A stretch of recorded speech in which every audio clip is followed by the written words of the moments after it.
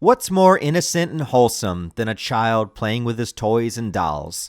The young, carefree imagination running wild in a way that us adults can only be nostalgic for and understand that those magical youthful days are so fleeting and precious that they must be preserved.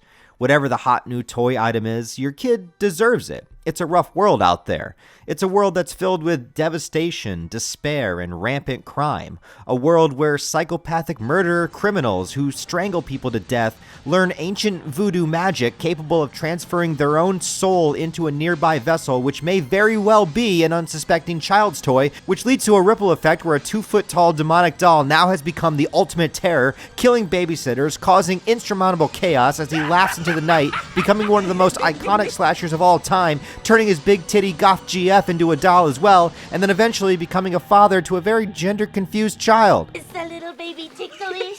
Yeah, we're going to talk about the Child's Play franchise, which easily perfected the killer doll genre and spawned 7 films in the original series, an ongoing TV show, and a remake, which we'll get to. With its tiny ginger maniac killer cementing himself within the culture of horror movies and can honestly stand tall in popularity alongside his contemporaries like Jason and Freddy Krueger, because everybody knows who Chucky is. Actually, the name Chucky is probably more famous than the franchise title of Child's Play, because everyone just refers to these movies as the Chucky films. And after the third movie, they dropped Child's Play from the titling completely and then just began putting Chucky's name as the main draw in the title. So whether you want to call this the Child's Play or the Chucky Retrospective, either is correct, and the point is, this adorable murdering midget deserves his spot, or at least an argument and a conversation, to be within the Mount Rushmore of horror slashers.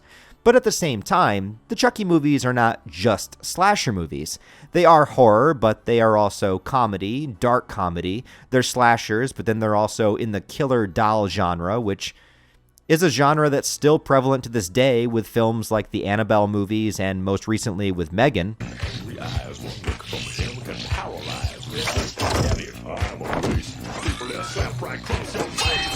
No fucking way! There is a limit to how much I can take. And Chucky, although being an evil bastard, also has a sense of fun and whimsy to him, and is one of those kind of characters that over the course of the sequels you kind of identify with and root for. You want to live vicariously through his evil antics. This series gets wacky, and I mean it gets really freaking wacky over time.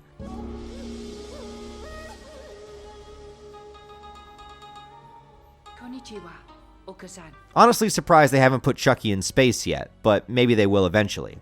But even the original film begins with introducing you to the idea that magic and voodoo exist within this universe, so right from the get-go, this is pure dark fantasy at play. But each film expands on the lore and gives a little bit more personality to Chucky himself, all beginning with that initial concept of taking something that is perceived as innocent and wholesome, like a child playing with his toys, and then warping it into something horrifying. So if you're ready to endure all that this wild and crazy series has to offer from its humble beginnings to whatever the hell this is, then sit back, get yourself a bowl of sugary cereal, and pause the Good Guy Show, because we are about to summon all of the magical voodoo abilities that I have at my disposal, rewatch, dissect, and deliver to you the Child's Play Retrospective. Chucky, I'm scared.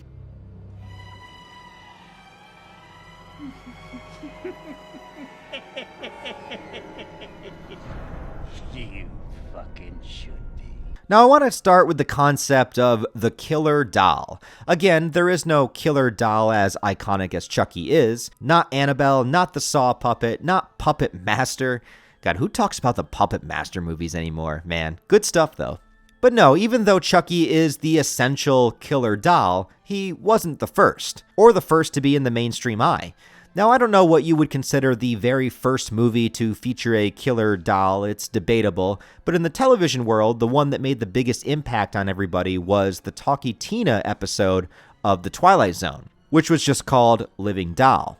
For anyone who might not know, The Twilight Zone was an anthology sci-fi horror series that ran through the 1950s and 60s, and each episode was its own contained story that delved into strange and fantastical topics. Some were about alien invaders, some were about traveling to other planets, some were about characters that were just going mad or trapped in a strange world, seeing strange monsters, and usually it would have some kind of crazy twist ending. It's a show that I think still holds up really well to this day, and one that I would highly recommend checking out just in general to anybody. But in the Talkie Tina episode, there is a mom named Annabelle. She buys her daughter a doll, and the new man that she is with is shown to be an absolute asshole the whole episode, to say the least, and the doll says certain catchphrases like, "My name is Talkie Tina, and I love you." But then the doll is alone with the man and says, My name is Talkie Tina, and I'm beginning to hate you. Now, the episode is very tame by today's standards, and most Twilight Zone episodes focus more on the psychological state of its main characters than anything that's visually horrifying. Keep in mind, this was the 50s and 60s, so there was a lot of censorship and limits of what you could show on TV. But the whole episode has a suspenseful feel, which makes you wonder if Tina is alive, if this guy is hearing these things in his head, and we don't really have a clear answer until the end of the episode, where the man trips down a flight of stairs and suffers serious injuries, but he's found next to the doll. That doll's blank face, the way the doll speaks, and the subversion of taking something innocent and making it deadly. I think the Living Doll episode hits all the nails on the head about what makes a killer doll scary. Then I can hurt you. Not really, but I could hurt you. And you'd better be nice to me. Because obviously something that small you could physically overpower or easily run away from, and a lot of people wonder, why is Chucky scary? Why is a doll scary? Well, it's because of the paranoia and the unsuspecting nature of it. Chucky isn't like Jason Voorhees, who's just going to break down any door in his way and run after you with a machete. Chucky infiltrates your home. He gets close to your children. He makes you feel like you're going crazy. You don't know if he's real or if he's not, and he attacks you subtly when you least expect it. Also, he's fucking crazy and can perform magic. But we'll get there. There were also other famous interpretations of killer dolls before Chucky. A lot of people point to the Trilogy of Terror as an influence. I will admit, on this one, I have not seen the movie myself, but it was an anthology TV movie where one of the stories features a voodoo doll come to life and begins to attack its main character. And even though I haven't seen this movie, I have seen many images over the years of this creepy little shit, and apparently it gave lots of people nightmares over the years. In Poltergeist, it also features a creepy clown doll come to life, which was pretty famous at the time and still is. And a year before Child's Play was released, there was literally a horror movie that was called Dolls.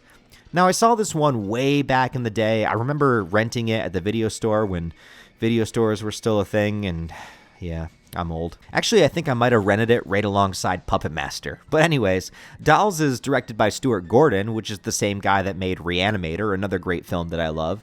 And it has striking similarities to Child's Play, not the least of which that the dolls are possessed by souls of various murderers. There's a lot of variety when it comes to them and some really creepy imagery in this movie as well. A lot of wild and creative kill scenes, and the fucking giant teddy bear scene, I don't know what to say about it.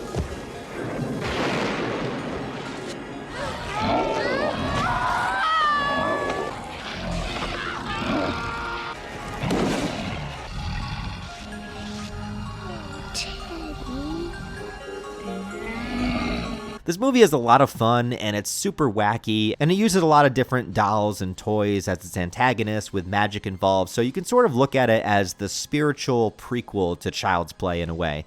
And I'm kind of sad that Dolls hasn't had the same kind of longevity and reputation as the Child's Play movies have. The special effects are fantastic as well. It was before CGI took over everything, and so I wonder, why has nobody tried to remake Dolls yet? Well, maybe it's for the better, because it wouldn't have the same charm as an 80s movie does, but I don't know. Give me Dolls Part 2 or something. But by the late 1980s, the leading style of horror movies were the slashers. Particularly Jason Voorhees and Freddy Krueger, they had absolutely dominated the decade. Chucky joined pretty late in the scene, with the first movie not coming out till 1988, and the end result merges the slasher genre, the killer doll genre, and the dark comedy genre all in one kind of seamless entity. But to get into Chucky's origins, we need to talk about his creator, Don Mancini, a guy that's been involved with the franchise ever since its very beginning incarnation, and is credited not just with the creation and development of the character, but also being the screenwriter on every single film in the series, minus the remake,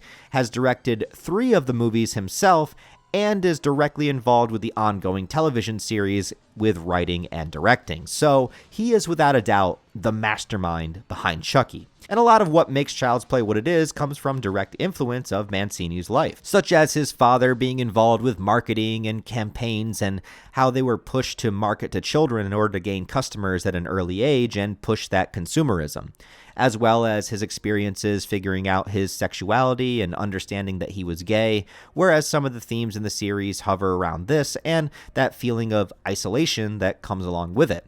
Being an outcast, being bullied, concepts similar to that. He went to UCLA and eventually got a screenplay of his sold to be made into a movie called Cellar Dweller. Ironically, this also released in 1988, the same year as Child's Play. It's a story about a comic book creator who creates a demon monster that comes to life.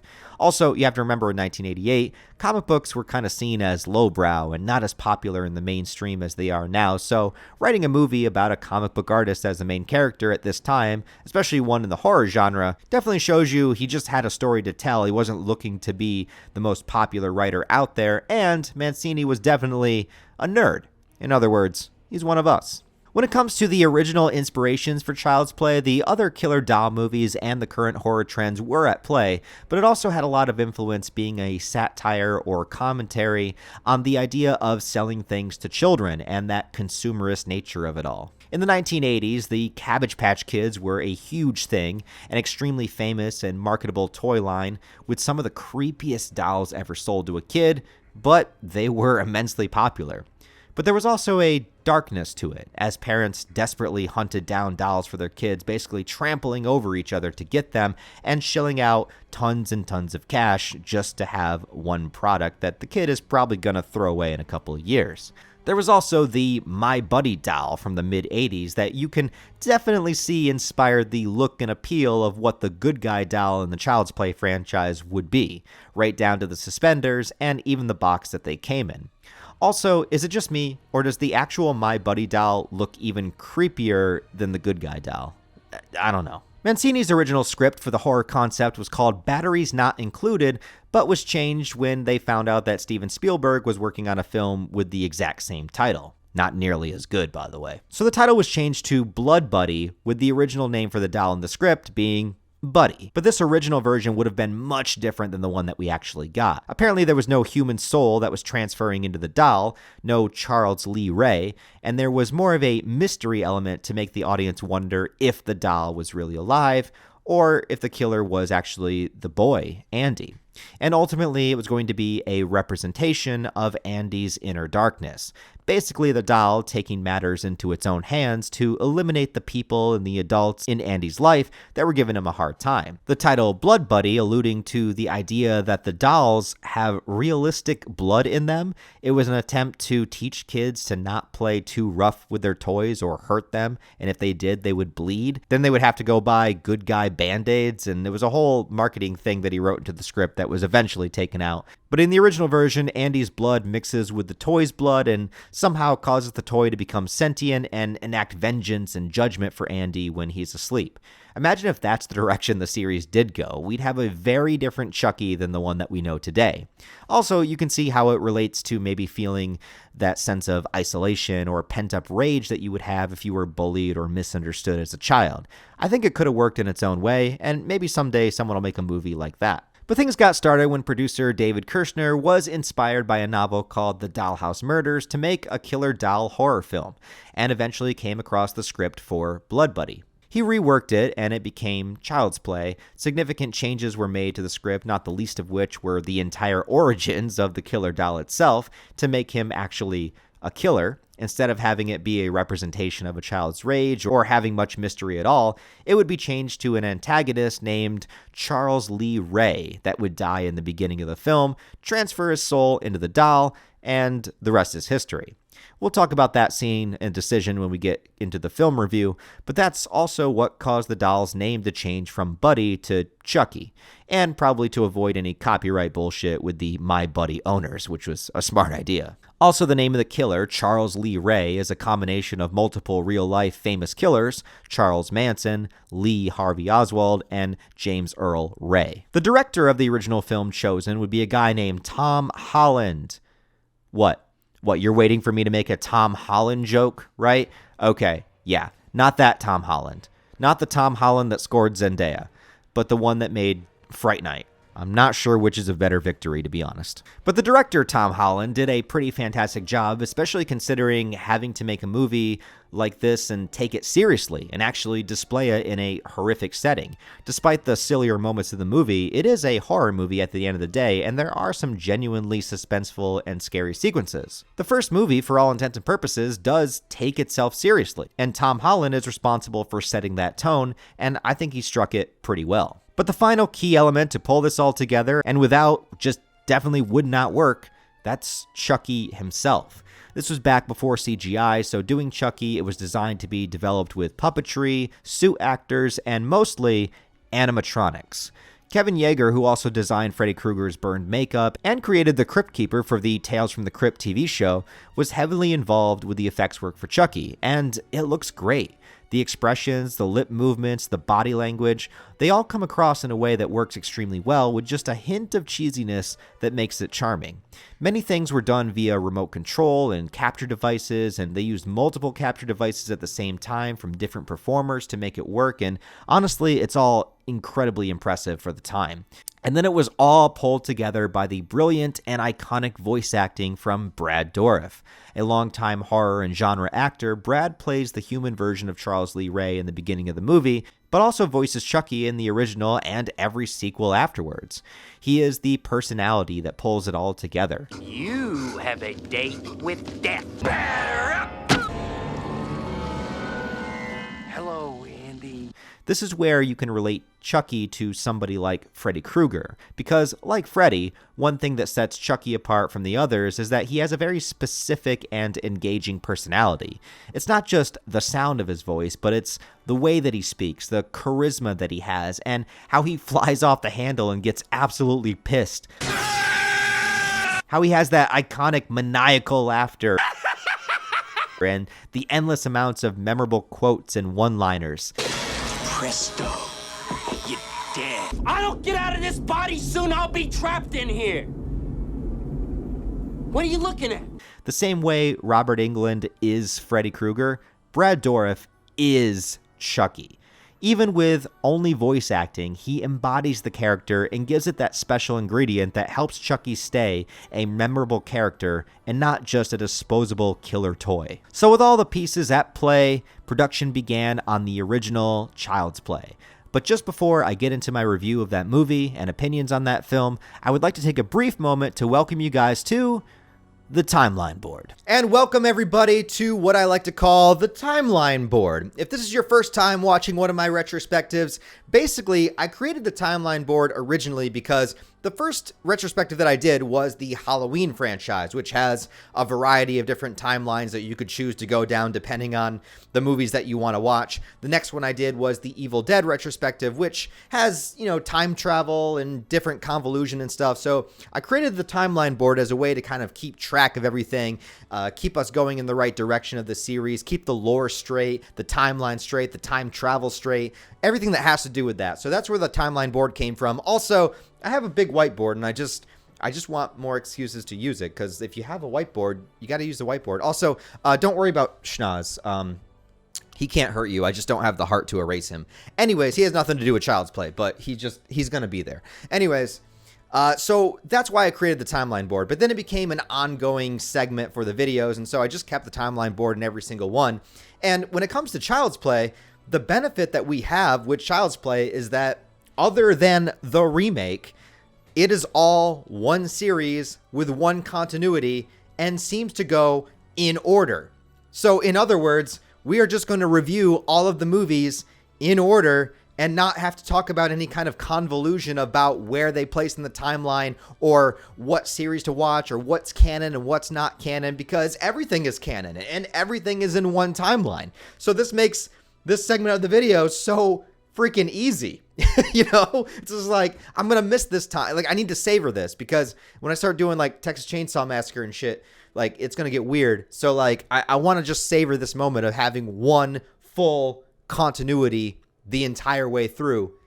Insane. So if this is your first time watching one of my retrospectives, basically what we're going to do is just kind of go through the movies. We're going to review them one by one.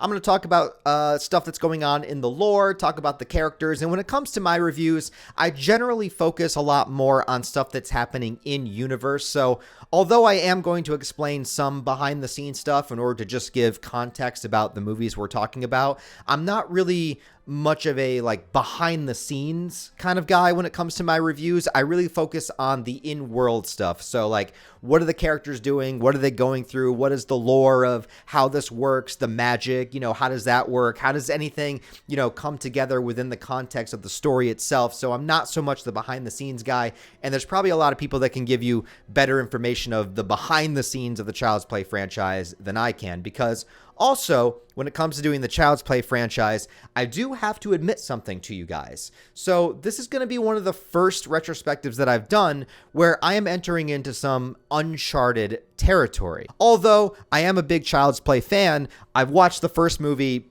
dozens and dozens and dozens of times. I've watched 2 and 3 a handful of times. We'll get to Bride of Chucky, but I love Bride of Chucky. I've watched that a bunch of times. But after Bride of Chucky, I've only seen the next 3 movies one time apiece.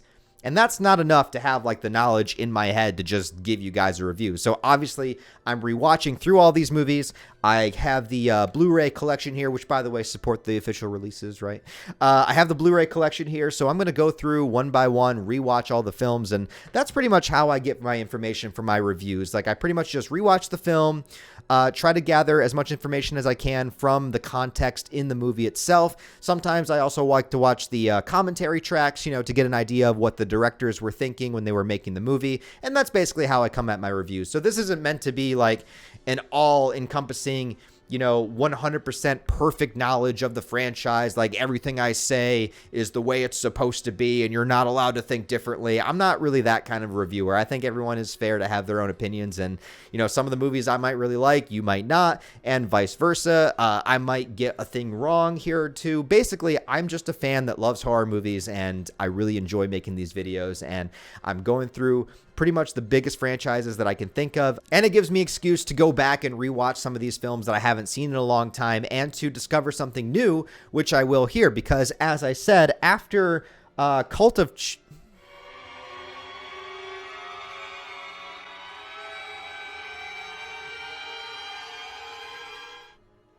after Cult of Chucky, I haven't seen anything after that. So I never saw the 2019 remake. And it's one of those remakes that I knew I probably wasn't going to miss much from by not seeing it.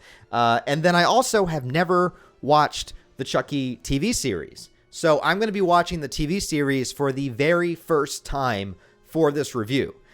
So I have no knowledge of it. So if I say anything in the reviews of the previous movies that might contradict in the lore or the story that the TV show might change, I don't know. So bear with me as I go through it, because I like to go through things in release order, right? Which is also chronological order when it comes to Child's Play, thank God. But that's how I'm going to do it. So if there's things in the TV show that retroactively change things in the movies, I'm not going to know that until I get to the TV show. So if any of that happens, I apologize, but I'm going to do my best with that. Thankfully, from what I hear, most people seem to really like the TV series, and Don Mancini is the creator of Chucky, and he is also the mastermind behind the TV show. So even if I don't like the TV show, I can't really argue against it because it is coming from the official, you know, Chucky creator himself. It'd be like if Wes Craven made a Nightmare on Elm Street TV show. Well, that's the most canon it's going to be, you know what I mean? But I'm super excited to get through this and to talk about these movies, because it's been a while since I've watched some.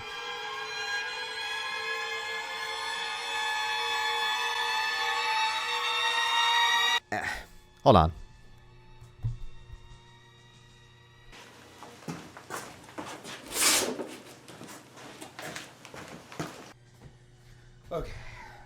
Sorry. I just didn't want him staring at me. I didn't. Anyways, it's just a prop. It's just a fake doll, but it's just like having him stare at you is kind of weird. I also want to mention something else real quick before we get into the Child's Play reviews. I want to tell you about a little bit of my personal history with the Child's Play franchise. So obviously I'm a big horror nerd. I grew up watching all of these movies, the Halloween franchise, Nightmare on Elm Street, all the other retrospectives that I've done. But when it comes to Chucky has a special place in my heart for a couple of reasons. One is because he's a short, maniacal ginger, and I am also a short, maniacal ginger. He has a big titty goth GF. I don't have one, but maybe I will someday. So I feel this connection with Chucky. But also, Chucky terrified me when I was a kid. There was very, very few specific horror characters I remember scaring me when I was a kid. One was Freddy Krueger, and another one was Chucky. And I think part of the reason for that is obviously you're taking something that is meant to be for a child. You're taking a doll, you're taking toys. And I always played with toys. I always had like all these adventures in my head, and toys were my friend. Like I like toys. I love toys. So the idea of a toy, betraying that trust that you have and murdering you or murdering your friends or murdering your babysitter, like that scared me. Also just seeing Chucky, seeing him walk around, seeing him like just the weird like way that he would walk and stuff. I remember seeing like some of the movies out of the corner of my eye when I was a little kid, and it would freak me out. But I also have this specific thing that freaked me out about Chucky. Now, my parents didn't have a Chucky doll, but they did have a doll. And I think it belonged to one of my grandparents or something. I don't know. So in the house I grew up in when I was a kid, in the upstairs, there was this really long hallway. At least as a kid, it was a long hallway. Now as an adult, I look down the hallway and it's like, it's barely from here to there. But as a kid, my room was on one end of the hall, and then this room was on the far other end of the hall. And I always looked down the hallway, and the door would always be open, and it would just look creepy. It was a creepy hallway to begin with. But if you actually walked into the room, dead center, right up against the wall. So you turn, you look into the room, dead center, there was this chair. And on the chair, my parents had this creepy fucking doll just sitting there. So you couldn't avoid it. You couldn't avoid eye contact. You would turn into the room and you would see this creepy fucking doll staring you into your soul. And I swear to God, it was alive. Like my whole childhood, I thought that doll was going to come alive and kill me.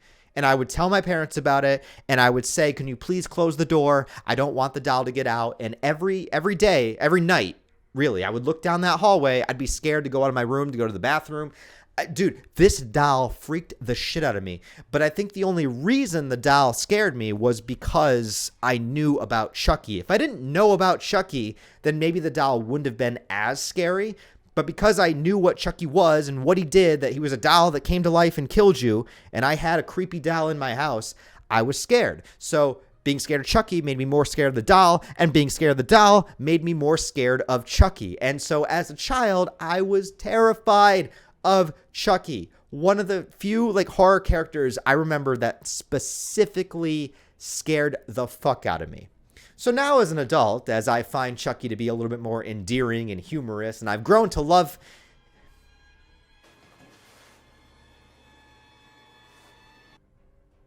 I've grown to love him in my own kind of way. So now I have, I think, a better appreciation of Chucky because of the experience of terror that I went through as a kid.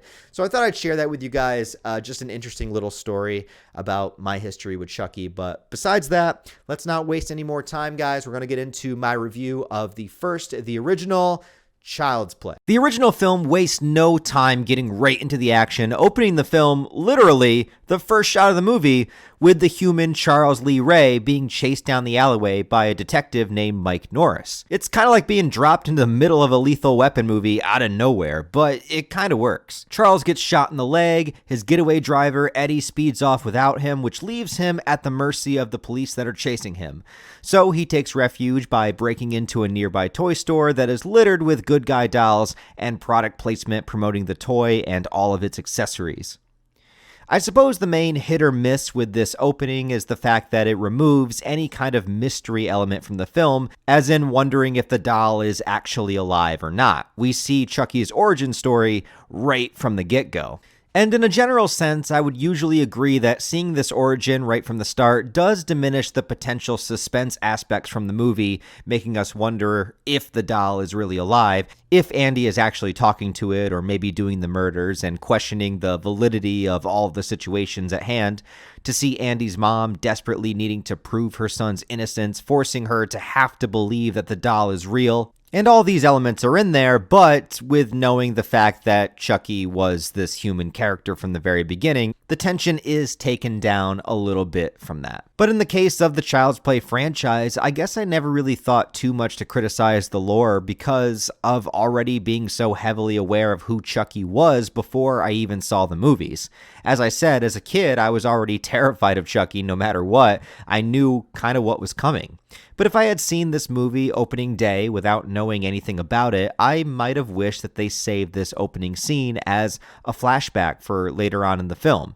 Hell, there's even a moment in the movie where Detective Norris basically gives all of the exposition on who Charles Lee Ray is to Andy's mom, so they could have put this scene right in there. But regardless, even though it may have been a slight misstep in 1988, now that we have an entire Chucky franchise and the character is so popular, I don't really think that it removes or takes anything away from the movie at this point. It's still plenty suspenseful, fun, and scary, even knowing his origins this early on. So yeah, wounded and toppling into a stack of dolls, Chucky invokes voodoo magic in order to transfer his soul into the doll as his physical body begins to pass away. Yeah, 5 minutes into the movie and we're already introducing magical rituals into this universe, so it already establishes that this franchise is allowed to go into some pretty wild directions. It's such a powerful spell, it creates a bolt of lightning that crashes into the store, sends Norris's body flying away from where it made contact, and engulfing the entire store into flames. God damn.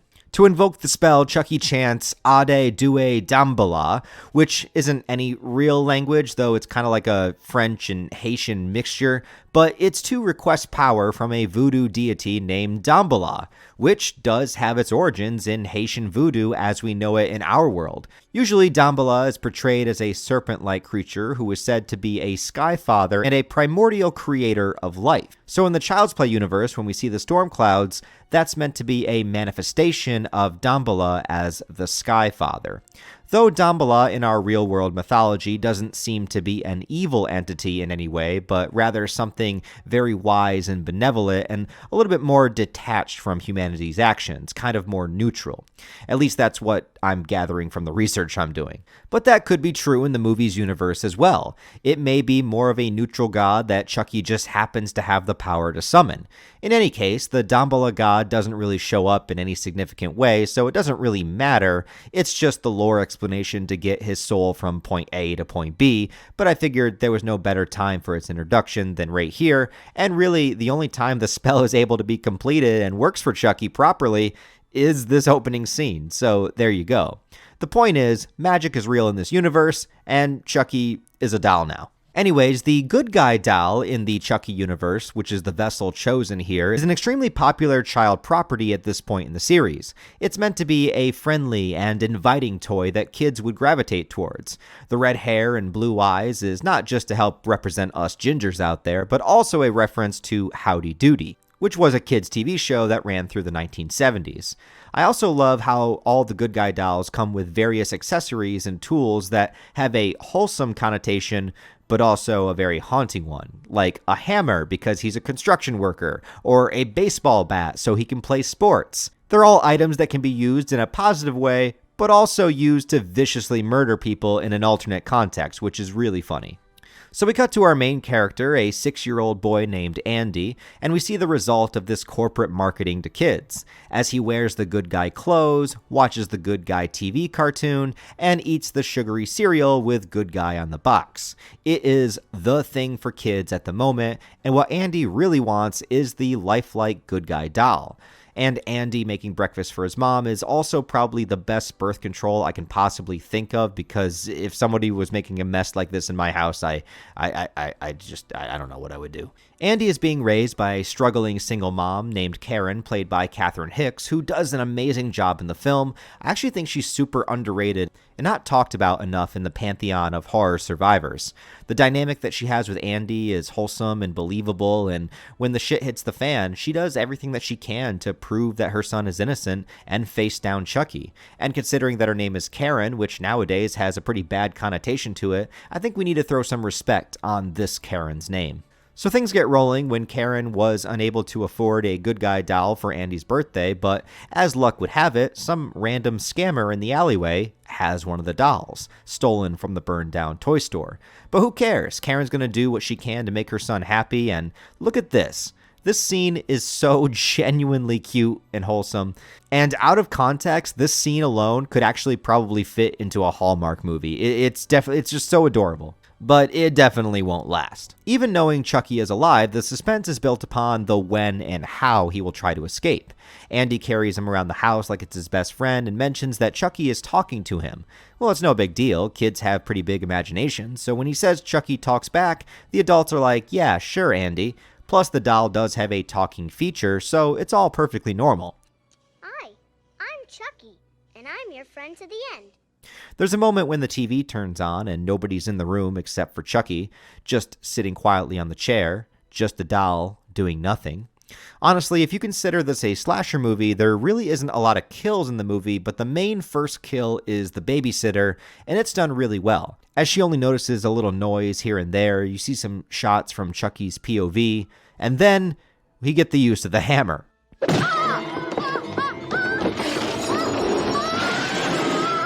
How Chucky hits her so hard with the hammer that she's flown out of the window like she was just assaulted by the Incredible Hulk, I have no idea, but it's a great kill nonetheless. And I don't blame Chucky. She turned off his TV show. I would do the same thing. And this is where things get turned towards Andy. Sure, it's unlikely that a small child could kill his babysitter, but it's much more unlikely that a doll would be doing it. Plus, the little kid footprints on the countertop right where the babysitter was struck. Detective Norris re-enters the movie, somehow not dead from almost getting hit by a lightning bolt. And he definitely suspects that it's this fucking kid. And this is where Karen goes from not just being a sympathetic character as a struggling single mom, but you see the desperation in her face, knowing there's no way that her son could do that. She knows he's innocent. The panic of what it might mean if he was taken away from her, and how she tries speaking with Andy in order to figure out what's going on. The fear of his answers when he talks about Chucky being alive, all of this is really great stuff that's enhanced by her performance, and it's very believable for such a silly concept. The next kill involves Chucky convincing Andy to skip school and take a train somewhere. By the way, all of this takes place in inner city Chicago, so there is this looming dark atmosphere that kind of envelops everything in the film. But at this point, we still haven't seen Chucky speak or move, so it's one of those scenes that probably would have been better if we didn't know the truth yet, but Andy goes to the safe house of the guy that was supposed to be Chucky's getaway driver. He has Andy wait outside the building, which was nice of him.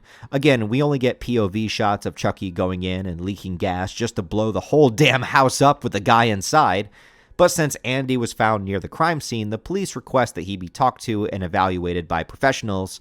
So Karen is left to take the good guy doll home, determined to see if Andy is going crazy or not. She finds the batteries for the doll were never put in, and yet it's still been talking. So she lights up the fireplace, holds the doll over it, trying to force it to reveal itself if it's alive or if it's not, and then we get this amazing and iconic moment. Give me damn it, or else I'm gonna throw you in the fire! You stupid bitch, you filthy slut! Did you fuck with me?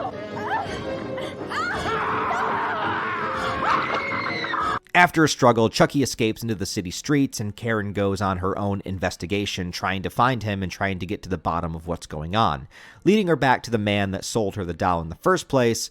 And this scene might be a bit much, assuming that every person in this alleyway is a rapist, and they all try to come after her until Norris shows up to save her, but they do learn that the toy came from the same store that Norris was at when Charles supposedly died. But Norris definitely isn't on board with the idea that Charles Lee Ray's soul is now in a doll, until the doll shows up in his car and almost stabs him in the dick. Yeah, when a tiny maniac doll tries to cut your dick off, well, that's when it's time to believe and shoot back.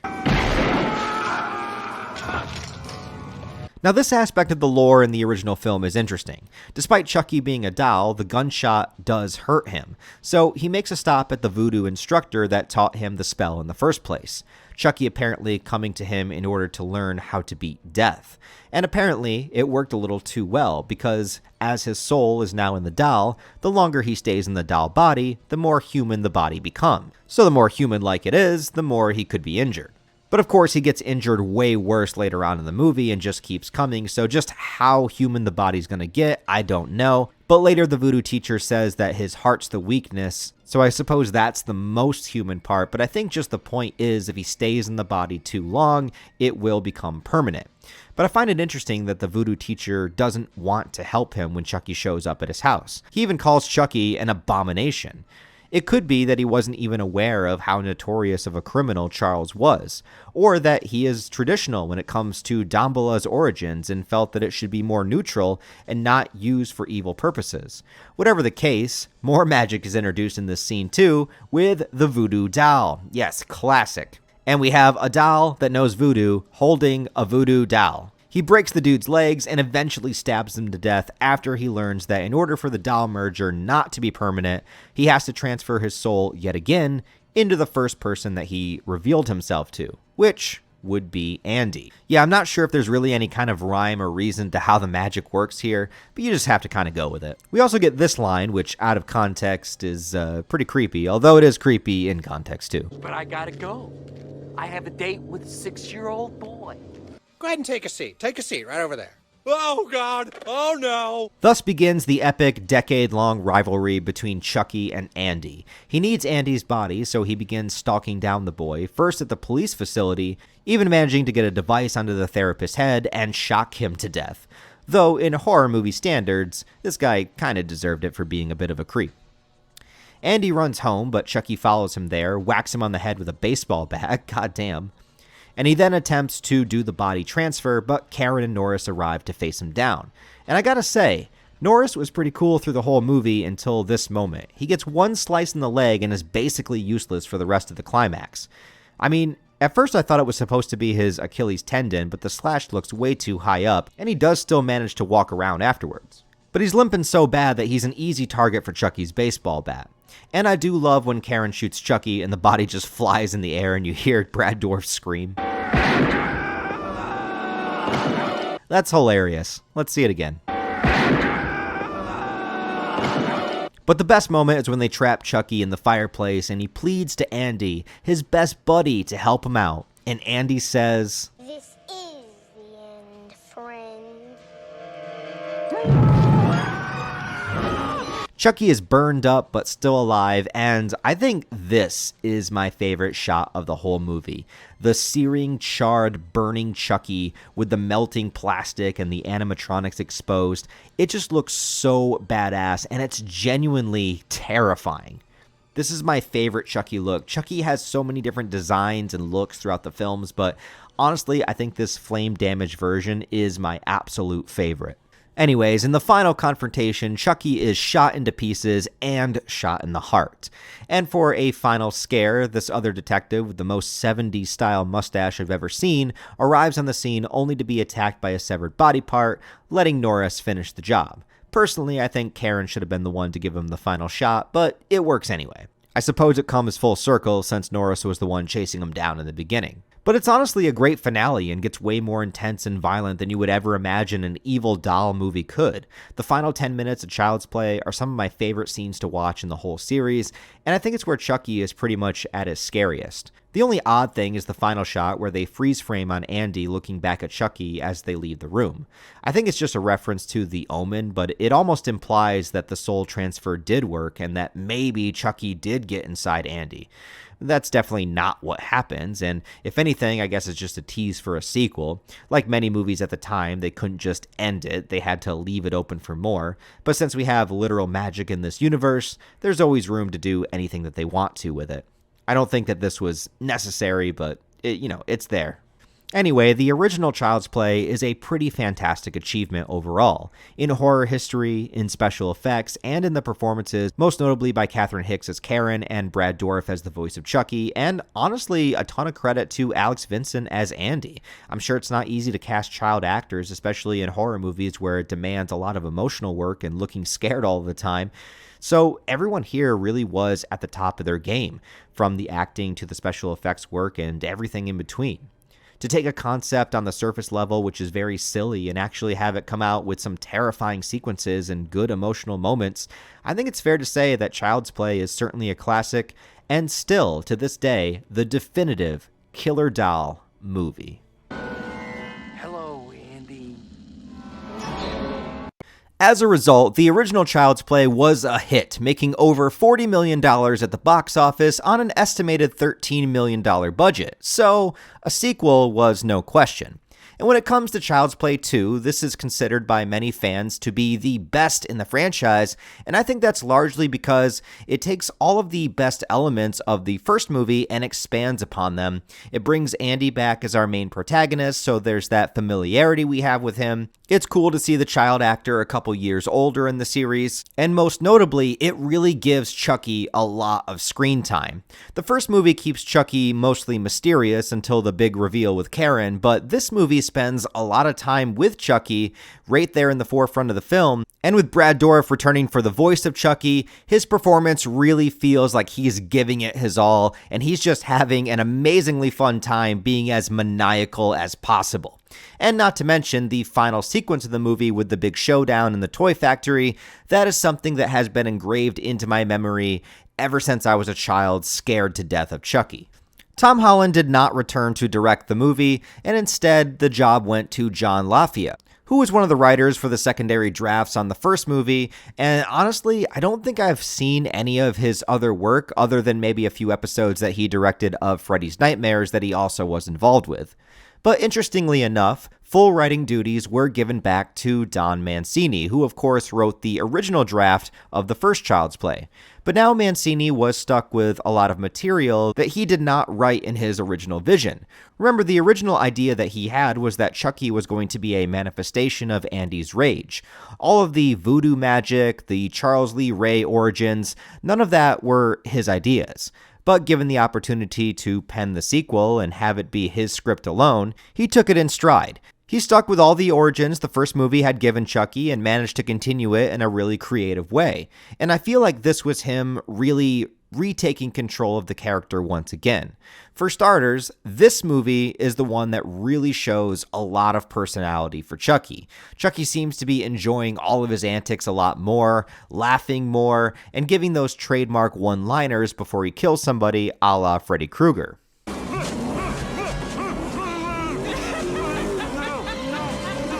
Eat dirt, Tommy. You've been very naughty, Miss Kennel. Because at this point in the franchise, we didn't really know much about the human Charles Lee Ray. The first movie only really established that he was a serial killer that went by the code name of the Lakeshore Strangler. So, okay, he was a murderer that liked to strangle people. Got it. And he also sought supernatural powers and abilities in order to try to cheat death. Also valid. But anything else about him was left up to question, so Mancini really fleshed out Chucky's personality with this one and gave him that sadistic glee when it comes to murdering people, but also doubled down on how he would fly off the handle and scream when things didn't go his way. Anytime Chucky gets pissed off, I love it and I laugh my ass off every single time. I'm fucking trapped in here! He's got a delight in everything he does, but he's also in manic mode trying to accomplish his goal, trying to get his soul into Andy's body before it's too late, and how frustrated he can get when things don't go his way. I think even though Chucky's character was established in the first movie, I think this movie really kind of sets up and showcases what Chucky will be from here on out. Child's Play 2 takes place in real time 2 years after the first movie, releasing in 1990. And although Alex Vincent returns as Andy, unfortunately his mother Karen does not come back. although there was a deleted scene that was written in the script with her in a courtroom, apparently being sentenced to a mental institution, which is really sad to hear, but I guess also realistic in the sense that who is gonna believe the killer doll story? I don't know what happened to Detective Norris either, but the opening scene of part 2 establishes the event, and the ongoing story is that one of the good guy dolls malfunctioned or was implanted with a wrong voice track by somebody playing a joke pretending to be the Lakeshore Strangler. So Mancini brings back the idea to its original commentary on mega corporations and their desire for profits over all else. In order to clear their name legally, the Play Pals Corp that make the good guy dolls actually retrieve the broken pieces of Chucky from the first movie and rebuild it in order to prove that it operated just fine and that none of this was their fault. We get a great opening montage of Chucky's new body being built and jolted alive, similar to a Frankenstein revival, which zaps the shit out of one of the workers and sends him flying through the goddamn window. Now, the logic of Chucky coming back here requires a huge leap of faith because the whole point before was that he was becoming more human-like in the doll body, so when he was shot in the heart, it was supposed to kill him because the heart was the vulnerable point, but somehow the soul managed to stay in the body until it was rebuilt, and now it's just back. Who knows? It's a killer doll movie. You gotta just go with it. So Andy was put into foster care, now 8 years old, and he gets adopted by Phil and Joanne Simpson, who actually have a pretty good character dynamic between the both of them. This movie could have easily just had both of them be abusive or horrible people to play into that trope, but subtly, you kind of get that Joanne is infertile or can't have kids of her own, and she wants to have kids, whereas Phil is much more reluctant to the idea, especially taking on a troubled child like Andy. But he is obliging to try to make Joanne happy. And Phil, the father figure here, is presented with enough nuance that I don't think he's an outright total dick, given the circumstances, but he's definitely not somebody who is good, nor cares to be good with kids. He's very dismissive and is reluctant to the entire process. Joanne is more sympathetic to a degree, but she also is a little scatterbrained and also definitely not qualified for this task either. I don't know if this is also a commentary on parents that probably shouldn't be having these troubled kids in their home, hoping to adopt them and then things not going right.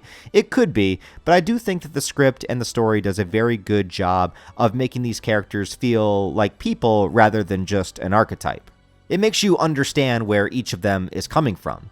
And we also add in a foster sister for Andy named Kyle, a teenage girl who's constantly rebelling, sneaking out of the house, and smoking. She even shares her cigarette with Andy. Okay, alright, smoking is bad and kids shouldn't smoke, but she would be a pretty badass older sister to have, not gonna lie. She's got the style and aesthetic of that 80s and 90s artsy girl outcast, and it works great as an older supportive figure to Andy. She's really all he has in this movie because everybody else seems to be against him. Things get rolling when Chucky finds the location of Andy's new family, still needing Andy's body to transfer his soul into. As luck would have it, the family already had a good guy doll in their possession, and this one was named Tommy as a reference to the director of the original movie, Tom Holland. So Chucky beats the shit out of the Tommy doll and then buries it in the backyard, taking its place and then waiting for the right moment to strike. Shockingly, that comes relatively soon in the movie. He manages to tie Andy up, gag him, and taunt him before trying to perform the ritual. It's only interrupted by Kyle sneaking back into the house, and then there's the super awkward moment of the parents coming in and finding Andy tied up, and this is where we begin Andy's plight once again, that the good guy doll is alive and wants to get him, and his desperate pleas to try to tell the adults that don't believe him. And you really feel for Andy here in this movie a little bit more than the first one because his foster parents are less sympathetic than his mom ever was, and this time Andy knows Chucky's intentions and how dangerous he can be. There's no sense that they're friends in any way. There's no deception like in the first movie. Right from the get-go here, Chucky is trying to kill him, or swap their souls at the very least. Chucky even follows Andy to school, and not only does Andy have to deal with shitty kids being bullies to him and domineering teachers, but Chucky writes a big "fuck you bitch" on the school paper, causing him to get into even more trouble. So you really feel for the kid. Like, not only is a killer doll after his soul, but the whole world seems to be against him, and he's got nobody in his corner. Except for his foster sister Kyle, kind of. It really pulls in that theme of isolation and what it's like to be a kid and feel like an outcast, which is another theme that Mancini liked to put throughout the Chucky films. But we get a really cathartic kill scene when the teacher dies. Chucky impales her with an air pump and then blasts her across the room. Then he just comes at her out of the closet with a ruler in one hand in one of the creepiest shots of the whole movie, and presumably just beats her to death with it. It's great. I also love when Andy returns home and decides to take matters into his own hands, and even only being an 8-year-old boy, he grabs the electric turkey cutter and then makes his way down into the basement by himself to face Chucky one-on-one. This kid has some serious balls. I couldn't even walk down the hallway to face the doll in my parents' guest room, and it never even actually tried to murder me. And here's Andy just going down to the basement in the dark by himself, ready to throw down with Chucky. It's a pretty suspenseful scene, and they do have a brief confrontation before Phil hears the noise and tries to come down into the basement. Chucky trips him from under the stairs, and only in his last moment does he see that Chucky is talking and is really alive. How's it hanging, Phil?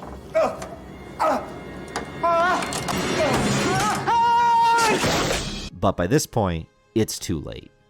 Phil breaks his neck and Joanne blames Andy for it, sending him back to the foster care, but it's only a matter of time before Kyle does her own investigation and discovers the other good guy doll that is buried outside the house. But by this point, again, it is too late. In an homage to Psycho, Kyle goes into Joanne's room, turns the chair around to discover that she has been killed, specifically strangled, as a throwback to the Lakeshore Strangler. Chucky then forces Kyle to drive him to Andy, and I love the moment when they get pulled over by the cops. I love these things. What's your name, buddy? Chucky. That's incredible. Chucky's annoyance and Brad Dourif's portrayal is just so hilarious. Also, when Kyle slams on the brakes, how heavy is that doll's body that it just crashes through the windshield? Dear God. Like, if he was just the size and weight of a regular doll, I don't feel like this should have happened, but ultimately it's no use. Because Chucky gets Kyle to walk into the foster center, kills the lady in charge, Amazing, isn't it? and then jumps to Andy, making him run onto a nearby truck. It all leads to the final climactic setting taking place, ironically, in the factory that constructs the good guy dolls. They're surrounded by thousands of the dolls and conveyor belts and tons of dangerous areas. It's such a cool setting and one that I think really stands out between all of the film's endings and perhaps is the most famous of all of them. This is where shit gets real, like really real, because Chucky is able to perform the spell for the soul transfer, but guess what? It doesn't work. Too much time has passed, and now he is definitively stuck in the doll's body. So Chucky is fucking pissed. It's too late! I've spent too much time in this body! I'm fucking trapped in here! What the hell?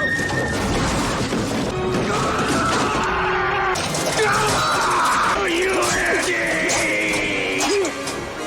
And now he doesn't need Andy alive, so he just decides to go on a rampage trying to kill him out of frustration.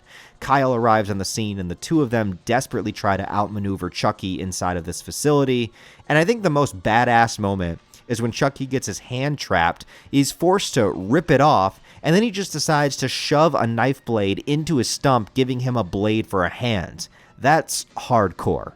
They insert a random factory worker just to have an extra kill in the movie, but it's a good one, so we'll go with it.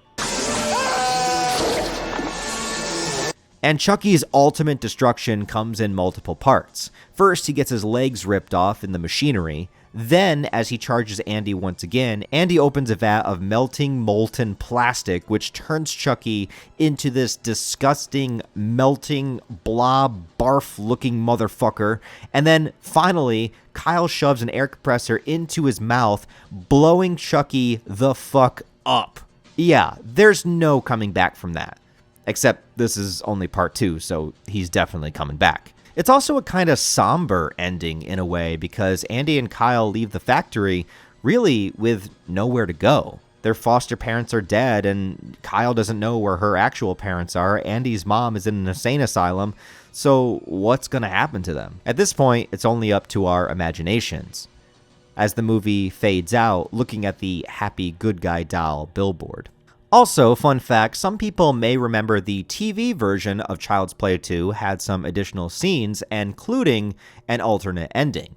Sometimes in order to pad out the runtime of the TV versions of movies because they have to cut out certain things and it has to end on, a half an hour or an hour mark, sometimes they'll throw in deleted scenes to add to the runtime or just add brand new scenes like in John Carpenter's Halloween.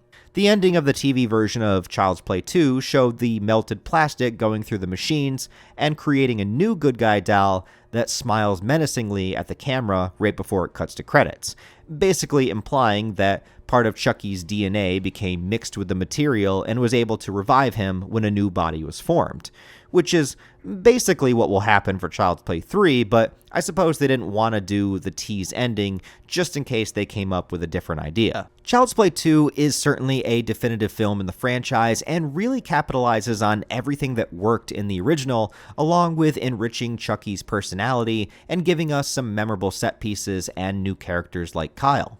The kills are solid and fun, it's a good balance of scary and silly, and kind of becomes a representation of what the series would be known for. I highly recommend it, and I think it's a worthy follow-up to the first. But it certainly would not be the last. I have a knee-jerk response to showing children in jeopardy, and it is cheap, it is rarely justified, and in this piece of trash, it's not justified at all. I hate kids.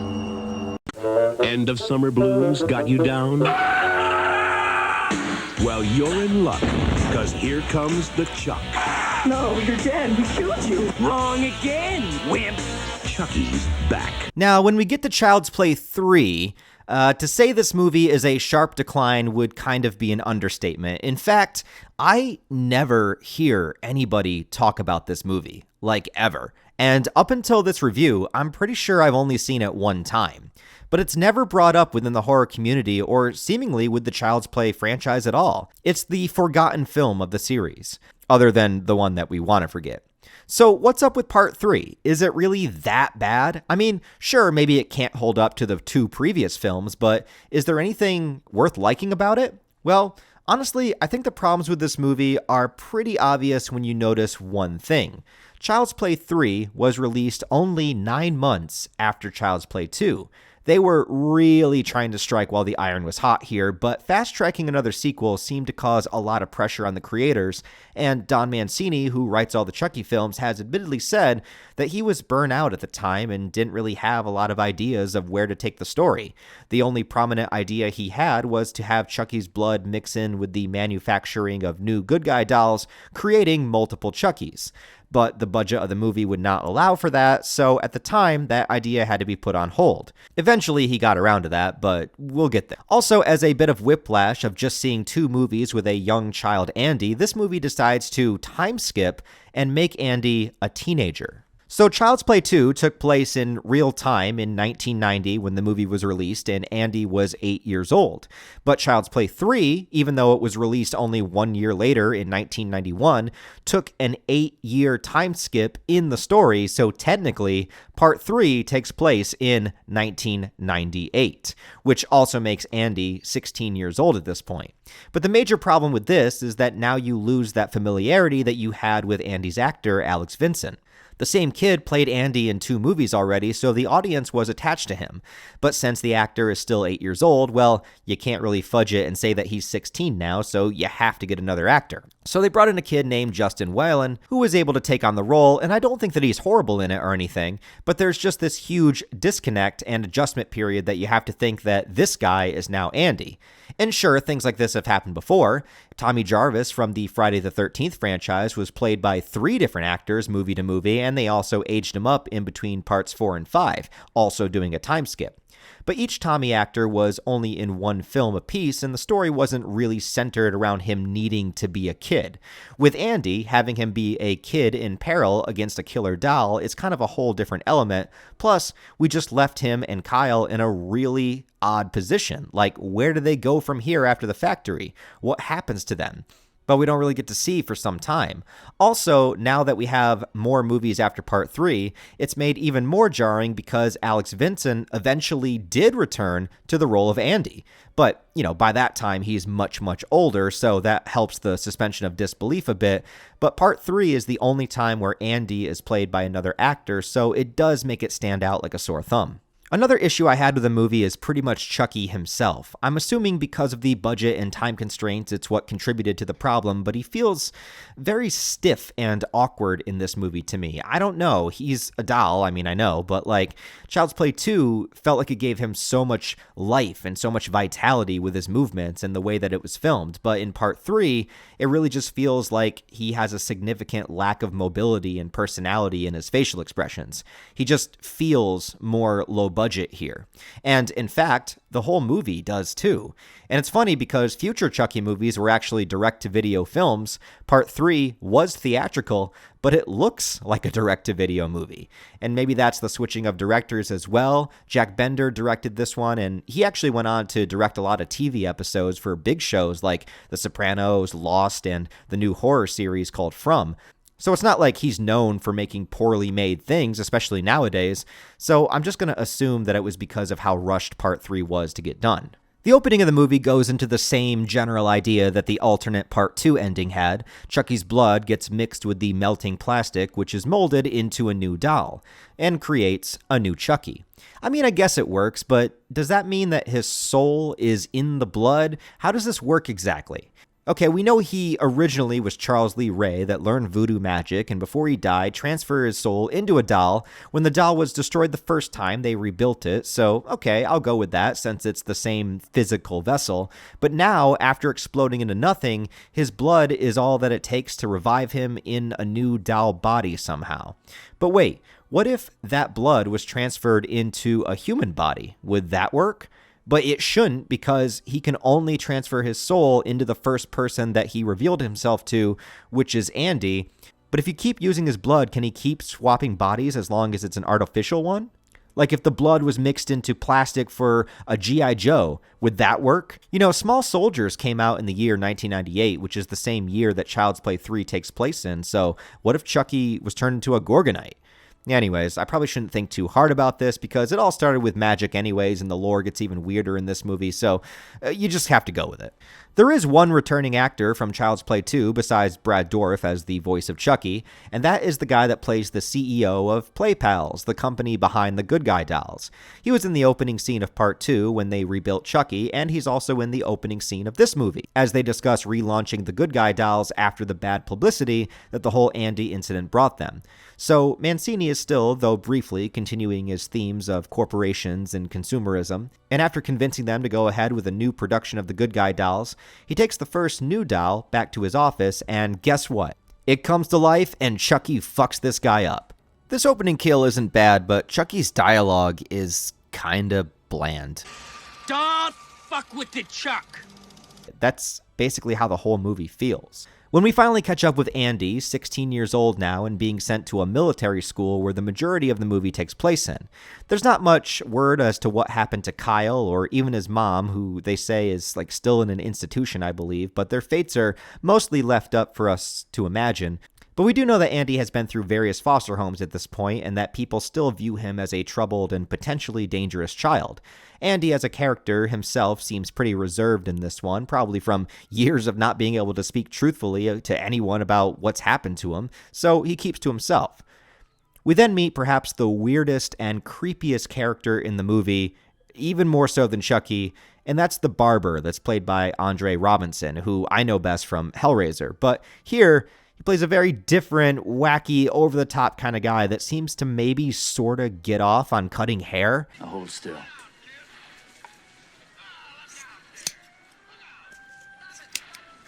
Bro, what the fuck? He even has locks of hair from every person he's cut on his wall. I'm not sure this guy should actually be allowed to be around children. While Andy gets his hair cut, they play the same good guy cartoon shown in the first movie, and it's PTSD central for him, and a pretty good sequence, actually. But for the other kid in the room, Tyler, he's totally into it, showing the marketing is still working on children. Tyler is supposed to be around 8 years old, the same age Andy was in the last movie, but something about this always seemed odd to me. Like, maybe he's a little too old to be getting into dolls. I mean, I remember being 8 years old, and I was still playing with toys, but they were more like action figures, like Dragon Ball Z, Monsters, and Spawn toys, so I don't know if I would be too stoked on a doll at this point, but hey, to each their own. It's got to be a thing because Tyler is the first person to come in contact with Chucky. I also find it hilarious that in order to get to Andy, Chucky mailed himself to the school, but who did he get to wrap the good guy doll box and put the label on it to mail it? I just imagine him threatening some poor UPS worker somewhere or something. Chucky immediately pops out and introduces himself to Tyler, but then... okay, all right, this one's a little bit of a mindfuck. So, in this particular moment, Chucky thinks to himself that he hasn't revealed his identity to anybody yet in this new body. Therefore, if he introduces himself to Tyler, he can make the soul switch with him instead of having to do it with Andy. And just wait, what the fuck? How does this work? Okay, so admittedly, the voodoo magic stuff was never Mancini's original idea anyway, so he's working with the lore that he was kind of forced into, but this is kind of a bad story point in my opinion because, okay, the entire original reason Chucky needed Andy was he was the only person he could swap bodies with since he went into the doll because Andy was the first person that he revealed himself to. Okay, but Chucky didn't even know that that was a rule until the old voodoo guy told him. So it's not like Chucky is super well versed into how this even works in the first place. Secondly, he only has a limited amount of time to make the switch before the doll body becomes permanent, and he already proved in part 2 that he took too long when the spell didn't work. Also, how long would it take for the package to get mailed to Andy? Like, wouldn't he become too human by this point? Also, not sure how the mail system was in 1991, but if you tried to mail something like this in 2024, it might take a couple of weeks before it even gets there. But okay, so if you're saying that this new doll body in part 3 counts as a new soul transfer, thus restarting the rules from the first movie and the clock for the body switch, but the fact that Chucky only realizes that in this moment that he can start over from scratch doesn't seem likely for a guy that's entire prime directive has been to try to figure out how to get out of the doll body. He could have easily switched bodies with the toy company CEO in the beginning of the movie, or anybody else in between. The whole mailing himself to Andy thing didn't even need to happen if that's the case. And if he knows that he can restart the rules, why reveal himself to another child when he could do it with an adult? He didn't want to have to be in a child body to begin with. He was going to be stuck with it because of the rules. So now that he doesn't have to be in a child's body, why is he going to reveal himself to an even younger child than Andy at this point? I don't know. The whole thing seems ridiculous to me, but what the fuck am I talking about? This is a franchise about a talking killer doll, so whatever. Let's just go with it. There's also this subtle romance plot going on with Andy and a girl named Kristen. It's all right, I guess, and I think Andy does deserve some love in his life, but none of their interactions really feel like there's much chemistry there, but it's, it's the thought that counts. Andy's other relationship in this movie that he forges is with his roommate Harold, who is kind of like the resident dork of the group that everybody picks on, but Andy likes, and they're both misfits in a way, so they get along pretty well. There's also this really funny scene where Chucky is thrown into a garbage truck. Shit! This guy can't really catch a break, can he? But then he does manage to kill the garbage guy. It's a pretty good kill. But here's the other thing that gets me. Chucky eventually shows himself to Andy in Andy's dorm to taunt him and let him know that he's here. I get from the sadistic side of Chucky that he would want to fuck with Andy and scare the shit out of him, but also, since Andy is the only person here who knows who and what Chucky is and that Chucky hasn't made the body switch yet, it does seem a little short-sighted that Chucky would just let Andy know that he was here and what he was up to.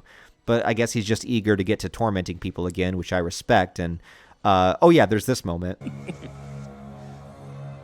Andy, how you've grown. For anyone that doesn't know, Playpen is a spoof of an adult magazine called Playboy that showed naked pictures of women because before the internet, this was the only way to see that kind of stuff. It was a simpler time. I just thought you guys should know that. There might be a lot of younger people watching the video that don't. I don't know. Just think, Chucky's gonna be a bro. Chucky's gonna be a bro. Yeah, we all know what Chucky really wanted to say here. Actually, this makes it make more sense now. It's not that Chucky wanted to be in a kid's body, Chucky just wanted to be black and get the N-word pass. Now that's diabolical. A kid named Shelton stumbles upon them as Chucky fakes being a doll just in time. Shelton is kind of your resident dickhead cadet, basically a bully authority figure for Andy in the film, and the actor plays it well. Chucky goes searching for Tyler and has to endure girls putting lipstick on him and playing with him like he's a doll. But shortly after, the headmaster comes in and Chucky jumps out for the kill, just as the guy has a heart attack for seeing a living doll, and honestly, it's pretty funny.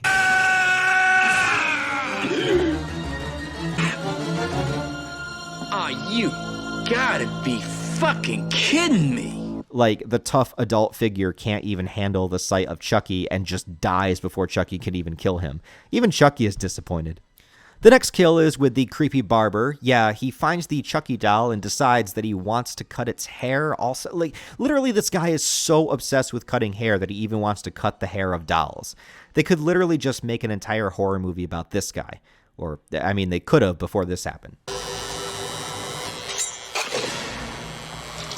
Presto, you're dead.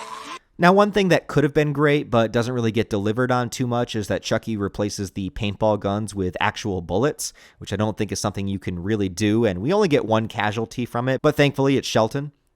Also, when Chucky finally meets up with Tyler again, and Tyler realizes that Andy was right and Chucky is evil, Tyler just straight up stabs him. That's fucking awesome. Good for Tyler. Chucky then takes Kristen hostage for a while with a grenade, and I do got to give the movie some credit here as well, because the grenade does get used, and it's Andy's doormate that literally sacrifices himself jumping onto it to save everybody else, and that's actually really intense and sad, and I'm kind of glad the movie had the balls to do it, man. That character really did not deserve that fate in any way, so that's pretty horrific. Tyler makes a run for it and winds up at a carnival, which is such a huge shift from the majority of the movie. In general, I think carnivals are a great place for horror movies. There's always a lot of exaggerated imagery and artwork and puppetry, and also the adrenaline factor that many of the rides have. But shifting from the military school to the carnival this quickly can't help but feel a little odd.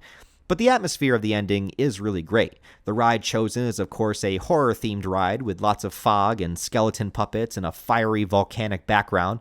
It's also really fitting for a Child's Play movie, taking something that is fun and meant for kids and turning it into something that is actually scary. Andy and Kristen arrive on the scene to help Tyler, and in the final confrontation, there's a lot of really cool spectacle. For starters, this giant Grim Reaper prop swings its scythe and rips off half of Chucky's face. And he just looks so disgusting and terrifying here with half a face and the dripping blood. It's super cool stuff. Especially as he's holding a gun and approaching slowly. It's the stuff of nightmares. Eventually, Chucky gets to Tyler and begins to attempt the body transfer ritual. We get our classic Damballa storm clouds and all the lightning. So how does he get stopped this time? Well, Annie just shoots the shit out of him. I mean, yeah, he just fires away. It works. Why not? All before throwing Chucky off this mountain of skulls into a spinning fan, ripping Chucky into pieces. God damn, come to think of it, why is this carnival so dangerous? I mean, I know kids aren't supposed to be on the props, but these things are literally murder machines. I guess carnivals are dangerous in general, but still. But then the movie just kind of ends. I mean, yeah, Andy saved the day, and it's nice to see him step up to the protector role since Tyler is kind of in his place from the last two movies here. His love interest also stays alive. I'm sure that'll work out for him and they'll live happily ever after or something. But yeah, the time skip and development for Andy was a pretty ambitious idea, and I think they pulled it off well, even while replacing the actor. But everything else about the movie feels really mundane. The stakes weren't really any higher than part 2, the spectacle wasn't really any bigger, and it was essentially the same thing over again. The kills aren't nearly as creative and fun as part 2, and Chucky himself didn't really feel as lively or fun as he was in part 2 either. After rewatching it, it's easy to see why this movie has been so forgettable over time. I mean, I still remember being a kid and being scared shitless of the VHS cover for it, but given how iconic the first two movies are and the wild new direction the next movie will take, part 3 really does get lost in the shuffle. It's not to say that there aren't things to like about it, but overall, it's something that I would say is, well, mid. And after this, there would not be another Child's Play movie for 7 years. Which ironically would match it up perfectly with the timeline in 1998. So we're not going any further into the future timeline-wise to screw things up. But when Chucky would eventually come back, he would have a new look, the films would have a new style, the titling of the movies would change to just Chucky in the title, and he would be bringing another killer doll along with him. Just think, Chucky's gonna be a So now that we have finished the first 3 Child's Play movies, I wanted to take a very brief detour because from this point forward, we are kind of going into a major tonal and visual and maybe even spiritual shift within the franchise. Even the franchise itself from this point on will rename itself from the Child's Play franchise to the of Chucky franchise, and pretty much will be known just as the Chucky movies and the Chucky show from this point forward. So Bride of Chucky was a huge shift for many, many reasons, and I kind of want to get into a little bit of the reasons why, and I think that it makes sense when you think about the timeline of not the Child's Play series, but what was happening with horror movies at the time, because one of the reasons why there was such a long gap in between Child's Play 3 and 4 was because of the same things that I think Mancini was saying when he was writing Child's Play 3. It was like, where do I take it after 2? How do you create this franchise where you're not just doing the same thing over and over? Because if you keep making sequels with the same premise of Chucky needs to find Andy to swap bodies with him, I mean, eventually that's going to get a little bit stale. Eventually that's going to go downhill. There's no avoiding that. Even franchises that you could arguably say do keep the same thing happening over and over again, like maybe the Friday the 13th series, they still, as the sequels went on, took risks and did things very differently. I mean, they had Jason fight somebody with telekinesis. They had Jason go to New York City. They had Jason go to hell, Jason go to space, Freddy versus Jason. Like, they were trying like all these weird different things before they brought it back to the original, kind of spirit of Friday the 13th with the remake. But even so, when you have so many sequels or when you keep a franchise going for so long, you have to throw new creative energy into it, or else you will get the same thing, or you're going to get a pale imitation of what people loved before. So it's not that the things that you were doing before were bad. It's that sometimes you perfect the things so much that if you keep doing the same thing, people are just going to be nostalgic for how you used to do it. So you have to change things up over time, and I understand that and I respect that. I think another huge thing that happened was the huge tonal shift within the world of horror movies when Scream came out. So the 1990s, I think there are good horror movies that came out in the 90s. Like, I'm pretty sure Candyman was early 90s. So there's good horror movies that came out. But the thing that you have to realize, and lots of people already know this, but just in case you don't, when Scream came out, when Wes Craven put out Scream, it really did change the game of horror movies at the time, because there had been so many slashers, there had been so many Friday the 13th, there's been so many Nightmare on Elm Street, there's been so many Halloweens, that it was hard to do anything within the slasher genre that was new or creative or different or got people excited. Then Scream came out and it had tons of lovable, memorable characters. It basically kind of like parodied the genre while at the same time being within the genre itself. It was scary, it was fun, it was intense, it introduced a new slasher, it got people terrified to answer their phones. Everybody got caller ID back in the day before cell phones, and Scream was one of the leading causes to kind of like propel that. It did the same thing for buying caller ID that like Jaws did for people going into the ocean. It's like, I don't know if I want to do that anymore. So Scream changed the game, and one of the things Scream did was it made things very meta. It made things very self-referential, which I think at this point in time, in 2024, when I'm recording this, that has been played out so much that it's almost kind of a parody of itself at this point. It's almost cringe at this point how meta things get, how self-referential things get, how you have to make a joke out of everything. Now, that trope is played out and tired. But in 1996, when Scream came out, that was like fresh and invigorating, and it was fun. And so a lot of movies, horror movies, especially around that time, started to kind of copy the formula of Scream. And a lot of good movies came out because of that. I mean, well, arguably, if you find there to be good movies or not, like Know What You Did Last Summer, Valentine, the remake and stuff. Like, so there was stuff that was like very Scream adjacent, right?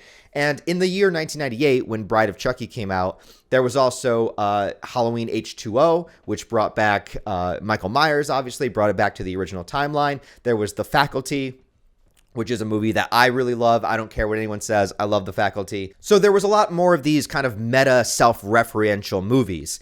And Bride of Chucky kind of played into that, where they kind of saw the success of Scream and they were like, well, we could do something interesting with this because Chucky is already kind of a ridiculous, absurd character. So why not just play into that? I mean, it's a little like 3-foot tall ginger killer doll. You've made 3 movies of this, kind of like already in that horror comedy bracket. So why not just take it further? So with Bride of Chucky, and we'll get into like the Bride of and all that here momentarily when I get into the review.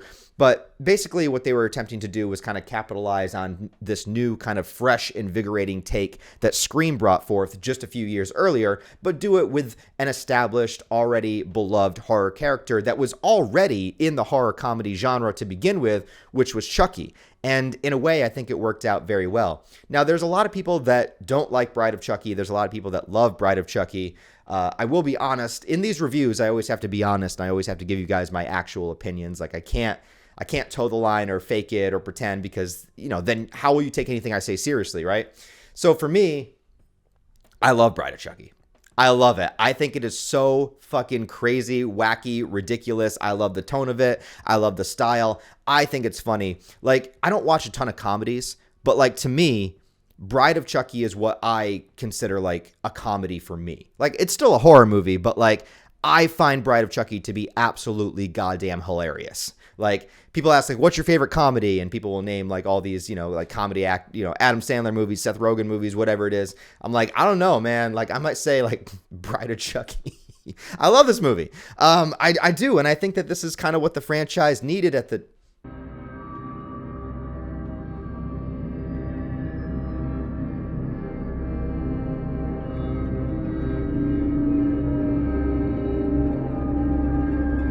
I think this is what the franchise needed at the time. And honestly, I think it worked out really, really well because it really put Chucky into the forefront. It made him the main character. It introduced Tiffany. I love the kind of gothic vibes that it has. You know, it has that kind of late 90s, you know, early 2000s kind of metal, you know, goth rock kind of soundtrack. You know, I think that all of it works very, very well for what it is. And it also got away from the Andy storyline and kind of just made Chucky the protagonist. Essentially, it did. Like, Chucky and Tiffany are the protagonists of the movie. Yes, there are the kid characters, but they are kind of secondary to Chucky and Tiffany. Like, they are legitimately the protagonists of the movie, which was a huge shift. And they knew that people were going to be, you know, on Chucky's side anyways. They love seeing him do what he does. So it makes sense to kind of throw him in the forefront like that. But because of that, we need to talk about something that I like to call Chucky lore. Chucky lore makes no goddamn sense.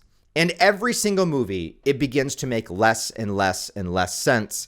And, you know, you can get away with that because this is a killer doll movie. So really, legitimately, it's not that serious.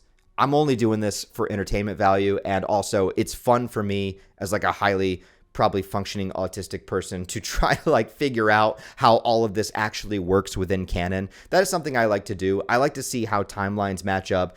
I like to see how powers and abilities kind of actually work in this universe. Like, what does it mean? How does it work? How does it play into the story? So if you had to make it all canon, if you had to make it all real, how does it actually work? And with Chucky lore and the magic and the voodoo that's in the Chucky series, it really is just, it does whatever I need it to do for the plot. Like, you know, like even more so than fucking Jason Voorhees getting resurrected by lightning in Friday 6 or anything else. Like, it really just is like the voodoo magic does whatever it needs to do.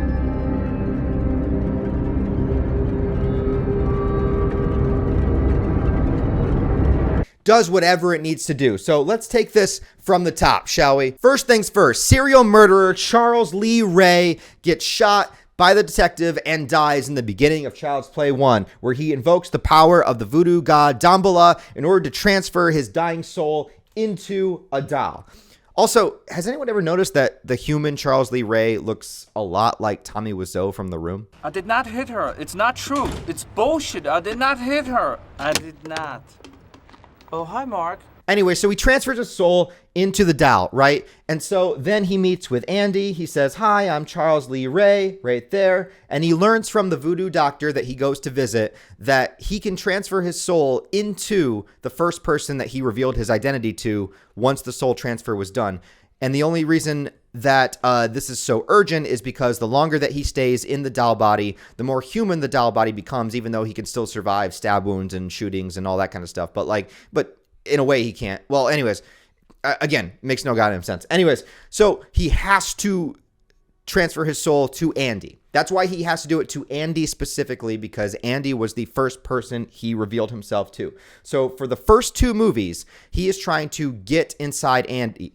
That just doesn't sound right. I don't know, maybe there's some theme, some symbolism going on there. Creepy dude chasing around a kid, trying to get inside him. I don't know. Anyways, so in Child's Play 2, Chucky is blown the fuck up. He just blows up. There's like giant air compressor put into his mouth. He blows up into 1,000 pieces. So you would think that Chucky is gone for good. But then in Child's Play 3, his blood mixes with a new good guy doll, thus regenerating him into the new body, which made me think, okay, so if all you need to give Chucky a new body is his blood, and his blood has to mix in with something else, then I'm like, okay, well, where does that end? Like, if you mixed his blood in like a stew and somebody ate it, would that person, like, he can't go into the body of a human because he has to transfer with the first person that he gave his identity to. But if his blood can transfer him into a new body, what are the limits of that body? Does it have to be the same exact type of body that he had the first time? Is that why it worked?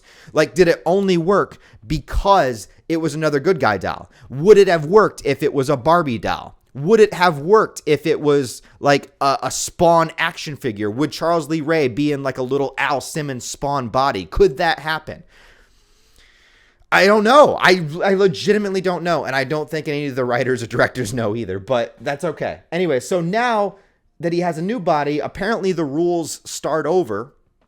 And now he can transfer his body into the first person that he reveals himself to, which is Tyler, that he meets at the military academy.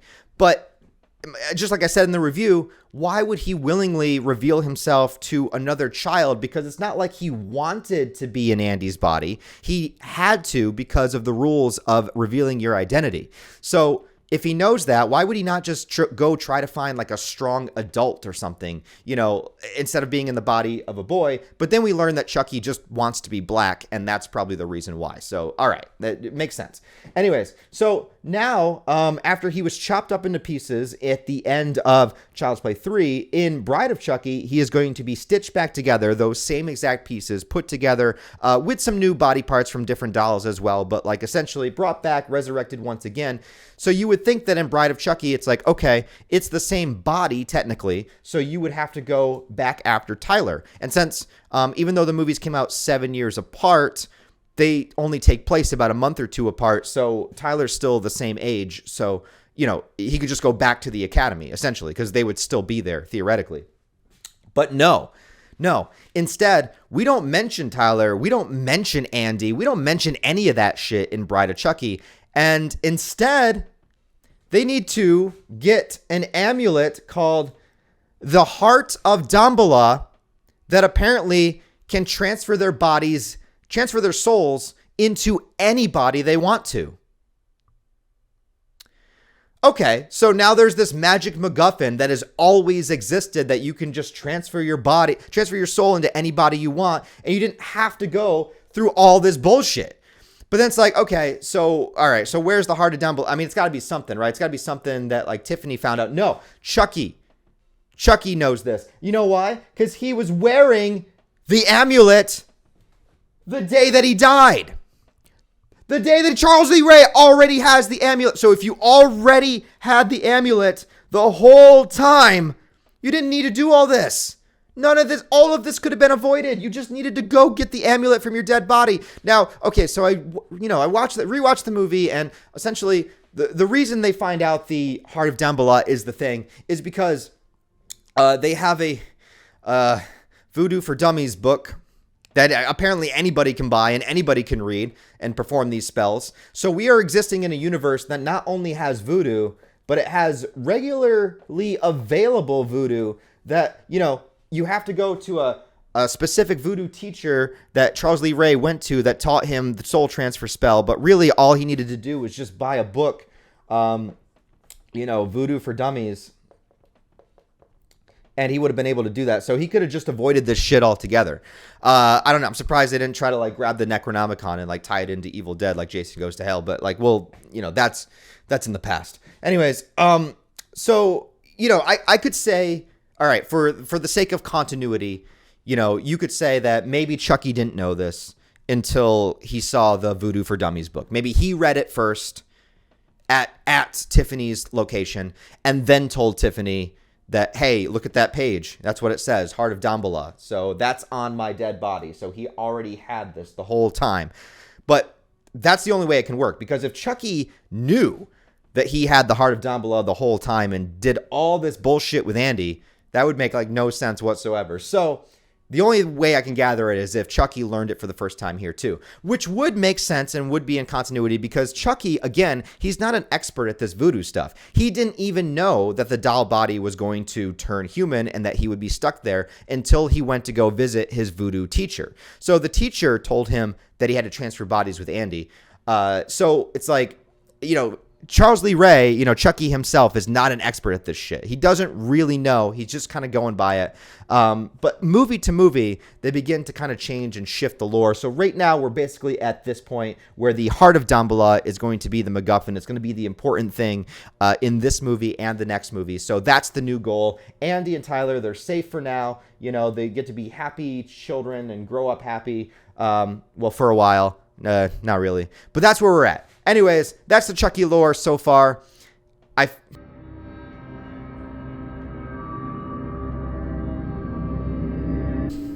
Hold on, guys.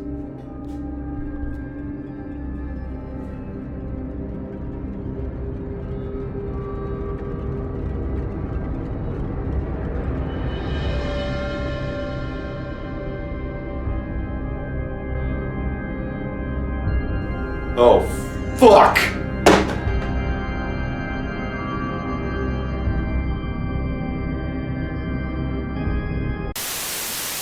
The title, Bride of Chucky, directly references The Bride of Frankenstein from 1935, and not just in that the titles are similar, but so specifically that since Bride of Chucky was distributed by Universal, they were even able to use footage of Bride of Frankenstein as something Tiffany watches right before she's killed.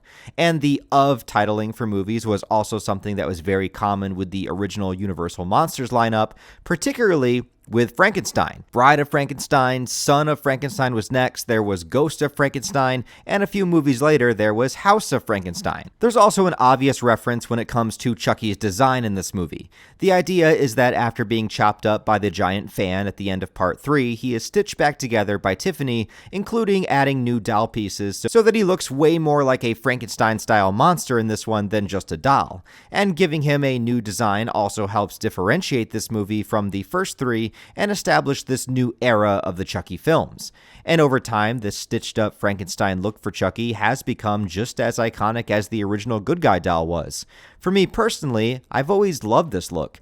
I like when characters seem like they're battle damaged or have some kind of visual representation of all that they've been through.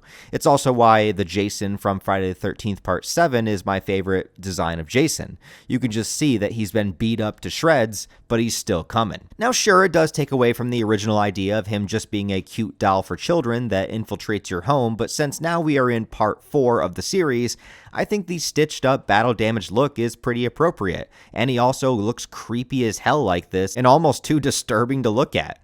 Later they would go back to a closer to the original good guy doll look, but for now, and for this movie, I think it works fine. And besides the revamp for Chucky himself, they of course introduced the bride, Tiffany Valentine, played by Jennifer Tilly, a hot blonde goth chick with a hopeless romantic heart who is also a disturbing murderer herself and is oddly turned on by all things death and carnage. So in other words, my kind of woman. She is essentially the girl that Chucky was dating back when he was a human, and for the past 10 years since the original film, she has been searching for him in order to try to bring him back, learning some voodoo herself, and also believing that Chucky was going to ask her to marry him before his death, which turns out not to be so true.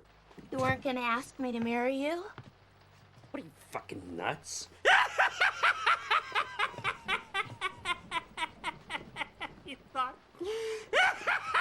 You do have to wonder what kind of dynamic they had back before the events of the first movie, because one incredible stroke of luck that this movie has is the chemistry between Chucky and Tiffany. And sure, most of that is voice acting with Brad Dourif and Jennifer Tilly, but it just completely works. They're also so able to dramatically shift in between being lovey-dovey with one another and also acting like they completely hate one another. They both fly off the handle so easily, but also are so much fun to watch when they're working as a team. You really feel like they are this power couple or this murder couple, and it's great. The idea of this Bonnie and Clyde kind of dynamic, a natural born killer sort of thing, and I think that they nailed it here. And in a super sadistic, toxic kind of way, they are relationship goals. Ronnie Yu was the guy chosen to direct this film, a Hong Kong director by trade, but brings a specific heightened energy to this movie that they were looking for in order to reinvigorate the franchise. Writer Don Mancini and producer David Kirshner were impressed with a movie that Ronnie Yu made called The Bride with White Hair, and they offered him the job for this next Chucky film.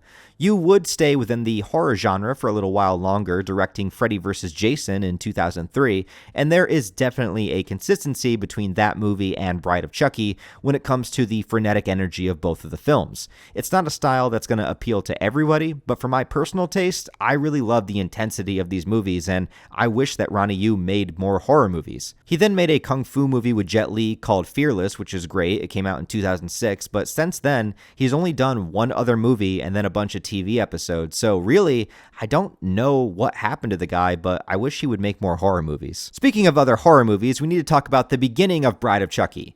So the story is that Tiffany has found the location that they are keeping the pieces of the torn up to shreds Chucky doll, and she bribes a cop to give it to her, probably seducing him by saying that she'll 69 with him or something.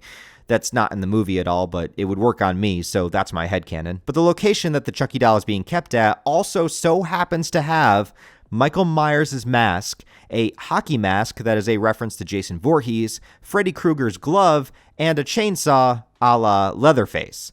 Now, the first thing my hyper-obsessive brain does seeing all these things is try to think, what if all of these items actually existed in the same universe, therefore putting all 5 franchise killers together into one cohesive universe?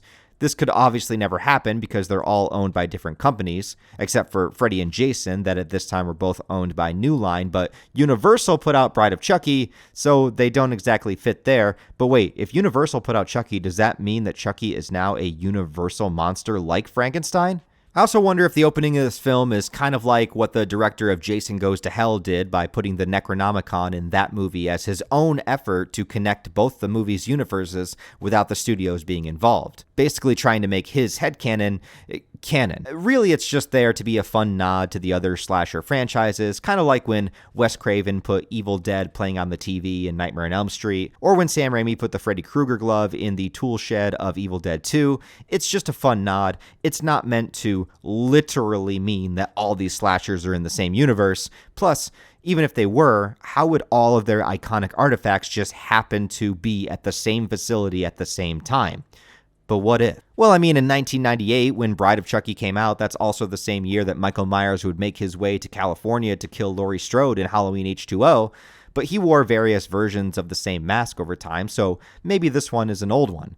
But of course, in that canon, the only other known attack of Michael Myers was in 1978, and that mask got burned up at the end of Halloween 2, so that's unlikely. For Jason, it seems like they couldn't get the rights to the actual Jason mask design because all they use is just a generic hockey mask. But in 1998, this was after Jason Goes to Hell came out, but Jason Goes to Hell canonically takes place further into the future, maybe around 2002, so in 1998, Jason was not in hell yet. Maybe he was still trapped at the bottom of the lake. I can't quite remember. Anyways, Freddy Krueger in 1998 was canonically killing pretty much every single child in Springwood to the point where there is no children left, as shown in Freddy's Dead, which canonically I believe takes place in 1999 or somewhere around there. But then all the teenagers randomly respawn in 2003 for Freddy vs. Jason, so yeah, I don't know. And then we have Leatherface, but you know what? I honestly don't know because I am not well versed in the Texas Chainsaw Massacre lore timeline at all, so I don't know where Leatherface was in 1998. But none of it really matters because all of this is on screen for like 5 seconds and it's just a cameo meant to be fun and not meant to be delved this far into to try to actually figure it out. So let's just get on with the movie. Tiffany murders the cop and takes the Chucky pieces with her as the opening credits begin to roll to Rob Zombie's Living Dead Girl, an oddly appropriate song for the vibe of this movie.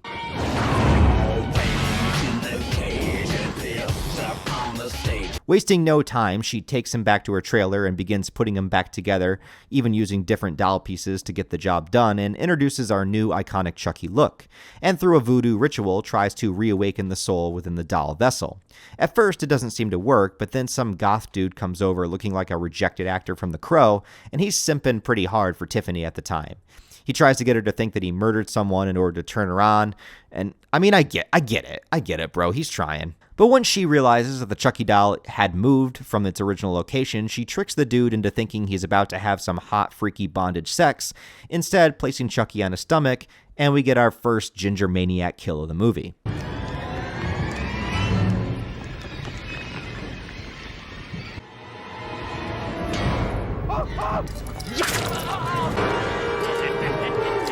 But although Tiffany is excited to be reunited with her long-lost serial killer lover, she mentions a wedding ring that she found, assuming that he was going to pop the question to her.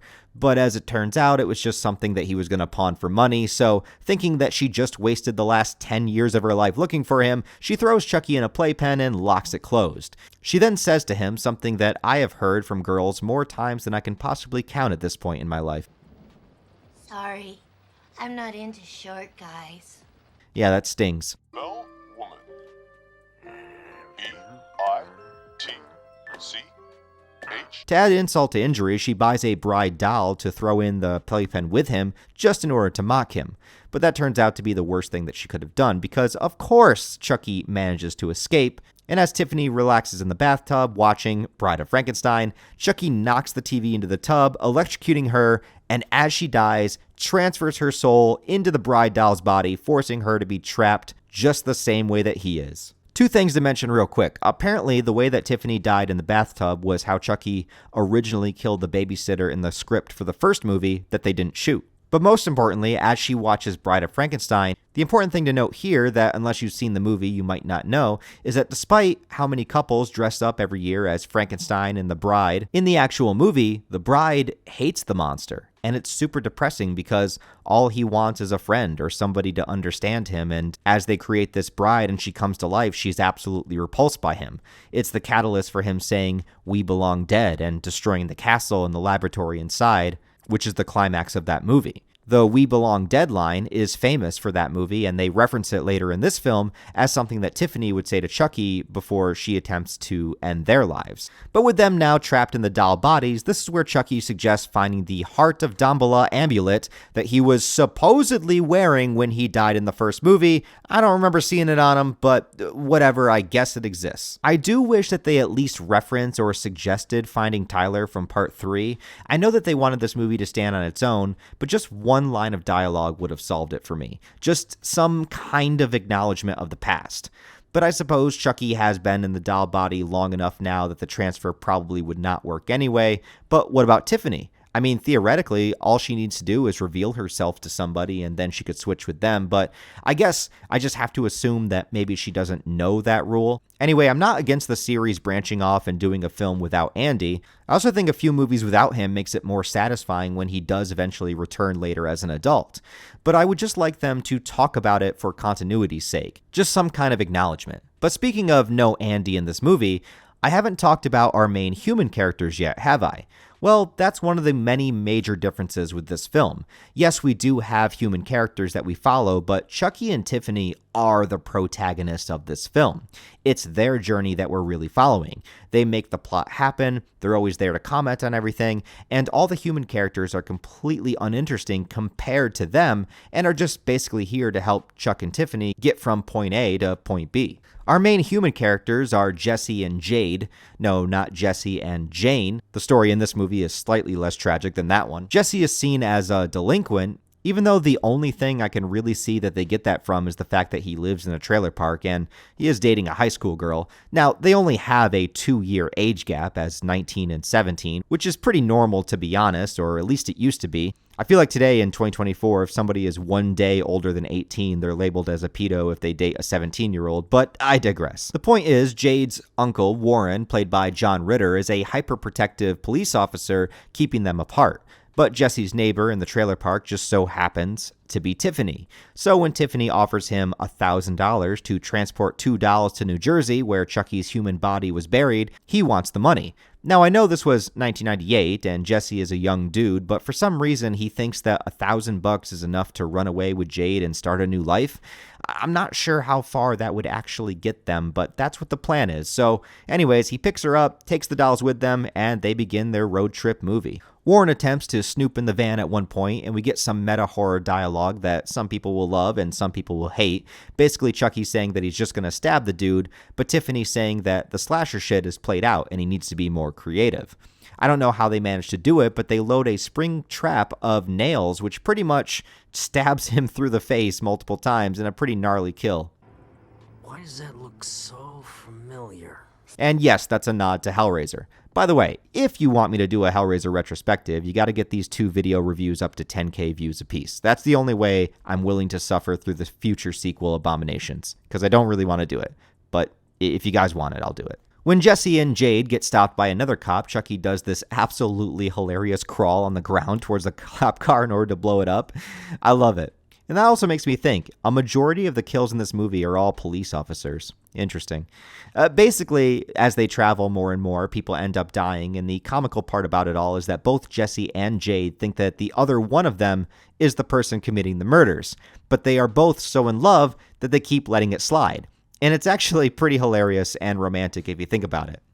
It's like, this person's killing all these people for me. I love them. I want to stay with them, but I am feeling a bit awkward and uncomfortable. And they both feel like that, and they both think each other is the killer, but they just go with it. I also want to say that despite the shift in tone and the heavy comedic nature of this film, I do honestly believe they used Chucky right. Again, what makes the 2-foot doll scary isn't his physical prowess, it's how he operates under your nose and not how people would expect. All these murders happen and Chucky goes right back to pretending he's just an incredibly ugly doll. It's that you don't expect it. It's that he does things covertly behind the scenes, and all while manipulating the situation without the couple involved even being aware of it. To me, that's where Chucky works best. That and his charisma and dialogue. That's more like it. On their road trip, Jesse and Jade decide to get hitched and then encounter this extremely bizarre swinging couple that wants to bang them, or they want to rob them, or both. I don't really know. They're basically just here for more body count. Tiffany kills them by smashing a mirror above them into pieces, slicing them up with all the glass, and then, well, there's no easy way to say this. Chucky and Tiffany fuck, but in a very romantic, non-exploitative kind of way. We don't see any Team America shit here, and by that I mean literal shit. But since the doll bodies do become more human over time, I guess that means all the plumbing works the way it's supposed to. I don't exactly know how I should feel about this scene. I mean, I do think it works for this movie, but admittedly, it definitely keeps things more absurd and funny than scary at this point, where it's at a point where maybe it'll never come back to being scary again, but it is also kind of romantic in a way because, you know, they found each other after all this time and they're going on this journey. There's a roaring fire. Chucky proposes to Tiffany. I mean, plus they both deserve a little bit of action at this point. They both had it rough. I don't know, man. It kind of works. Have you got a rubber? Have I got a rubber? Yeah. Tiff, What? look at me. I'm all rubber. Jesse and Jade pick up their resident gay best friend, David, who at first is very supportive of them, but after discovering the dead body of Warren in their van, he thinks that they are both killers, and in a panic, forces them to pull over. Chucky and Tiffany then finally reveal themselves here to the kids and freaks David out so much that he runs out into traffic and gets hit by a passing truck. The dolls take the couple hostage and switch vehicles, and as they do so, a song by Bruce Dickinson plays in the movie, which I think this is the only movie I have ever heard a song of his in, which gives it props. Bruce Dickinson is the lead singer of Iron Maiden, but he also had some solo albums that are great, and the song Trumpets of Jericho plays as they switch to the RV. I don't know, for me as a Iron Maiden, Bruce Dickinson fan, that's just really cool to see because I've never heard any of his solo stuff in any movie. Anyway, Jesse and Jade get Chucky and Tiffany to start arguing with one another in one of the funniest exchanges in the whole movie. From me, honey, plastic is no substitute for a nice hunk of wood. Any guy would need a hunk of plastic, probably battery operated, to get a reaction out of you in bed. But then Tiffany is kicked into an oven. As Chucky tries to shoot Jade, he is knocked out of the RV, causing a massive crash. The finale of the movie takes place in the cemetery, the resting place of Charles Lee Ray's human body. Separated, Chucky is with Jade, and the burned-up Tiffany is with Jesse. Now, Tiffany, being the hopeless romantic that she is, I guess saw something in the relationship of Jesse and Jade, something that she never had with Chucky. Maybe just that true affection or true selflessness, like when Jesse jumps in front of Jade in order to protect her from an oncoming knife.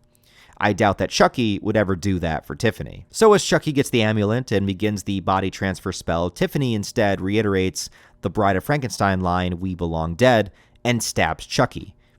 The two lovers go back and forth, eventually battling with each other using shovels until Chucky seemingly kills Tiffany. Chucky's death in this movie is pretty tame for Chucky death standards, and I guess considering there's not much to work with here in a cemetery, it's fine, but there's no factory props like in part 2. There's no giant fans like in part 3. Hell, there's not even a fireplace. So basically, Jade just shoots the shit out of him. It's kind of lame for a major kill scene, but Chucky's going to come back anyways. And also, the dead doll body resting perfectly now on top of his dead human body, it's kind of poetic, I guess. Jesse and Jade are absolved for their crimes by a detective character who doesn't really do much in the movie until the final scene here. He lets them go and then walks over to inspect the Tiffany doll. Tiffany suddenly wakes up, screaming in pain, and yes, we end the movie with the child of Chucky being born from Tiffany. And if you thought things were weird before, just wait till this little fucker grows up, because I don't know. But I do like him here being this tiny little monstrous thing. Anyway, that's Bride of Chucky, an ambitious sequel that, love it or hate it, does accomplish its goal of reinventing the franchise and not doing the same plot a fourth time. It introduces a new character in Tiffany that is almost just as iconic as Chucky is after all these years, with Jennifer Tilly still being part of the franchise. The movie is filled with energy, it has style, it has that late 90s goth rock music, and delivers on kills which have a lot more creativity than the last movie. The detriments of this movie, though, are that now that we are in the territory that embraces how absurd and wacky this all is, it's always been there, but now that it's focused on, it can become a little much or maybe a little bit too comedy for some people's tastes. And also, Chucky has become the protagonist instead of just waiting in the wings for his moment to strike. You're with him on his journey instead of somebody else waiting for Chucky to attack them.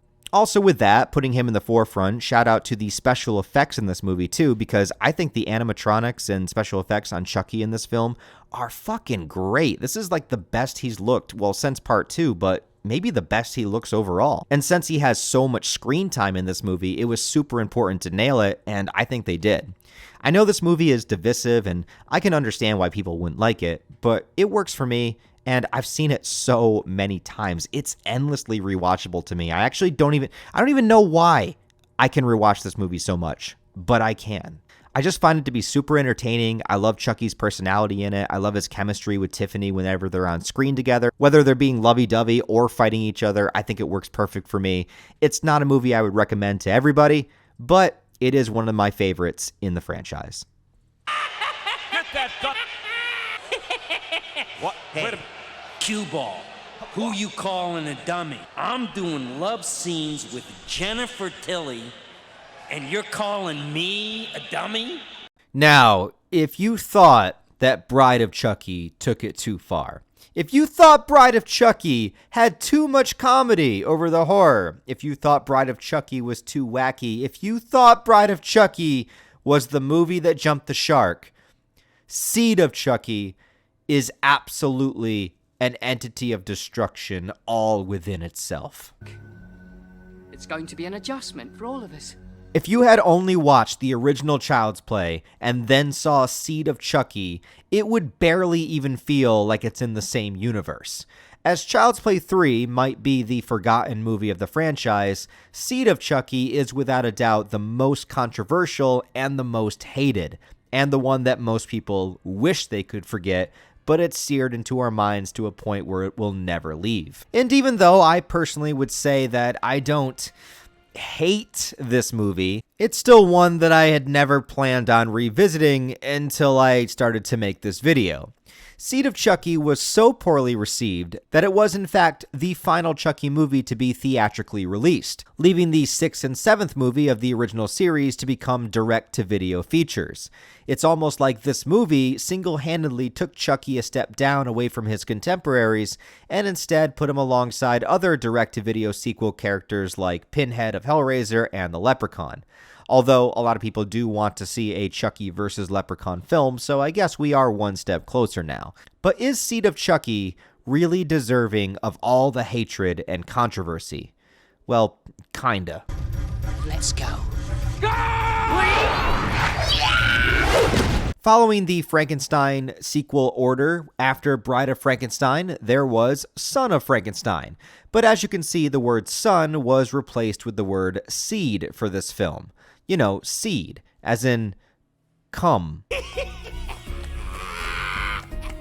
This movie starts out with literal cum coming over the credits and watching little CGI sperm going down Tiffany's fallopian tubes. There is actually a lot of cum in this movie, way more cum than you could possibly think would be in a Chucky movie. There's Tiffany holding cum. The whole movie is just a giant load of cum in many ways. To create this cum, we have all credit given to Don Mancini. The man who was always behind the scenes and had written all of the Chucky films now steps into the director's chair for the first time, having complete creative control over the story and its direction, and it was also his directorial debut. And what a film it was!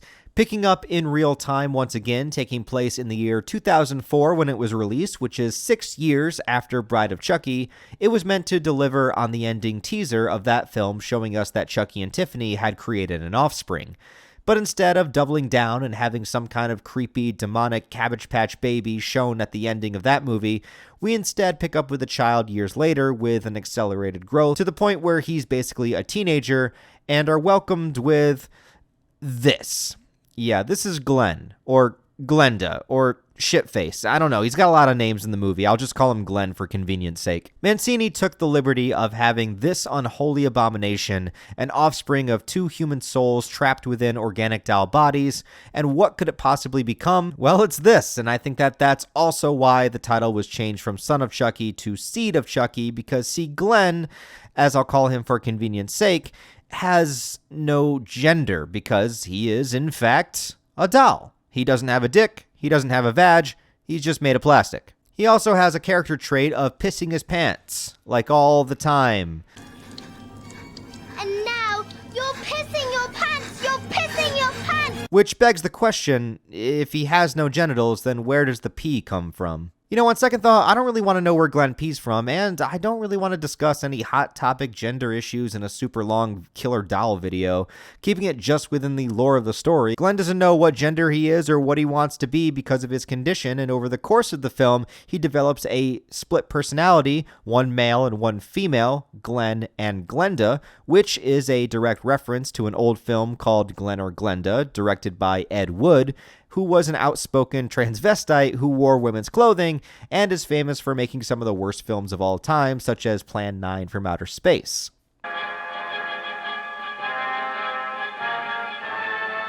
Case of Glenn, who was Glenda, one and the same person, not half man, half woman, but nevertheless man and woman in the same body.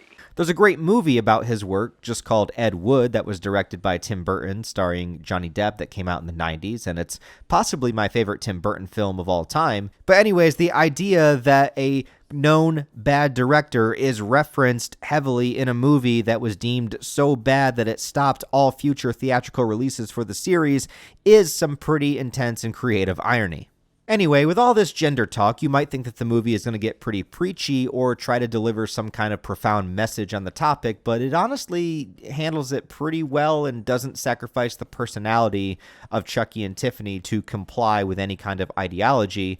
It actually all just kind of works within the movie fine, and it's up to you how you interpret the movie that you could possibly take away messages about any kind of gender norms. In the context of the film, Glenn or Glenda is a genderless doll, just trying to figure itself out, and that's it. As well, Glenn does not have the inclination to commit any harm to anybody. No pun intended, but he's pretty neutral. He doesn't understand why his parents are involved with violent murders, but he still loves them as his parents. And there's more themes within murder being an allegory for addiction in this movie, like, is it possible to give it up like Tiffany kind of wants to, but then she falls back on bad habits, which is like relapsing? Is the killing genetic? Is it something they're compelled to do? Is it a choice? All that stuff is kind of here. So are you starting to see why people might hate this movie? So to add on to all of that stuff, this movie is purely a dark comedy with any semblance of horror really being only in the fact that murders are happening, but with the tone being so absurd and wacky and the kills themselves being so over the top, there is really nothing scary about this movie. They basically tried to take the humorous aspects of Bride and Chucky and made that the entire film, adding in even more meta commentary to the point where it becomes overwhelming. Case in point, the main human character of this movie is Jennifer Tilly, playing Jennifer Tilly. So Jennifer Tilly played the human version of Tiffany and obviously the voice of the Tiffany doll, but now plays both the role of the doll and of herself as an actress. Not only that, but in the movie, the actress Jennifer Tilly is starring in a Chucky movie. Yeah, all this might be inspired a little bit from films like New Nightmare, where Heather Langenkamp plays herself being haunted by a Freddy-like demon, or even in the Scream sequels where the events of the first Scream movie were made into a movie called Stab within the Scream universe canon. Which got me thinking, if they are making a Chucky movie in the universe of the Chucky films, how well known is Chucky to the world at this point? Because at the end of the first film, only Andy, his mom, and a few police officers knew the truth. But it became such a bad rumor that the toy company behind the Good Guy dolls were desperate to clear their name and not get sued about any kind of defective toys. But it was also established that by part 3 of the series, Andy's story and his claims that the doll was possessed were at least news headlines in the world, but still not something people took seriously. But it must have been taken seriously enough because after part 3, Chucky's remains were kept in an evidence room alongside other horror-centric items that we are just assuming may or may not be canon in this universe. But anyways, at the end of Bride of Chucky, Jesse and Jade know the truth, but the detective is supposedly killed by baby Glenn at the end, so who took note of all the events that happened in Bride of Chucky in order to link them to Chucky and Tiffany? The film being made in-universe is called Chucky Goes Psycho, and they are specifically using the Bride of Chucky designs for Chucky and Tiffany. So that means the events of Bride of Chucky have to be known to the public at this point, because otherwise, how did they get the specific designs of the dolls to be so perfectly represented here? Unless they recreated the actual dolls from the movie, but at the end of Bride of Chucky, Tiffany was burnt to a crisp and Chucky was shot into pieces in the grave of Charles Lee Ray. But even if these were meant to be the same actual dolls from the end of Bride of Chucky that were rebuilt, they wouldn't just let movie directors use actual crime scene evidence for a prop in a movie, especially if they suspect the dolls to be possessed. Also, what is going on with Chucky coming back to life? I mean, all it takes is his blood being mixed into a new toy that brought him back in part 3, but in part 4, Tiffany had to recite an entire voodoo ritual chant in order to awaken his soul. The same thing with this movie, because Glenn has to use the heart of Damballa to do it. But does that mean souls can be brought into any kind of doll, or does that mean that these dolls have to be the same exact dolls from the end of Bride of Chucky in order for the souls to be transferred to it? But wait, I'm getting ahead of myself. I want to talk about the opening of this movie, after the cum credits. I think my favorite part of the movie is this opening scene. They do a POV shot of Glenn being given as a gift to a little girl from her mom and dad, and similar to the opening of the original Halloween that shows the POV of young Michael Myers with the knife, this movie does the same thing, and it's pretty effective. It actually gives you a tease that you might be about to watch a really good movie, but don't believe it. At first, we don't even know whose POV that we're in, but we recognize the doll hand looks a bit different from Chucky's. The first kill is of the dad, and it's great, probably one of the only legitimate jump scares in the movie. movie. He picks up the doll, but then it stabs him in the chest, causing him to fly over backwards of the railing and crash onto the floor, all in one take, or at least it looks like it's all in one take, and it's great stuff, all until Glenn pees himself, and then he wakes up revealing that it was all a dream. In the opening, Glenn doesn't know who he is and doesn't know who his parents are despite his murderous dreams. He's being held captive by a ventriloquist that's using him for profit until he sees a commercial for the Chucky movie, who he then assumes must be his parents, and somehow escapes and hops on a plane to Hollywood in order to find them. It just kind of happens. Now, the idea of Chucky in Hollywood is actually an idea that I quite like. Imagine him on a movie set and he starts messing with people and coming up with creative kills on set. Hell, I love the idea of them making a Chucky horror movie and the real Chucky swapping places with the movie doll and starting to commit real murders behind the scenes. I think that's a great idea, but that's not what they do with this movie. Instead, most of this movie takes place in a house or in a single bedroom. And all of the fun that you could have had with Chucky on a movie set just isn't there.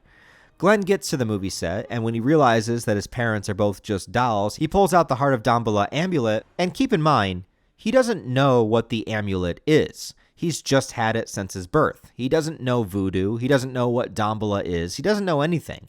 But all he has to do is read the back of the amulet, and bam, Chucky and Tiffany's souls re-enter their body into the set dolls. It also makes me wonder what happens to their souls when they're not alive. Like, this movie is 6 years after Bride of Chucky, so where were their souls? Were they in hell? Did it just feel like they were asleep? Do they feel the time difference of 6 years, or does it feel like they were just in the cemetery from the last movie and just woke up? And when they left each other, Chucky and Tiffany were trying to literally kill one another. And they just wake up now and act like none of that ever happened. They do fight later on in this movie, but here it's like you took them out of the middle of Bride of Chucky instead of the ending. Did they just make up in the afterlife? Did they make up in hell? What is going on? I know better than to ask questions, though, because it's only going to get weirder. Konnichiwa, Oka-san, Oto-san. Glenn introduces himself as their son, which is pretty shocking news to them. And there's also this running gag that he thinks he's from Japan because of the Made in Japan logo on their bodies, which I'm not sure if it's supposed to be a specific kind of joke that I'm missing here, because aren't most toys made in China? Well, whatever. The first kill of them working together to behead a special effects guy is pretty great, and admittedly, I love seeing Chucky and Tiffany as a team. But Glenn was not expecting them to be serial murderers, so this begins his confliction. And honestly, from here until the final scenes, he's mostly just in reaction to what his parents are doing. There's the genderless gag and Chucky wanting him to be a guy and Tiffany wanting him to be a girl. There's plenty of scenes with Glenn questioning why they kill and also watching in horror as they do so. And I get what the movie is going for here. The confliction in the family, feeling different from your parents, not fitting in, questioning your identity, all that, and I guess it works fine. Themes aside, though, and strictly as a character, Glenn is just annoying to me. Where I found Tiffany to be a tremendous addition to the franchise and the lore, the potential of the seed of Chucky and what that could be, it sounded so promising. A little maniac child, or maybe a child that Chucky couldn't even control. Maybe something more evil than Chucky was that he has to deal with. There's so many different directions that you could have taken it. But what we got was a character that I can only feel is kind of like the Jar Jar Binks of this franchise. And hey, Jar Jar Binks has plenty of fans, and I'm sure Glenn has fans too. But I am not one of them. Even if I can understand what Mancini was trying to say with the character, that doesn't mean that I have to like the character as well. But really, after Chucky and Tiffany are brought back, Glenn just kind of feels like an afterthought until the very end. But every time he's on screen, I am not amused by any of his antics or him peeing his pants. I think he has the stalest jokes of the film, the whole Japanese thing, the eye twitch thing, and his comically gentle persona. Dude, I just want to see Chucky and Tiffany back on their Bonnie and Clyde shit. I don't care about Glenn. But now that they have the Heart of Damballa in their possession, that means that they can choose to target whoever they want to in order to transfer their souls. So naturally, Tiffany wants to use Jennifer Tilly. Jennifer in this movie is dealing with her own issues as a struggling actress, and there's a lot of meta humor about how she's perceived maybe more slutty than she wishes to be, so she wants to audition for a role in a movie as the Virgin Mary. It's a movie that's going to be directed by Redman. Now, to be honest, I don't really know anything about Redman, other than the fact that he's a rapper, and this was right around the time where a lot of horror movies were casting rappers within them, like LL Cool J in Halloween H2O, and of course, Busta Rhymes in Halloween Resurrection, the best Halloween movie. Trick or treat, motherfucker. I'm joking, by the way. But I have to guess the casting of Redman was less about having a rapper in the movie and more so that they just wanted another celebrity in general. Mancini originally actually wanted Quentin Tarantino to play this role, but he declined. And imagining a universe where Tarantino wanted to make a movie about the Virgin Mary is pretty hilarious. Maybe they should have added a scene where Tarantino got to suck on Jennifer Tilly's toes, then he might have said yes. So Jennifer Tilly goes to audition, and Redman doesn't really want to cast her until she offers to hook up with him later that night. So wait, Jennifer wants to change her image of being slutty, so she offers to hoe herself out to get the part of Virgin Mary. Got it. Realizing this, Chucky and Tiffany decide to follow them and take their bodies, which means Chucky would have Redman's body, thus further confirming from part 3 that Chucky really does want to be black. Chucky's gonna be a bro. But they also need a body for Glenn, so they decide to try and get Jennifer pregnant first. How do they do this? Well, you know how in Bride of Chucky I said that their sex scene was kind of tastefully done? I meant that. Here's where it all goes out the window. Because we essentially have to endure a scene of Chucky jacking off in a bathroom into a cup so they can knock out Jennifer Tilly, put the cum in a turkey baster, and then artificially inseminate her. Why do I need to be watching this? This movie fucks with my mind. Fuck with your mind! Fuck with your mind! Did you ever imagine when you watched the first Child's Play movie that you would ever have to see Chucky holding a cup of his own cum? Not only that, but you have to watch Chucky jack off. I know it's meant to be funny, and I'm all for perverted humor. I make sex jokes all the time, but watching Chucky jack off might actually be single-handedly, no pun intended, the cringiest moment in the entire franchise. Before he does it, Tiffany flashes him, and we see her anatomically correct doll nipples, and I don't think I can show them on YouTube, even though they're not real boobs. I honestly don't know, but I'm going to be safe rather than sorry here. And when he searches for a magazine, he chooses Fangoria to beat off to. Maybe you might ask why he didn't use the internet. Well, although internet porn did exist in 2004, it wasn't as easily accessible as it is now, and it probably would have given the computer a virus. Just take that from me. John Waters plays a spying paparazzi in this film. He's also a director in real life and is ironically also known for incorporating gender and sexual themes into his movies. Chucky notices him spying and decides to take Glenn with him so that he can experience the joys of killing, a father-son bonding moment, if you will. Oddly enough, Glenn accidentally kills him, knocking him back into some chemicals as acid runs over his face, and it's a pretty neat kill, but the CGI kind of ruins it for me. Jennifer wakes up the next day, already pregnant, and I guess due to the weird voodoo magic that holds the dolls' bodies together, Chucky's jizz accelerates the process, and within a day, Jennifer looks like she's already to full term. She goes to confront Redman about this, assuming that they did sleep together, but he tells her that he had a vasectomy before he came to Hollywood, which is kind of funny because it assumes that he knew that he would be sleeping with a bunch of actresses in order to cast them. But not liking his attitude and how he has to fire Jennifer for being pregnant, Tiffany kills Redman by gutting him under the table. It's a very boring kill. I mean, the steaming guts on the floor is a nice touch, but he just kind of sits there and then falls over. I mean, to have a big name in this movie, they could have done a lot more with his kill scene. The next kill is Jennifer's assistant, Joan. Jennifer is tied to the bed along with her limo driver that has a crush on her the whole movie, blah, blah, blah. It's not really important. As the assistant finds them, she's lit on fire and falls off the staircase. So 2 staircase kills in this movie. Gotta love it. But this time, her killer was Glenda. Yes, so the traumatic confusion of whether to kill or not kill manifests itself into dual personalities within the Glenn doll, thus creating Glenda. So we have a Jekyll and Hyde scenario here, with Hyde being a girl.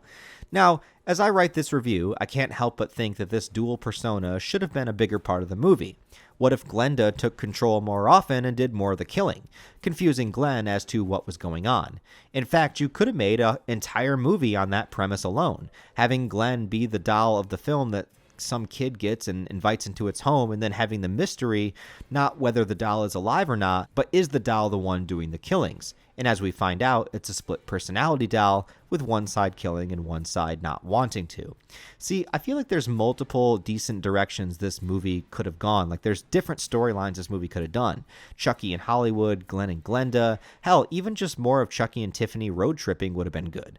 But instead, we are left with pieces of interesting aspects, but with the already super short runtime, it's just padded out with cringy jokes and Chucky jacking off. Oh, by the way, Chucky also kills Britney Spears in this movie, which leads me to think, what would the universe be like in our time now without Britney Spears? This was 2004, so the Chucky universe timeline never got to see Britney Spears even shave her head. They're gonna miss out on so much Britney lore. Anyway, Jennifer Tilly gives birth to two twins, a boy and a girl, so there is a vessel for both the Glenn and Glenda personalities to go into. I don't know how it works, man. It's just voodoo. And as awful and tiring as all this is to watch, this next part is actually pretty legit. This is technically part 5 of the series, and Chucky's goal has always been the same from the beginning: get his soul out of the doll and into a human body. But as he begins the ritual and looks around at the ridiculousness of everything that's happening, he stops, and he decides to actually embrace his new persona as the killer doll. But I actually don't hate this character shift. We don't know a ton about him as a human other than he was a wanted murderer, but as a doll, he has become so infamous that they are making movies about him. He's able to escape death time and time again. He's made more of a name for himself this way than ever before, and he can still fuck, and clearly his sperm still works. So he says, I am Chucky, the killer doll, and I dig it! And as an odd character shift, I kinda really like this moment. Tiffany does not, though, and as they begin to conflict, the cops arrive on the scene, causing them to have to hide, and Jennifer and the babies get taken to the hospital. This is where the climax happens, as Tiffany still wants to be in Jennifer's body and goes there to make the switch. Chucky shows up, and they do a The Shining spoof and a joke that just does not land. I can't think of a thing to say. Along with, oh my god, a Japanese ninja flip from Glenn because he's made in Japan. Dude, none of this works for me. I'm sorry. The only thing that works is that I like that it's Glenn, not Glenda, that kills Chucky in this one, chopping him up with an axe. And however, for the first time in any of these movies, Tiffany was finally able to pull off the Damballa chant in full and successfully takes over the body of Jennifer Tilly, which also makes me wonder what happens to Jennifer Tilly's soul here. Is it just dormant inside the body? Does it go into the doll body? But the doll is no longer alive, so is Jennifer's soul trapped in the doll but completely immobile? If so, that is actually one of the scariest fates I could possibly imagine, and maybe the most terrifying aspect of this movie. The movie ends cutting to 5 years later, which would be in the year 2009, and not only did Tiffany make the switch, but she also successfully put Glenn and Glenda's souls into the twins, and now they're both humans. And still, Glenn is the gentle one, and Glenda is a creepy, murderous ginger bitch. Just look at this thing. But Tiffany seems to be making it work, living her life now as the actress Jennifer Tilly in one of the most convoluted meta moments in movie history. The finale is also them celebrating Glenn and Glenda's birthdays, and Glenn is sent a mysterious package from an anonymous person. He opens it to see Chucky's severed arm, which pops out and attacks him, ending the movie on basically the reverse Bride of Chucky ending. I'm not sure why it took Chucky 5 years to mail this, or even why they would assume chopping Chucky up would kill him, because even in the first movie, he can still move and attack with his severed limbs. But anyways, that's Seed of Chucky. You know, when you deal with a movie series that's as absurd as a living doll, and one where even the first film is a bit of a dark comedy, it's hard for me to outright hate Seed of Chucky, because after 5 movies, I think it makes sense that it would eventually get to this point. But finally getting here is just a little bit too much for me. And a lot of that is because of how much I loved Bride of Chucky. I guess I wanted more of that, even though I can't even really pinpoint what that was, but this is not that. I love me some dark comedy, but this one was a little much. I was also let down by the offspring of Chucky. I'm not really too connected or into the gender sexuality discussions. It's not really my thing, and I can respect that Mancini being a gay man himself, and he's talked about this, having that theme of confusion and feeling like an outcast and different from your parents and putting all that into the movie. I get it, and I'm not going to fault him for that. And for a directorial debut, it was probably important for him to express these issues, even if he had to express it in a wacky killer doll movie with lots of cum. But overall, I just wasn't a fan of the plotline of this movie. I wasn't a fan of the Glenn character, or really much else about it other than a few standout lines and kills. But even the kills and humor were not up to par with the other films except for the opening POV shot, but then that gets subdued because it's all just a dream. So in short, I can see what Don was trying to do with this movie, but it absolutely is not a movie for me. And like I said, it got some of the worst reviews of all of the films, and it bombed so hard that it was the final theatrically released Chucky film, other than the Child's Play remake that's not technically Chucky, but, we'll get to that. Now, at this point in the video, I haven't watched the TV show, but I do know that the Glenda character stuff comes back into play within the show, so I don't know if I'm prepared for that, even though I do hear really good things about the show, so I guess I'll wait and see. But for the movies, we have 2 more to go, and they basically work as a pair that once again sets out to reinvent the Chucky series, and there's no Glenn and Glenda to be seen here. No, instead, we are going to go back to the basics and try to see if in part 6 of the franchise, we can recover from watching a doll whack off and actually, maybe, make Chucky scary again. Welcome back to the timeline board, everybody, and shockingly, I bought a lapel mic, so I'm hoping that this will help the timeline board segments be a little bit better because now I have both hands free as opposed to holding my microphone, but I really don't know what it's going to sound like, and this is going to be mostly a test for that. So anyways, lapel mic time. I don't know if I need to be louder or softer. I don't know if this is going to destroy your ears, but let's talk about Curse of Chucky and Cult of Chucky. And for some reason in my mind, I can never remember which one comes first, where it's obviously Curse of Chucky because Cult of Chucky makes sense in the relevance of the plot line for that movie. So obviously it would be the second one. But when I think about them in my mind, I just think about both. Anyways, Curse of Chucky and Cult of Chucky are an interesting breed because they are the 2 direct-to-DVD, direct-to-streaming movies of the Chucky franchise, and some would say that when you go direct to DVD or direct to streaming, that means the quality of your series is going to go down. But I can guarantee you guys that after Seed of Chucky, both of these movies just skyrocket to being pretty great, fantastic, not just Chucky films, but horror films, slasher films in general. Particularly for me, Curse of Chucky, which I'll get into in the review. I really, really like this movie. And I think it's fantastic. We introduce a new character named Nika, who becomes just as infamous as Andy, just as infamous as Jennifer Tilly or Tiffany, depending on which version of her that you want to consider. I think she's a fantastic main character, played by Fiona Dorff, which is the daughter of the in real life Brad Dorff, who is the voice of Chucky. So it just kind of comes full circle, man. It's really, really great movie. Can't wait to get into it. We're going to see some great stuff here. Things are going to change a lot. We're going to get a badass version of Andy, which I absolutely love. We're going to get Nika in an asylum. We're going to get some severed Chucky heads, and we're going to get some multiple Chuckies. So as one may think, maybe these movies aren't as good direct to DVD, direct to streaming. I promise you that if you're a fan of the old school Chucky movies, or at least the first couple Child's Play movies, I think Curse of Chucky is right up your alley. I think it is really a great return to form and just a good, fun horror movie in general. Who is Martha Stewart? Sorry, he did get out, but it's just a doll, though. It's like I was making that shit up. You know what I mean? That was just a joke. The empty box. That didn't really happen. It's just, I'm just hearing shit, I bet when I record this back and I listen to it to edit it, I won't hear any of this. I just been watching a lot of Chucky movies and my mind is a little, I'm going to go check out what the noise is, though. Hang on.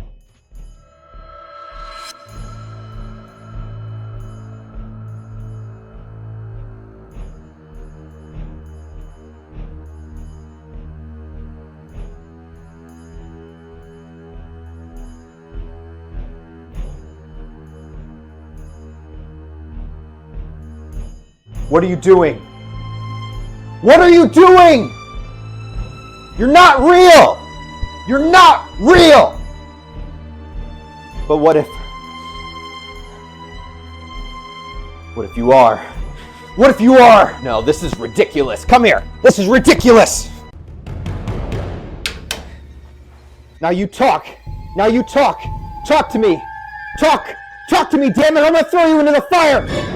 You stupid bitch! You filthy slut! Did you fuck with me?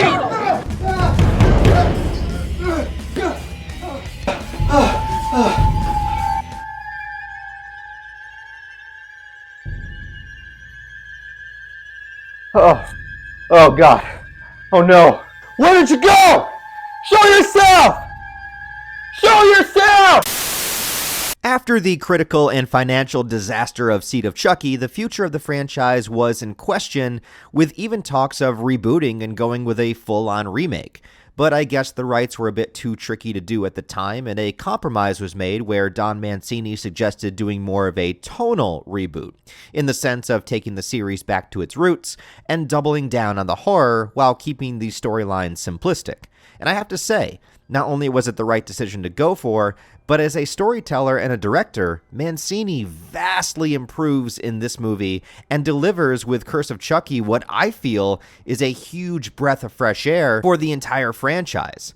I personally think it's exactly what the series needed to do. And with its gothic, old dark house setting, the introduction of a character named Nika, and keeping things as grounded as you can in a killer doll movie, this is actually one of the better sequels.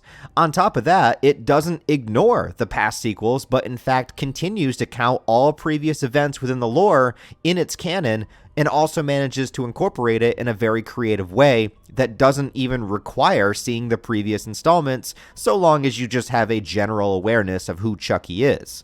The dark look of the visuals really immerse you within this home, and the score of the movie in this film is pretty phenomenal as well. It really enhances some of the more terrifying sequences of the movie. Now granted, there are some negatives and drawbacks that I have of this film too that I'll get to, but overall, I think this movie kicks ass. It really makes me wish that this had a theatrical release. As I mentioned, this was the first direct-to-DVD and direct-to-streaming movie in the series, released in 2013, so by this point it had been 9 years since the last movie came out, and I feel like that would have been enough time for audiences to recover from, well, this. And I was looking up what other big horror movies came out in the year 2013, and I honestly think that this movie could have stood very well next to its contemporaries, like the first Conjuring movie or the Evil Dead remake. But nevertheless, it did not come out theatrically, so a lot of people missed out on Chucky's return to form. I even remember when this dropped on, I think Netflix it was, I wasn't too thrilled to watch it, and I just kind of casually turned it on in the background without even realizing how much I was going to truly enjoy this installment. One of the biggest shifts in the series is switching back to having a main human protagonist and keeping Chucky mostly in the background until about the middle of the film. An even greater treat for long-term Child's Play fans is that our main character in this one, named Nika, is played by Fiona Dourif, the daughter of the real-life Brad Dourif, the voice of Chucky himself. And it's not just a gimmick, as she legitimately gives a great performance in the movie. She's a proactive, intelligent, and resourceful character, but at the same time is at a constant disadvantage from her domineering family, her sheltered upbringing, and of course, the fact that she is disabled and bound to a wheelchair. This also ups the stakes because she can't exactly run away from Chucky when he attacks, so we really feel like she's in way more danger due to her condition. And at the same time, she doesn't allow her condition to stop her from trying to fight back. The movie wastes no time opening with our location, a super creepy dark house away from town owned by the Pierce family. You could say this movie is within the old dark house genre, a type of film that used to be pretty popular with old horror movies all taking place in a location that is obviously an old dark house. Even the movie, The Old Dark House, kind of propelled the genre. Also, although the title of the movie is no longer following the Universal Frankenstein naming scheme, fun fact that in the Hammer Frankenstein series that came later, there is in fact a Curse of Frankenstein movie. Anyway, a special package shows up to the house where just Nika and her mother, Sarah, are living, and guess what the package is? Oh, just a wholesome good guy doll. How strange. Two things are established here that are really fun to think about. The first is just the obvious awareness that this is a killer doll that we, the audience, know is going to cause some massive havoc, but the characters do not. And two is that if you are following the timeline and canon of these movies, you have to wonder, why does Chucky look like this? Where are all the scars and stitching that we last left him with?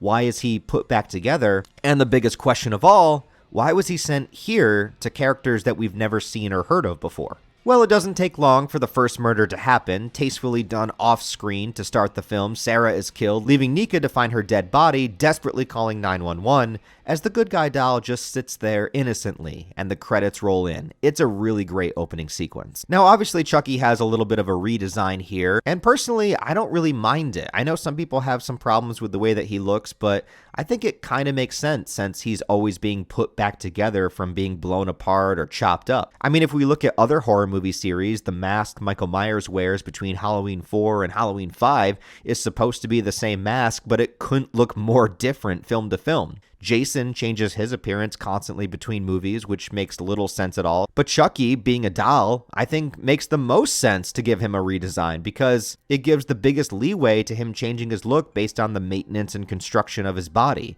It's fine with me. Plus, I think he looks creepy as hell like this, so I don't know, it works for me, but I can understand some people not liking it. We meet the rest of Nika's family in the form of her sister, Barb, who is very cocky, stuck up, and full of herself, also wanting to sell off the family home as quickly as possible after their mom just died, her aloof husband, Ian, and their babysitter, Jill, that the movie tries to make you think is having an affair with Ian, but nope, it's actually with Barb. Hey, lesbos. Barb and Ian also have a daughter named Alice that takes an immediate liking to Chucky. Chucky also watches Alice pee in this movie, and I think it might be the creepiest thing he's ever done, which is saying a lot. Oh, there's also a priest here named Father Frank, but he won't be around for very long. After meeting the characters, we get Chucky's first tactics where he mixes rat poison into one of the bowls of chili. It's a great scene because we don't know which bowl it is, and it's still early enough in the film that any of these characters could die, so you're constantly guessing which one it's going to be, and it's the priest. But luckily, he doesn't die till his drive home. Now, I've talked about this in a few other of the reviews, but I want to mention here that this one also utilizes Chucky very well. Again, Chucky is not physically threatening. He's scariest when he acts covertly. Poisoning the food, waiting for his chance to strike, getting close to the little girl who's the most vulnerable, walking around the house at night while everyone's asleep. These are the things that make a killer doll a threat. After 2 movies with Chucky in the forefront, it's nice to see him take a back seat for a while because it makes these moments where he does act out that much more exciting. For example, in this movie, Chucky does not even have one line of dialogue until 45 minutes in. And when he finally does speak, it might be one of my favorite Chucky quotes of all time. Chucky, I'm scared. You fucking should be. When things begin to get stranger and stranger, Nika does a little bit of research on the Chucky doll and finds some articles of Andy's story from the original films. While at the same time, the Chucky doll attacks the babysitter as she's getting naked on webcam for Barb. I mean, come on, they're in the same damn house. You can't just go to the bathroom together or something. Sadly, we do not get any nudity or boobies in this movie, but we do get an electrocution. I gotta admit this scene is kinda lame for me because the fact that she just kinda sits there and lets herself be electrocuted, like, wouldn't you be able to get up and run or scream or just anything? She just kinda sits there completely silently. But at least Chucky does look pretty badass as he does it. One of the best scenes is when Barb learns that Ian put a spy camera in the doll to see if she was in fact having an affair, so Barb takes the doll in order to check that, only to notice something very strange about its face up close. Apparently, Chucky took some serious makeup and cover-up lessons because he was able to, I guess, disguise himself, if that's the right word I want to use. The point is that this is the reveal that this is the same Chucky we've known from all the previous movies, and the new look was only just a decoy. I think this moment's done really well, and it begins to pull all the plot lines together, while also giving us a great kill and a funny Chucky moment. You have your mother's eyes.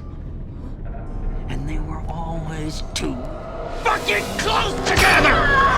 And again, with the vulnerability of Nika's condition, as it's shown as she tries to crawl her way up the stairs, but when Chucky begins his walk towards her, the music kicks in, and it really adds to the horror and also the crazy revelation that, oh yeah, this doll is alive, and it is trying to kill you.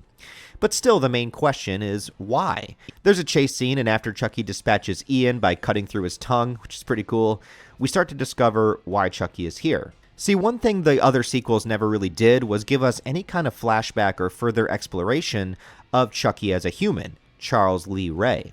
So far, our only scene of Charles Lee Ray was the opening of the first film. So Curse of Chucky decides to take us back into the past, where Brad Dourif gets another chance to play the human version of Chucky for the first time since 1988, 25 years after we've seen this version of the character, and he still really looks like Tommy Wiseau. You're lying. I never hit you. You are tearing me apart, Lisa! It's not over. Everybody betrayed me. I fed up with this world. But in our flashback scenes, we get to see that Charles knew Nika's parents, and they thought he was such a nice guy. Until Charles killed Nika's father, and then tried to get her mother to fall in love with him. Now, I know what you may be thinking.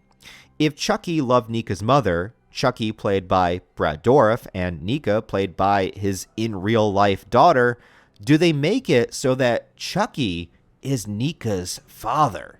To be honest, I was kind of hoping they would do this.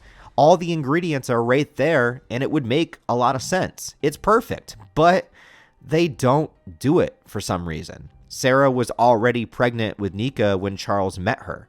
And man, I just don't understand why they didn't go all the way with this concept. I mean, you literally have it perfectly set up right here, but they don't do it. Maybe they thought it would be too contrived or something, but I mean, this is the Chucky series. Why not go all the way with this? But instead, we get some strange characterization of Charles kidnapping Sarah and trying to force her to be with him, giving her a bunch of flowers. I wonder how Tiffany felt about this. But as she continues to refuse, he actually stabs her pregnant stomach, which is inferred that that's the reason why Nika ended up disabled, which is some really dark shit if you think about it. As well, there may be a bit of a retcon here as the police arrive, and it seems to show that Charles, running from them, goes immediately into clips of the opening of Child's Play, assuming that these events of him kidnapping Sarah happened right before he was gunned down in the toy store by Detective Norris.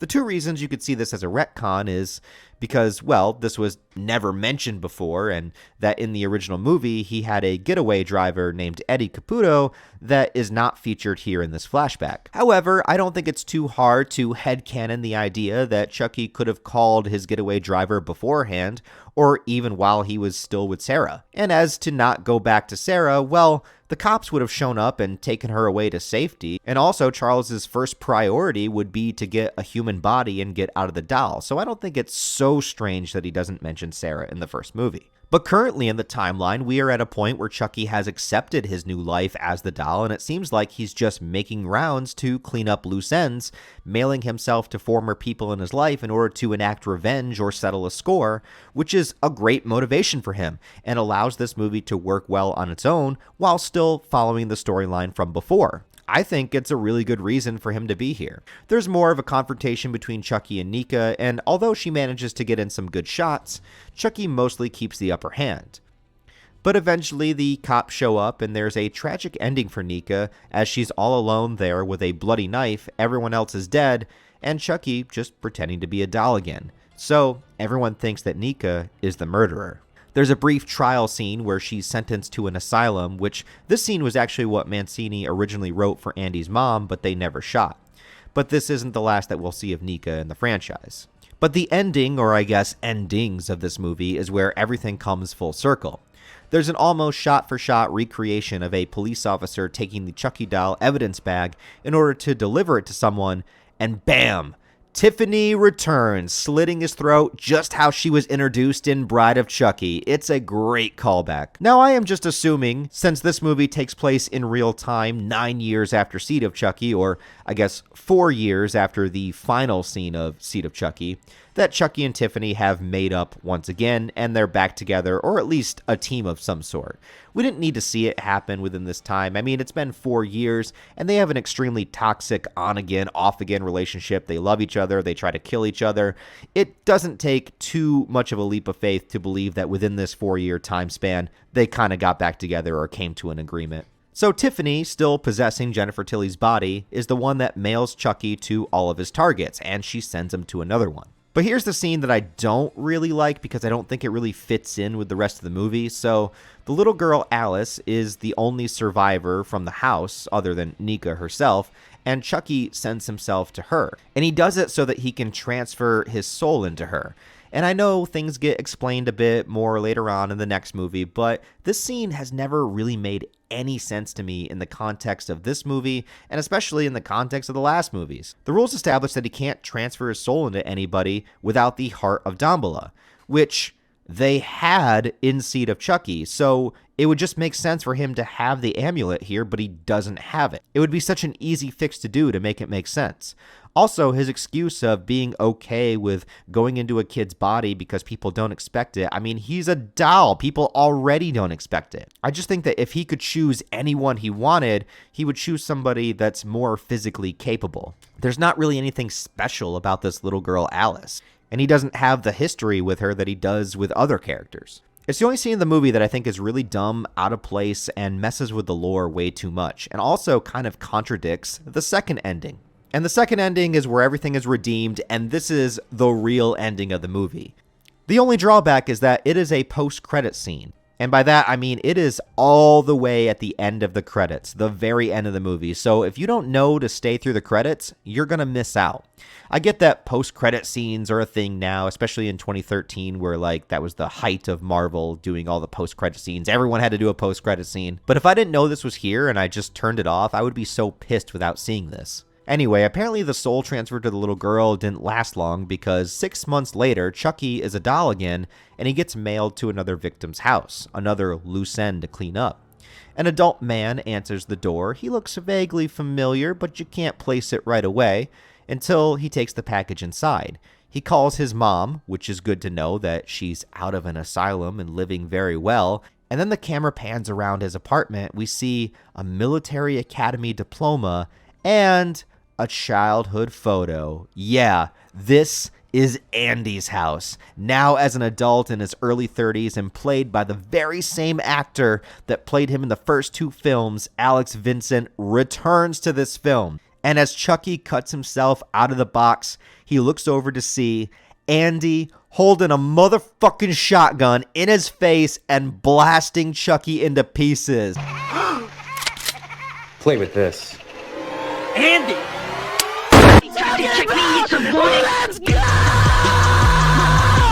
Let's go. You could just end the entire franchise right here. Done. Perfect finale. Andy was ready for him. He knew what was happening. This might be the greatest reveal of a legacy character coming back to a franchise that I've ever seen. Little Andy has become a motherfucking badass. So despite some minor issues I have with the film and obviously the lower budget from, going to direct to DVD, Chucky doesn't look and move as well as he did in the last 2 movies, but overall, this is just a really fun horror movie with a lot of great moments and kills.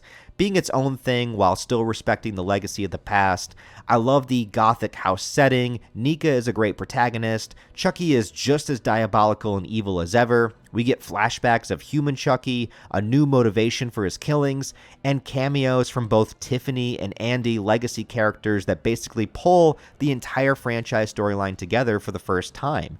Something that will continue moving forward, but you can thank Curse of Chucky for spearheading that. It was important for this movie to work because if this movie had been shit, I don't think we would have gotten any future for our little ginger menace. And it wouldn't be long before Nika, Andy, Tiffany, and Chucky, and Chucky, and Chucky would all return again for the final installment of the original movie series. Where's Grandma? In the cellar. What's she doing down there? Nothing.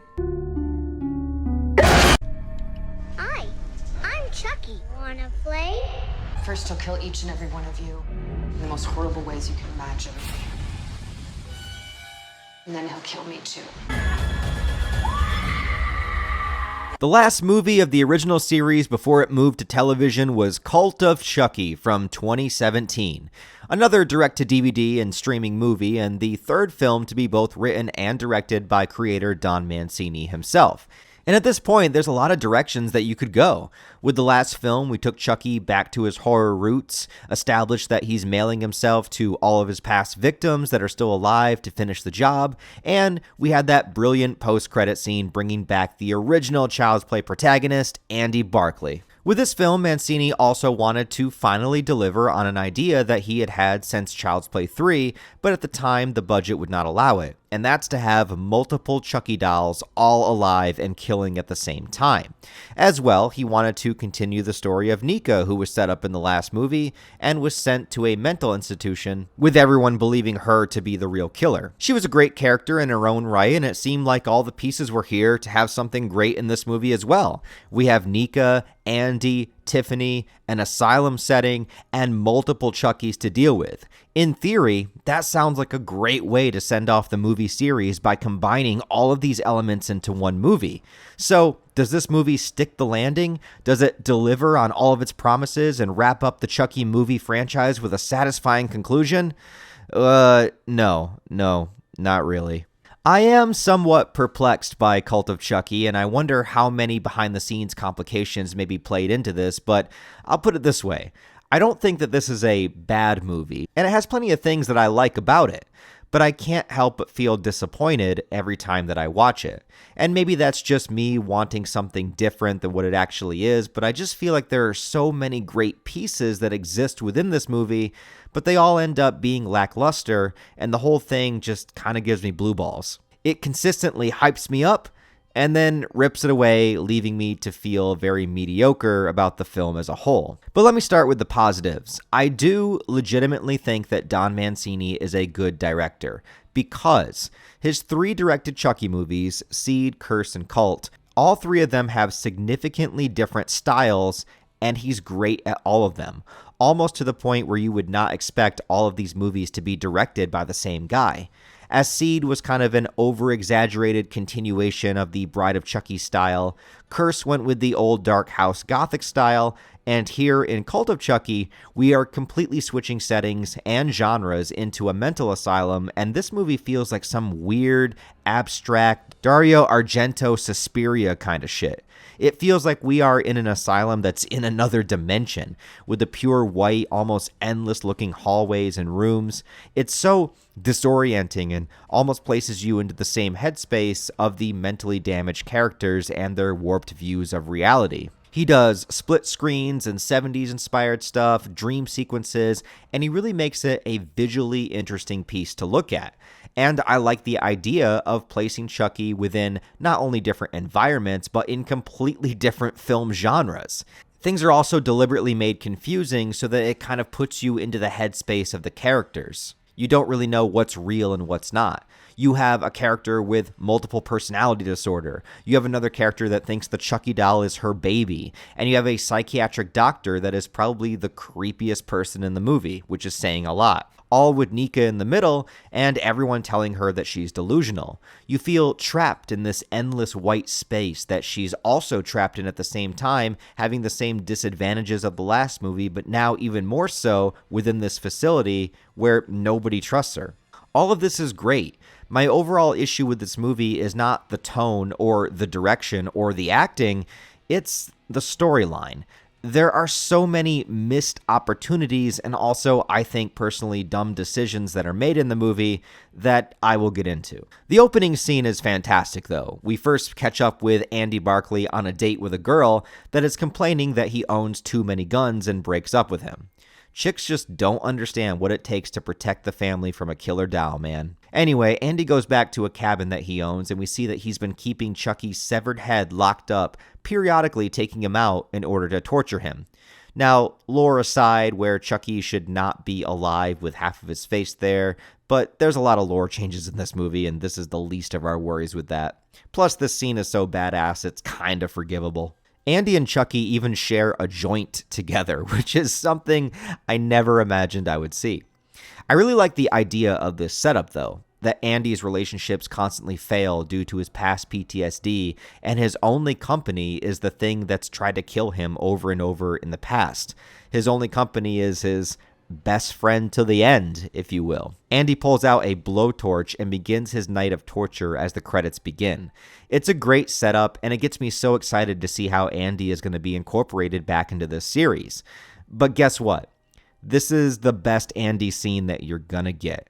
He has about 10 minutes of screen time in the entire film. And actually, I want to do this review a little bit differently than I've done the others. I'm going to save all of the Andy storyline stuff for the end of the review because I have a lot to say about it. And because his scenes are kind of sporadically cut within the movie, I think it would interrupt the flow of the review if I tried to talk about it. So we're going to talk about Andy last. But let's talk about the real storyline of this movie, and that's Nika in the asylum.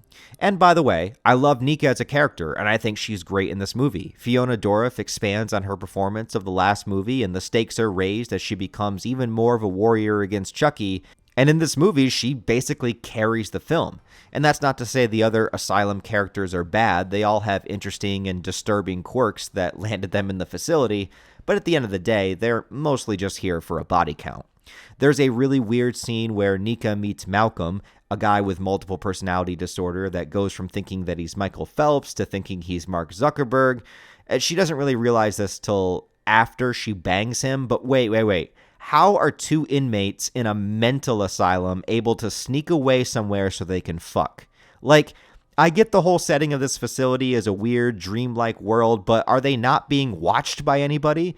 These are like killers or suicidal people or like potentially rapists. I don't know. How would this happen? Also, there's no nudity, so what's the point? Anyway, soon Nika gets a visitor, and it's Tiffany, still possessing Jennifer Tilly's body, although now she's just calling herself Tiffany. Nika doesn't know who Tiffany is, but Tiffany claims that she was Alice's legal guardian, the little girl from the end of the last movie, and she also says that Alice is now dead. To console Nika, she brings her a Chucky doll that supposedly helped Alice get over her trauma before she died. So, yeah, this is where things begin to get weird. The scene at the end of the last movie showed Chucky starting to transfer his soul into Alice. Later in this movie, it's explained that one of his victims fought back, assumingly killing Chucky in Alice's body. This may seem really confusing because Chucky was already shown to be in Andy's cabin with him. Well, this begins to play into the concept of the multiple Chucky's. There's also already a Chucky doll in the asylum that Nika's doctor was trying to use to help Nika recover, and that Chucky doll has been taken by an inmate named Madeline who believes the doll is her baby. So we have two Chucky dolls in the asylum, one that is currently just a doll, and the other one brought in by Tiffany that is still possessed by Chucky. If you're confused, don't worry, you're supposed to be. The Chucky that Tiffany brought in comes to life in the night, hunting for Nika. He's discovered by another inmate, giving us some fun, dark humor. I am a vintage, mass-marketed children's toy from the 80s. Standing right in front of you. I'm a schizophrenic. I see things. I'd say the humor in this movie is pretty balanced. Like, it still stays mostly in the horror roots, but it definitely gets a bit sillier than the last movie did. Chucky actually arrives to find Nika, who had cut her wrist, actually trying to take her own life in order to escape the situation, which is super dark and depressing, especially after following Nika this whole way, that she feels like this is her only escape. But Chucky doesn't want to be denied his own vendetta and actually stops the bleeding and wraps up her arm himself so that she survives. What a nice guy he is. Another inmate named Claire tries to get rid of the Chucky doll from Madeline, but ends up being taken by the doctors and strapped to a table. But as they leave, Chucky enters and mimics a Bride of Chucky kill, smashing the glass above her, having it chop her up, and even managing to decapitate her, which I guess has to be some really strong, heavy glass. There's also a whole subplot with the multiple personality guy, Malcolm, believing himself to be Chucky. For a lot of the movie, it's a mystery to wonder if Chucky did somehow manage to possess him or not, but it turns out it was just another personality that he developed after learning about who Chucky was. I think it works pretty well as a misdirect because he's pretty convincing that he's actually Chucky, but, he's not. And it even goes so far that he kills another person in the Chucky persona before reverting back to his actual personality and then feeling pretty bad about it, only to then be killed by Chucky himself. The Madeline character, who is in the asylum for killing her child, has a lot of disturbing things happen with her as well. First, she attempts to breastfeed the Chucky doll, thinking it's her baby, and since it's actually Chucky, he takes advantage of that and sucks on that titty. And then she tries to murder the doll, not because it's Chucky, but because she is reenacting murdering her own child. She does this and then buries the Chucky doll, only for it to crawl back out, come back to her, and kill her in a very intimate and creepy way, with her thinking that her child is back and wanting to die to be with him. And it's some really dark stuff. There is some really dark stuff in this movie. But let's talk about the main crux of the movie, and that's the multiple Chuckies. All these Chucky dolls are alive at the same time, so what is going on? Well, after we get the reveal that Nika's doctor has been hypnotizing her so that he could make out with her and suck on her toes, yeah, Chucky knocks him out, wakes Nika up, and then the other Chucky doll that had just killed Madeline walks into the room. There is a third Chucky doll that is introduced, sent to the asylum by Andy, and one of the two alive Chuckies performs some voodoo magic, and then bam, the third Chucky wakes up as well. So now we have 3 Chuckies all here at the same time. What does this mean? How does this work? And this is where it kind of falls apart for me. As a lore junkie myself, these kind of explanations are the worst, because Chucky just says he read a new spell on the internet and learned how to do it.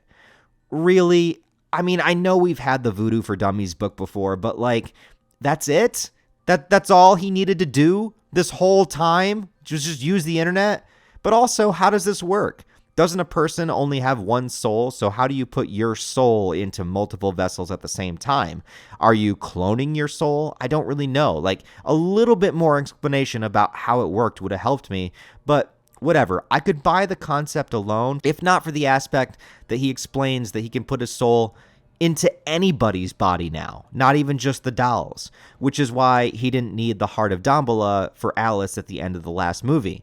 But am I wrong in thinking that this makes Chucky just a little bit too OP? Like, with no effort whatsoever? Like, I'm down with the fact that by the 7th movie in the Chucky series, he becomes more powerful and more well-versed in voodoo. I'm even down with him being able to possess humans, but it just feels so unearned, and it's explained away with as little effort as possible. It's basically like saying, well, it's magic. Magic can do anything. Deal with it. I mean, sure, but give us some kind of explanation, just some kind of consequence, just something, anything, just anything. I'm also even okay with the idea of having multiple Chuckies, and I know it's an idea that Mancini has been trying to do for years, but this is the only scene where we have all 3 Chuckies together, and it only lasts for a couple of minutes. The best scene of the movie, other than the opening, is the banter between the 3 Chuckies. They're so much fun together. It's great. A nurse walks in and they all gang up and stab the shit out of them together. 3 Chuckies all working side by side, and they also feel like they have slight variations in their personality. They work very well as like 3 brothers, and it's a lot of fun. Made the funniest face when I drilled him. Did you see the steam when I sliced open his guts? I never felt so alive. Yeah, well, you've been alive for like 2 minutes. Well, the dialogue is dark and funny, but we only get it for about 2 minutes of screen time, and then it's over. So I guess my issue is, if the movie promises multiple Chuckies, yeah, it's in here, but it takes almost the entire movie to get to it, and after one scene, it's all over. All this non-explanation of possessing multiple people at one time and being able to possess anyone, it all ends up just not really feeling like it means much, because this scene just comes and goes, and then the movie's almost over. You got to suck titty today. Look what happened to me. Chucky then decides to possess Nika, and this moment is also a little bit of a double-edged sword, because it is massively entertaining to see, especially since the actress, Fiona Dora, is Brad Dourif's real daughter, so watching her get possessed and then act and laugh like Chucky is a real treat to see. It's like father, like daughter, you know? She's able to get the mannerisms and the laugh down almost perfectly, and she does a great job at it. In universe, I don't know how possessing a paraplegic body suddenly gives the body the ability to walk, but it's still nice to see her stomp the creepy doctor's face in. It's a good kill, and like I said, Fiona plays Chucky wonderfully. Her impersonation is spot on. Chucky inside of Nika's body manages to escape the asylum, meeting Tiffany outside, giving us an interesting new dynamic for them. Hey, lesbos. And as they ride off together, we see the Tiffany doll in the back seat laughing alongside them, which basically confirms that not only Chucky, but also Tiffany can now possess multiple things at the same time. And in some ways, I think this could have been a great ending to the series. Since Chucky's original goal was to get out of the doll body and into a human one, to have Chucky finally do that and drive off into the darkness with Tiffany, yeah, it's a bad guys win kind of moment, but after 7 movies and going on Chucky's journey, you feel like it's deserved in a way. But the problem is that this victory is taken away because Chucky can just possess whoever he wants to with little to no effort, so him possessing Nika doesn't really feel like a victory. It just feels kind of like, okay. Like, imagine if possessing Nika was the first time the Damballa spell worked and how monumental that would feel after 7 movies. He finally did it. But instead, it just ends up feeling kind of disposable because it doesn't matter who he possesses since he can just inhabit multiple forms at once and do it so easily now. I guess in short, although the scene is done well and Fiona Dorff plays it amazingly, the impact of the scene is cut short for me because it doesn't feel like it matters in the grand scheme of things. And speaking of things not feeling like they matter, let's talk about Andy in this movie. This is where I think the movie really drops the ball hard. After all these years, you bring Alex Vincent back to play Andy, and his plotline could completely be cut from the movie, and it wouldn't matter. He makes no impact or difference on anything. Andy is shown in a few cutaway scenes from the asylum, and to say it's a B-plot is a massive understatement. He's researched and heard about Nika's story and has been trying to gain access to the asylum in order to help prove her innocence and also take down any other Chucky. This is just a total side note that I thought of just now as I was editing this video, but remember in Seed of Chucky how it was well established that the story of Chucky was so well known that they were making a movie about Chucky? So obviously the awareness of this supposed possessed doll inside of a good guy doll is something that people know about so much that they're making films about it, and yet people still thought Nika was crazy when she said the good guy doll was possessed. And nobody seems to mention the Chucky movie or Charles Lee Ray. Nobody seems to know anything about this. Did people just forget in the last 13 years? Or did that Chucky movie never get made? Did it get scrapped? Did they finish making it? I have no idea. Anyway, it's just a random thought. Eventually, he decides to just drive to the asylum and try to get in. The problem is the whole movie seems to be building up to when Andy will join the main story. They build him up like a badass, and he has this whole arsenal of weapons in the car with him, and he's not taking any shit. So is he going to get to interact with all these other characters? Is there going to be an epic showdown? No. There is one scene where Andy interacts with Tiffany, which is a big deal considering they're both such huge parts of the franchise but have never crossed over. But it's only over a phone call, and it's about 1 minute of screen time. It's cool to see these characters together, but that's it. Hey, Andy, you want to join up? Fuck you. Then Andy gets into the asylum by punching a guard, which makes no goddamn sense, because they wouldn't just throw him into the mental institution. He'd have to, get arrested, go to trial, be sentenced, but instead they just throw him in a padded room, which makes no sense. Why would you not just have him sneak in or knock a guard out and get his key card? He's supposed to be a badass now, right? Or you could have had Chucky possessing a guard and throwing him in the room or something. Why would they just throw him in there like a prisoner? I don't know. It just doesn't seem to make any sense to me. The only Andy scene we get next is the buzz-cut Chucky doll coming to kill him. And that's because that's the doll that Andy sent there beforehand because he smuggled a gun inside the doll. So he shoves his hand into Chucky's gut to get the gun and then blasts him away. I mean, I like the idea of Andy smuggling in weapons and not wasting any time dispatching Chucky quickly. That's all cool, but he literally uses all of his bullets, leaving him unable to shoot Nika when she shows up possessed by Chucky, and then she simply closes the door, locking Andy back in the cell. And yeah, this is the only scene where Andy and Nika have any screen time together. It again lasts under a minute. You bring all these characters together, and they don't even get to interact. Technically, Andy never even meets Nika because she's possessed by Chucky in this scene. I guess at least as the last movie in the series, Andy survives the franchise in the film, with his whole involvement in this movie being a little bit pointless, but at least he's alive. I mean, what happened to that entire bag of weapons that he brought with him? Never used. He never meets up with anyone. He never gets to have any prominent scenes with any other big characters. And sure, when he's on screen, he is cool, but if you're gonna bring him back, bring him back. Have him make an impact. It just feels so lackluster. But again, I can't call this movie bad in the sense that I think it is well made and well acted, and I like the creativity of switching genres, and the ideas that are at play here are good. But by the end of the movie, I just can't help but feel disappointed by the potential of what it could have been rather than what it is. But maybe the TV show will turn my spirits around because I know a lot of these characters continue to return in that. Speaking of characters returning, in a post-credit scene we get in this movie, we're back at Andy's cabin and the severed head of Chucky is reintroduced to another legacy character showing up, and it's Kyle, Andy's foster sister from part 2.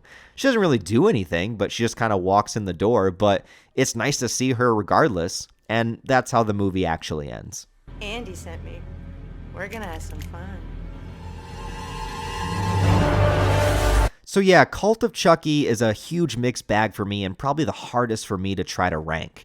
I don't think it's a horrible movie, and there's plenty in it that I do enjoy, but it's also incredibly frustrating to me how particular aspects were handled.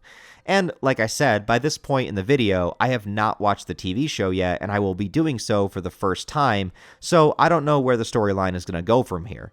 But if you consider this a finale of sorts, since it's the last movie, I think it works okay as an ending. Not what I had hoped for, but okay. Chucky's at his most powerful, he gets a human body, Andy survives.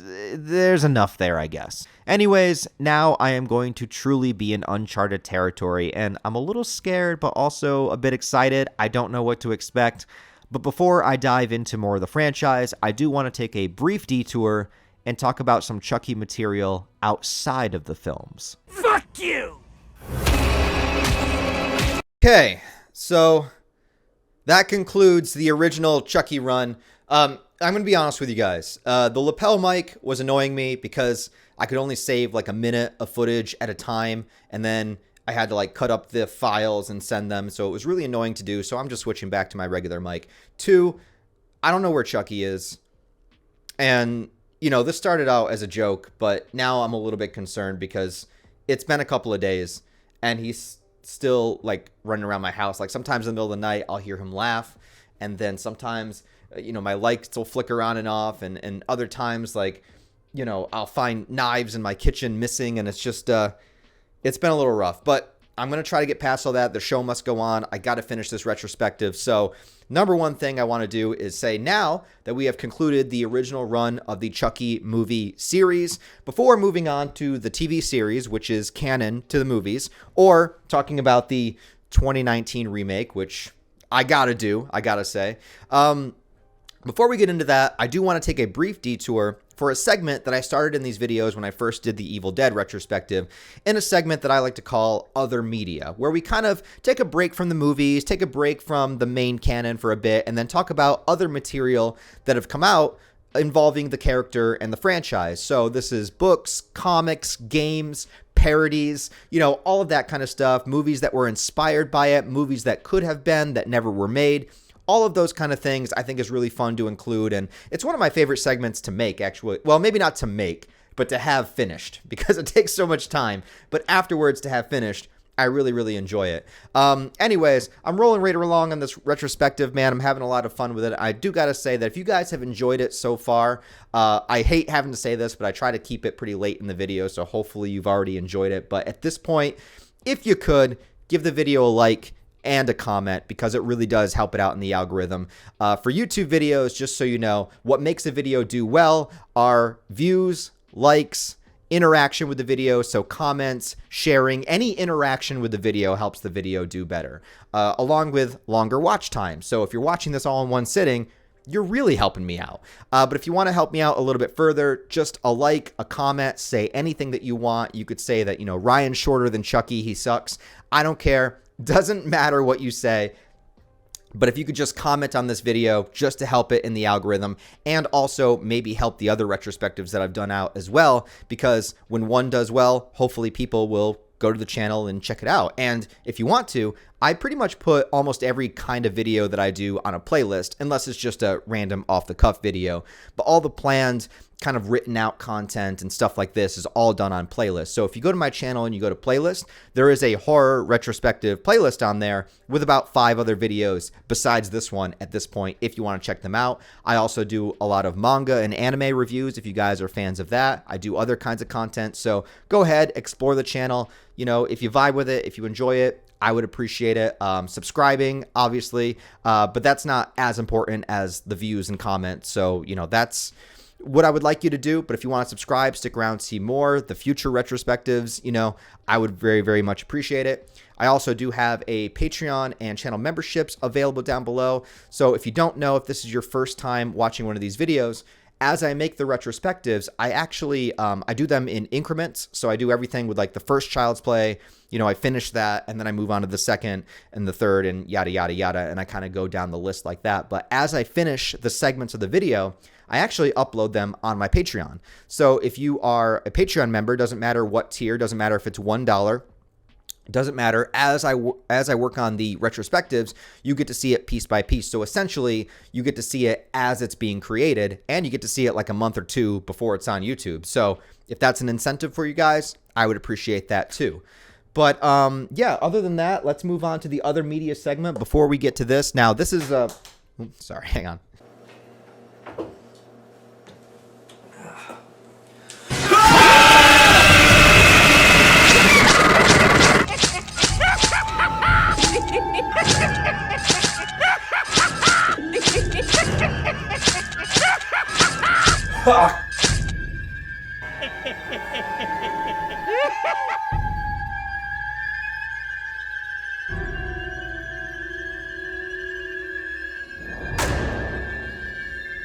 When it comes to films that never got made, the only things that I could really find were mostly information that I've already shared with you guys, such as Don Mancini's original script for the first movie, the one that featured a good guy doll with realistic blood that mixes with Andy's blood and then causes the doll to kill for him basically as a representation of Andy's subconscious.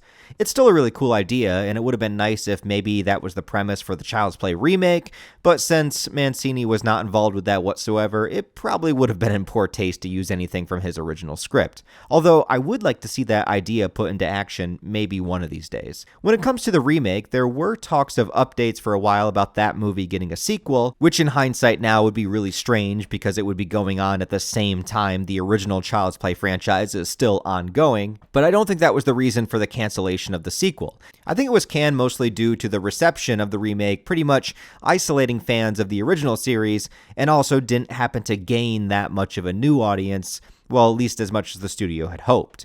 But I'm not really complaining that we're not going any further with this one. One thing that's always talked about, though, are horror crossovers. Ever since Freddy vs. Jason proved that it was possible, ideas for other famous horror characters to meet and beat the shit out of each other became something that we fans want to see. But as I've discussed in other retrospectives that I've done, the major problem comes down to, well, money, but it's because most of these horror characters are owned by different studios. And when that happens, there are so many hurdles to jump through in order to even attempt to make it happen. Like, both characters need to have a certain amount of screen time, each side needs to approve of which lines of dialogue the other character says, how much they get hurt in comparison to the other character, everything has to be equal, everybody on one side needs to tip a toe around to make sure everybody on the other side is okay with the decisions they make, and vice versa, and it's just a huge mess. Freddy vs. Jason happened to work because at the time they were both owned by the same studio. But when they tried to get a third horror character incorporated into a sequel for that movie, it was way too difficult to do and to have everybody on the same page and come to a consensus, and so we never got one. Unless, of course, you count the Freddy vs. Jason vs. Ash comic book, which never got a film, but was based on a script that was made for a potential sequel. By the way, I do review that comic book in the Elm Street video I did, if you're curious. It's, interesting. But hypothetically, who would be the best character to cross over with Chucky? For years, I've seen talks and rumors of two specific characters. One is actually Freddy Krueger, which isn't as crazy as you think, because both of these killers are known for their personality and gleeful attitude when it comes to disposing of their victims. Both of them are wisecracking and maniacally laughing psychopaths. And plus, aren't we just a little bit curious about what Chucky's dreams are like? I mean, I imagine a demonic playground filled with murder traps everywhere. Freddy might actually find some interest within the mindscape of Chucky, and it's something that I would like to see. But of course, at this point, Robert Englund is no longer playing Freddy Krueger, so that might be something that would have to be left up to comic books as well. The other crossover suggestion that I always see brought up is Chucky versus Leprechaun. Because, well, we know why. Because they're both short. And as a fellow short person, I have to say that this is highly offensive, and I do not condone it. Nah, I'm just kidding. This would be dope. Leprechaun's a weird one, and someday I'll do a video series on him as well. He actually did get to go to space, though, which is something that Chucky has yet to do. Although recently, Don Mancini has stated that if there's enough demand for it, he might be able to put Chucky in space. So I think we need to get a hashtag started here, Chucky in space, and get it trending. When it comes to book series, I'm a little bit shocked to see that only 2 of the films received novelizations, Child's Play 2 and Child's Play 3. Both of them were written by Matthew Costello to coincide with the movie's releases, but none of the other movies ever received a novel adaptation, and there are literally no original stories in novel form that I could find, which seems very weird to me. Maybe it's a rights issue, but compared to other horror franchises that I've done, this is the first time I've seen one with no original stories in book form. Now, there are books about the franchise, like Reign of Chucky by Dustin McNeill and Travis Mullins, but there's no original stories that I could find. If you guys know of any, please let me know in the comments because I'm coming up with nothing. But it does seem like Chucky got a little bit more love in the comic book world over the years. Again, both Child's Play 2 and Child's Play 3 got comic book adaptations. No adaptation for Seed of Chucky, though. I wonder why. Did nobody ever want to draw Chucky jacking off? The first original story in comic book form was a Child's Play comic published by Innovation in the early 90s that takes place after Child's Play 2. It was a 5-issue run that saw Chucky being rebuilt within the toy factory and then continuing his vendetta against not really Andy, but Andy's mom. Yeah, this is the only other time we see Karen Barkley make an appearance, unless she's in the TV show, which I haven't watched at this point in the video. And this comic takes place without a time skip, and even Detective Norris returns, but he doesn't make it through the comic. The cover page is fantastic, featuring Chucky having killed a bunch of other famous horror characters, although Chucky on the cover page himself doesn't really look like much of a doll, just a really ugly, angry short guy. The other interesting thing to note is that there was a contest put out in the first issue that the winner of would get to be featured and drawn in issue 5, the final issue of the series, being killed by Chucky. That is awesome. It took over a decade later, but Chucky finally returned to comics in 2007 with a one-shot crossover with Hack Slash. Now, I will be honest with you guys, I don't know anything about Hack Slash, but it has a sexy dark-haired monster hunter girl named Cassie, and I feel like that's something I really need to know more about for reasons. And there's also this huge motherfucker named Vlad that looks like Jason Voorhees. Why have I never read these comics? This looks awesome. Seriously, this looks like something that's right up my alley. Now, I'm not sure what movie this takes place after, but Chucky gets resurrected to get information on his voodoo secrets, but of course, Chucky will Chuck, and he starts wreaking havoc, leading to an ultimate confrontation between them, and Chucky also manages to get killed by an alligator in the comics, so that is something they've never tried in the movies. Chucky then got his own solo series by the same Devil's Due publishers, just called Chucky. It's a 4-issue series of him hunting down Jesse and Jade in an alternate timeline taking place after Bride of Chucky.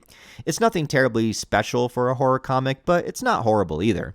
And if you ever wanted to see Chucky on a moped, this is your chance. They take a lot of liberties with the Jade character, just basically turning her into straight-up Sarah Connor, and in a final battle she manages to incinerate Chucky in flames.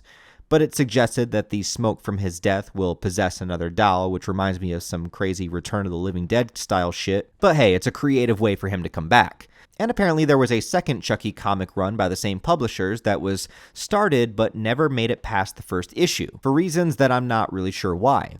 But anyways, that was the end of Chucky in the comic book world. Maybe in the future I can go a little bit more in depth with these, but I just wanted to let you guys know what was out there, and sadly it's not much. But it's way more than we get in the video game world.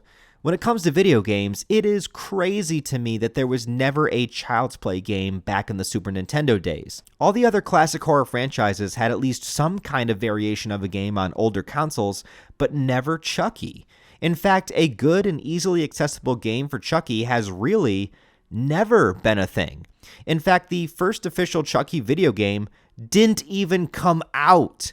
It was a game called Chucky Wanna Play that was being developed in 2012 by Tick Games, and it would have you play as Chucky inside of a house that was kind of a stealth style game, but also a bit of a hack and slash style game, where you kind of sneak around and murder the fuck out of everybody.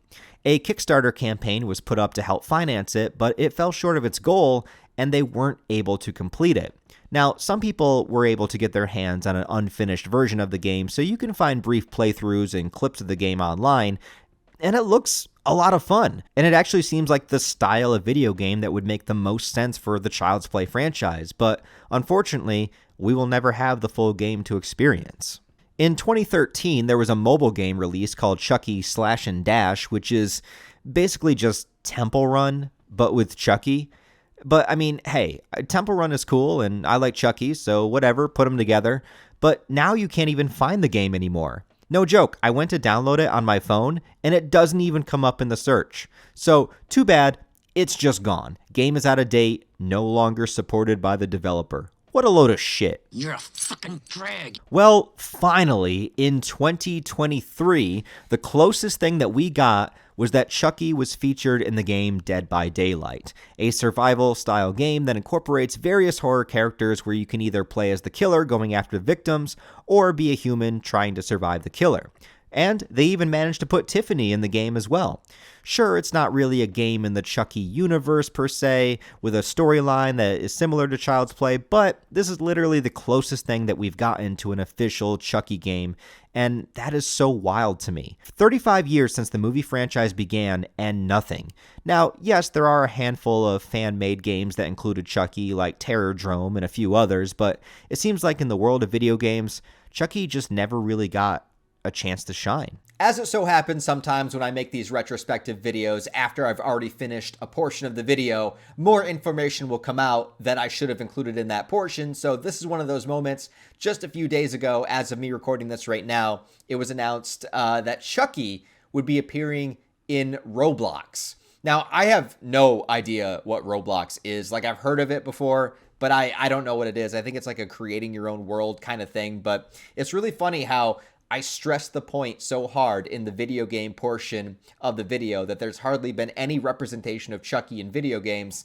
And like immediately after, now there's a new trailer of Chucky in Roblox. So I find this to be pretty interesting. Chucky will only be available for a limited time as a nightmare experience. You'll either be able to play as the iconic killer doll, hunting victims yourself, or run from him as one of those victims. Other horror films will be brought on in a rotating basis. So it looks like it's going to be a limited thing. But I mean, interesting enough, they got it down. You know, they got the good guy doll box down there. And then there's some images of the gameplay here. Nice little Chucky shadow there for you. And yeah, I guess this is what Roblox looks like. And you just can play as Chucky going around wreaking some havoc. But I say it's about time. It's about time, man. Let's get Chucky out there in the video game world more. But, you know, can we go and actually give him his own game? That's still what I'm pulling for. But hey, if you play Roblox, now you can beat Chucky. Another thing that I wasn't aware of that somebody else brought to my attention was for the Curse of Chucky, there was a bunch of promo videos that featured Chucky showing up in other horror movies. I did a quick YouTube search here, and you have Chucky showing up in Psycho, you have him showing up in Drag Me to Hell, in The Purge, and some of these are pretty funny, like Chucky needing to grab a stool in order to to kill Janet Leigh's character. They're just short little 30-second clips or a minute-long clips.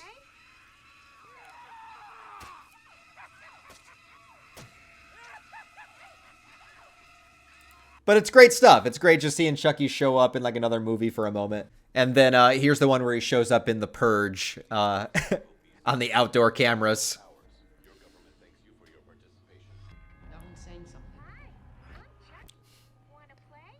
Horrible CGI, but funny nonetheless. And here they edited him in Drag Me to Hell, which I think is a very underrated movie. Good old Sam Raimi. Bringing back his Evil Dead classics. But may as well throw Chucky in there. Why not?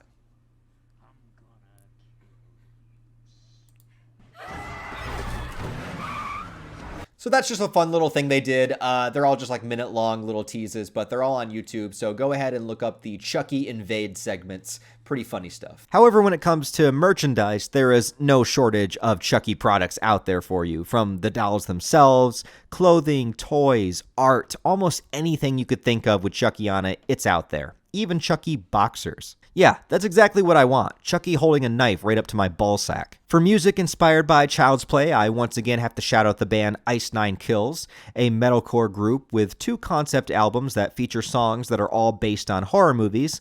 They have a song called Assault and Batteries that bases itself around Chucky, and it has some hilarious lyrics like, "You won't ever grow up, you won't make it past 6, because this 2-foot-tall demonic doll will make you its bitch." Classic.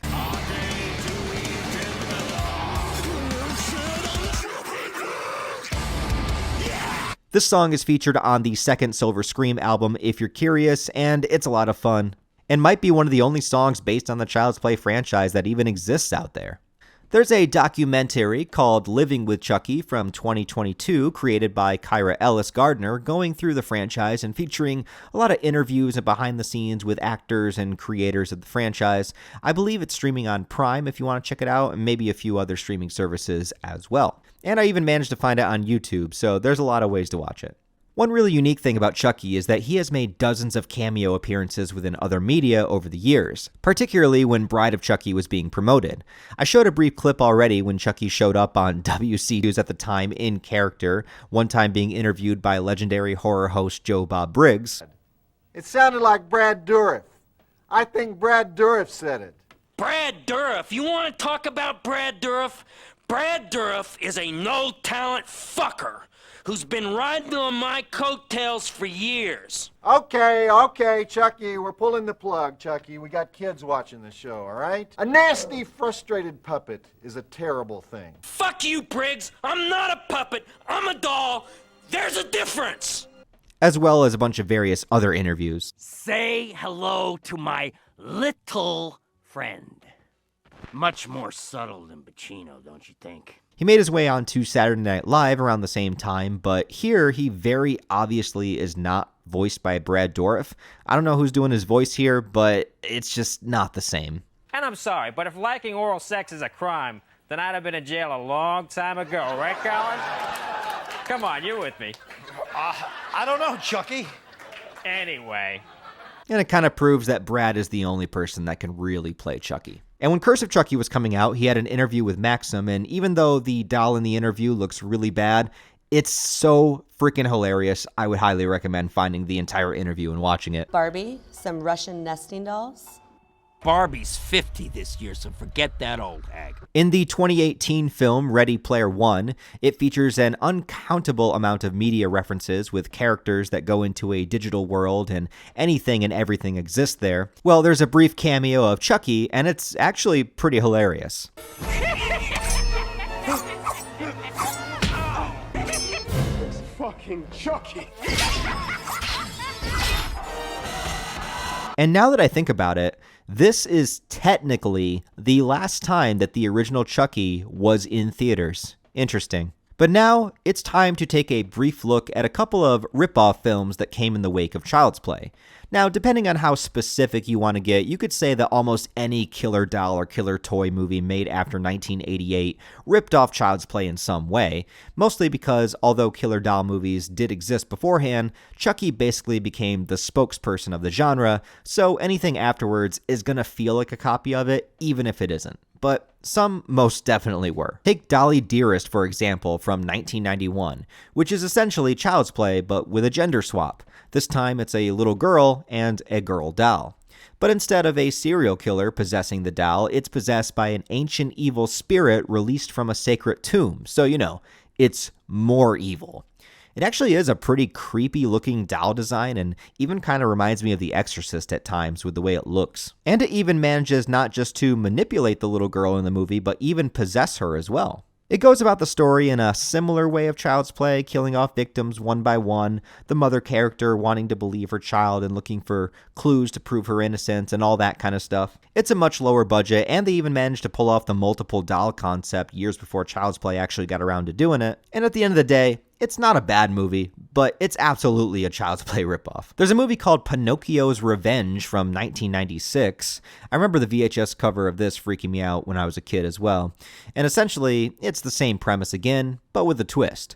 A man blamed for some murders buries a puppet with a victim. After it's found, it winds up with the killer's lawyer. She takes it home for her daughter, and her daughter begins to grow fond of it. Murders do start happening, and the doll communicates with the little girl, but without any kind of movement, seems to be telepathic. At first, you think maybe this is due to budget constraints, and yeah, I'm sure they had a lot of budget constraints here. Pinocchio, remember, you can't become a real boy if you keep doing bad things. Getting rid of David would be a good thing. The same way punishing that bitch at school was a good thing. But they also do attempt to add a twist where they make it really ambiguous as to if it's the doll or the little girl committing the murders. And any supernatural elements are merely left up to speculation. And you don't really get to see the doll do anything. And spoiler alert if you care, but they do the twist where, yeah, this time it is legitimately the little girl doing the killing. But it implies that maybe the doll had influence over her doing it, whether because it's actually evil or just because the girl is crazy. It tries to do both, keeping it ambiguous and not giving you a true definitive answer. The only scene where the actual puppet is seen attacking anybody is when it attacks the mother, and it's determined to be a delusion by her where it was actually her daughter instead. It's a good effort, I suppose, but if you want a killer doll movie, I mean, it doesn't live up to the marketing. You also have the Puppet Master franchise, which I wouldn't really say is a Child's Play ripoff per se, but it is about killer puppets that came out around the same time, so I figured it was worth mentioning. Also, before researching this video, I had no idea that Puppet Master has 15 films in its franchise. 15 Puppet Master movies exist. Now I am dreading the day that I have to cover this franchise. Anyways, a bunch of puppets get animated by evil magic and they wreak some havoc with a revenge plot. It's got a lot of memorable puppet designs, but I couldn't tell you which one of these movies I've seen. I mean, I think I've seen the first 3, but my memory's kind of foggy and, there's 15 of them, so it's hard to keep it straight. In a more family-friendly way, we have Slappy the Dummy from Goosebumps, created by R.L. Stine. It's essentially the mascot character for the entire franchise at this point, and he also has a fun, maniacal side to him, kind of like a PG version of Chucky. Terrorize the locals, destroy the town, let's get silly! And if you want a truly batshit crazy Child's Play ripoff, look no further than the Bollywood film versions. Zepet Lela, if I'm pronouncing that right, there's a part 1 and part 2 featuring a killer that puts his soul into a doll that looks like this. It follows the structure of Child's Play, but with a ventriloquist instead of a child, and also with plenty of musical numbers, because it's fucking Bollywood.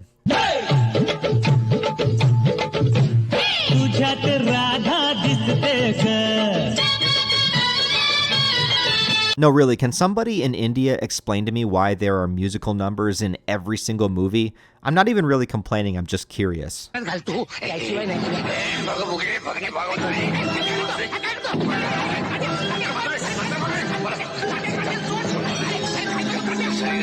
Anyway, I didn't sit through this entire film, but I watched plenty of clips of it, and I really don't know what to think. But then again, I've seen enough of these Bollywood kind of reinterpretations of classic horror films, so it doesn't really surprise me. But it's just always interesting to remember that these kind of things exist out there. Now, recently, killer doll movies have been in no shortage. There was Dead Silence from 2007, directed by James Wan, featuring plenty of creepy dolls coming to life.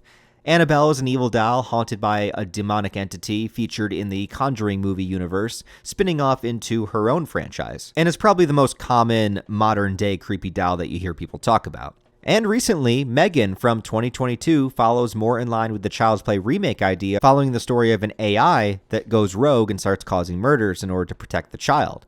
And yeah, it's like the same exact plotline from the Child's Play remake. But ironically enough, this movie was way better received than the Child's Play remake, mostly because it was actually its own story with its own new characters, and it wasn't changing an established character like Chucky into something else, but instead introducing new characters that we can accept in this new way. But regardless, the killer doll genre continues to thrive to this day, and it seems to be something that, despite however many interpretations that we get, it still appeals to something within us where we just want to be creeped out by a toy coming to life and trying to kill us. Also, even though Chucky himself is a dark comedy character most of the time, there still were a few spoofs out there of the franchise. There's a great one of Chucky on Robot Chicken killing a bunch of the Cabbage Patch Kids, and he's even voiced by Mark Hamill here, which was years before the Child's Play remake came out, where Mark Hamill would voice that version of Chucky. Once I get my body back and reverse the gypsy curse, or whatever the hell my origin is.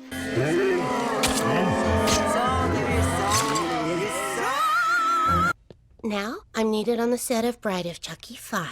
Time is money. It's been referenced in other shows and cartoons like Gumball, which I'm not sure if any child watching that would have gotten. Speaking of which, I always wondered about the relation of Chucky and Chucky from the Rugrats. I mean, think about it. Child's Play came out in 1988, Rugrats premiered in 1991. There's this little ginger baby named Chucky. I don't know, I always suspected it was an inside joke to base a children's cartoon character design off of a rated R movie serial killer. Can anybody confirm this? The similarities are just way too striking for me, plus I remember being a kid, liking Rugrats, and being scared of Child's Play, and even back then thinking, why are these characters both named Chucky and seem so similar? But finally, and for purely research purposes for this video, because I am obligated by my job to look this kind of stuff up, there is a Child's Play porn parody called Adults Play. In this lore, Chucky was a female serial killer named Carly Lee Ray, known as the Sex Strangler, who transfers her soul into a sex doll. I'm not surprised by the simplicity of the plot, but one thing that I feel like they should have done is have the actress be a redhead. I mean, I'm sure she does an award-winning performance regardless, and I myself prefer dark-haired girls the best, but just to be in character, I think she should have been a ginger chick. I mean, come on. You're gonna be my best friend. Anyway, I don't think you can actually watch the movie without being a member of the Nerds of Porn website, which I am not, so I just had to settle for the trailer. And, I think I'll keep it there. But anyways, guys, that will do it for the other media segment, so let's get back to the timeline board and check on my nearly stabbed to death body, see how I'm doing. Are all redheads inherently evil? Obviously.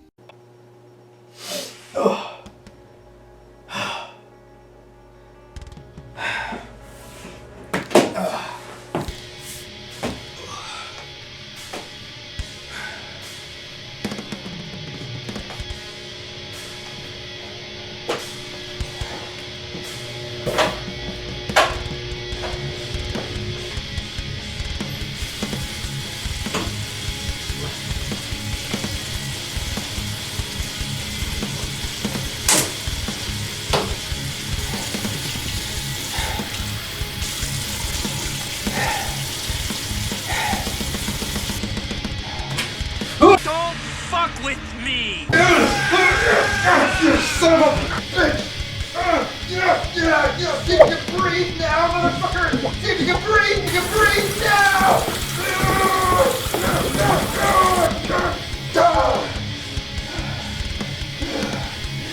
Fuck you!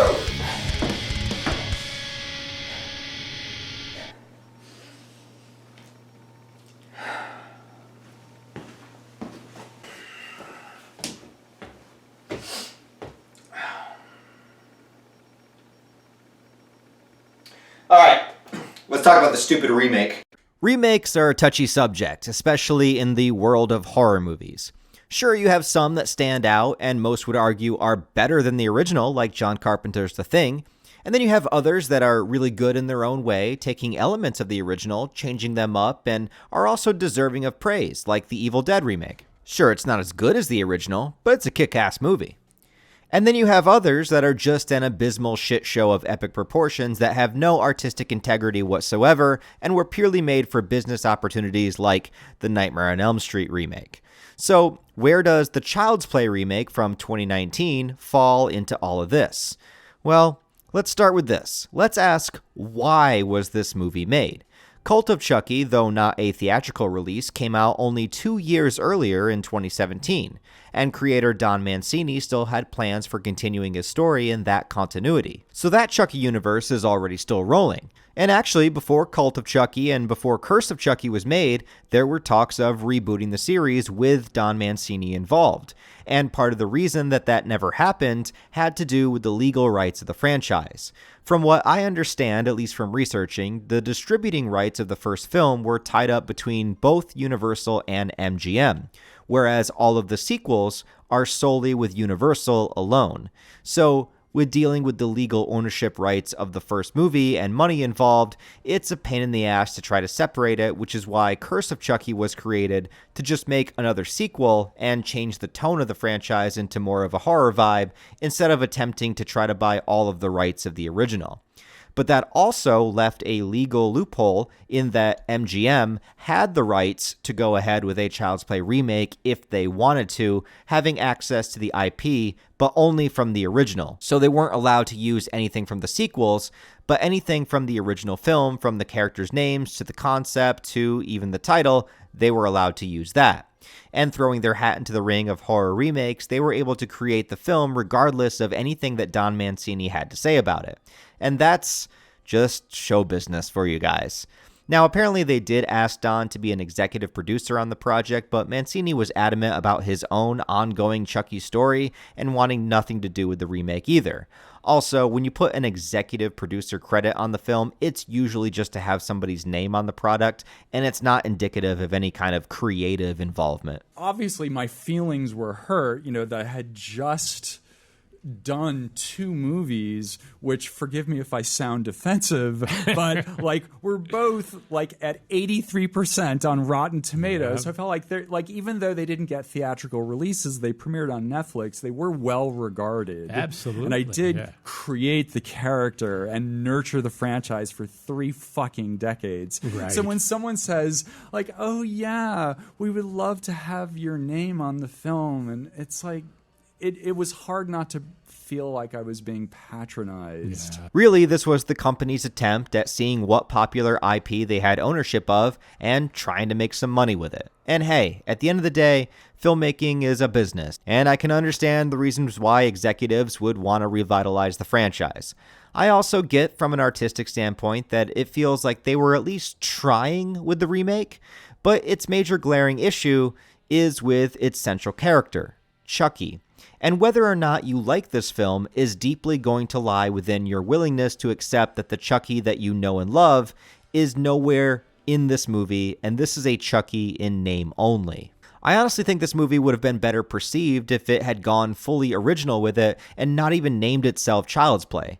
But of course, they needed the IP name recognition for monetary value, so it was an inevitability. It's directed by a guy named Lars Klevberg, who had only directed one other movie that released in the same year, and has not made another movie since this one, so I don't know what that tells you.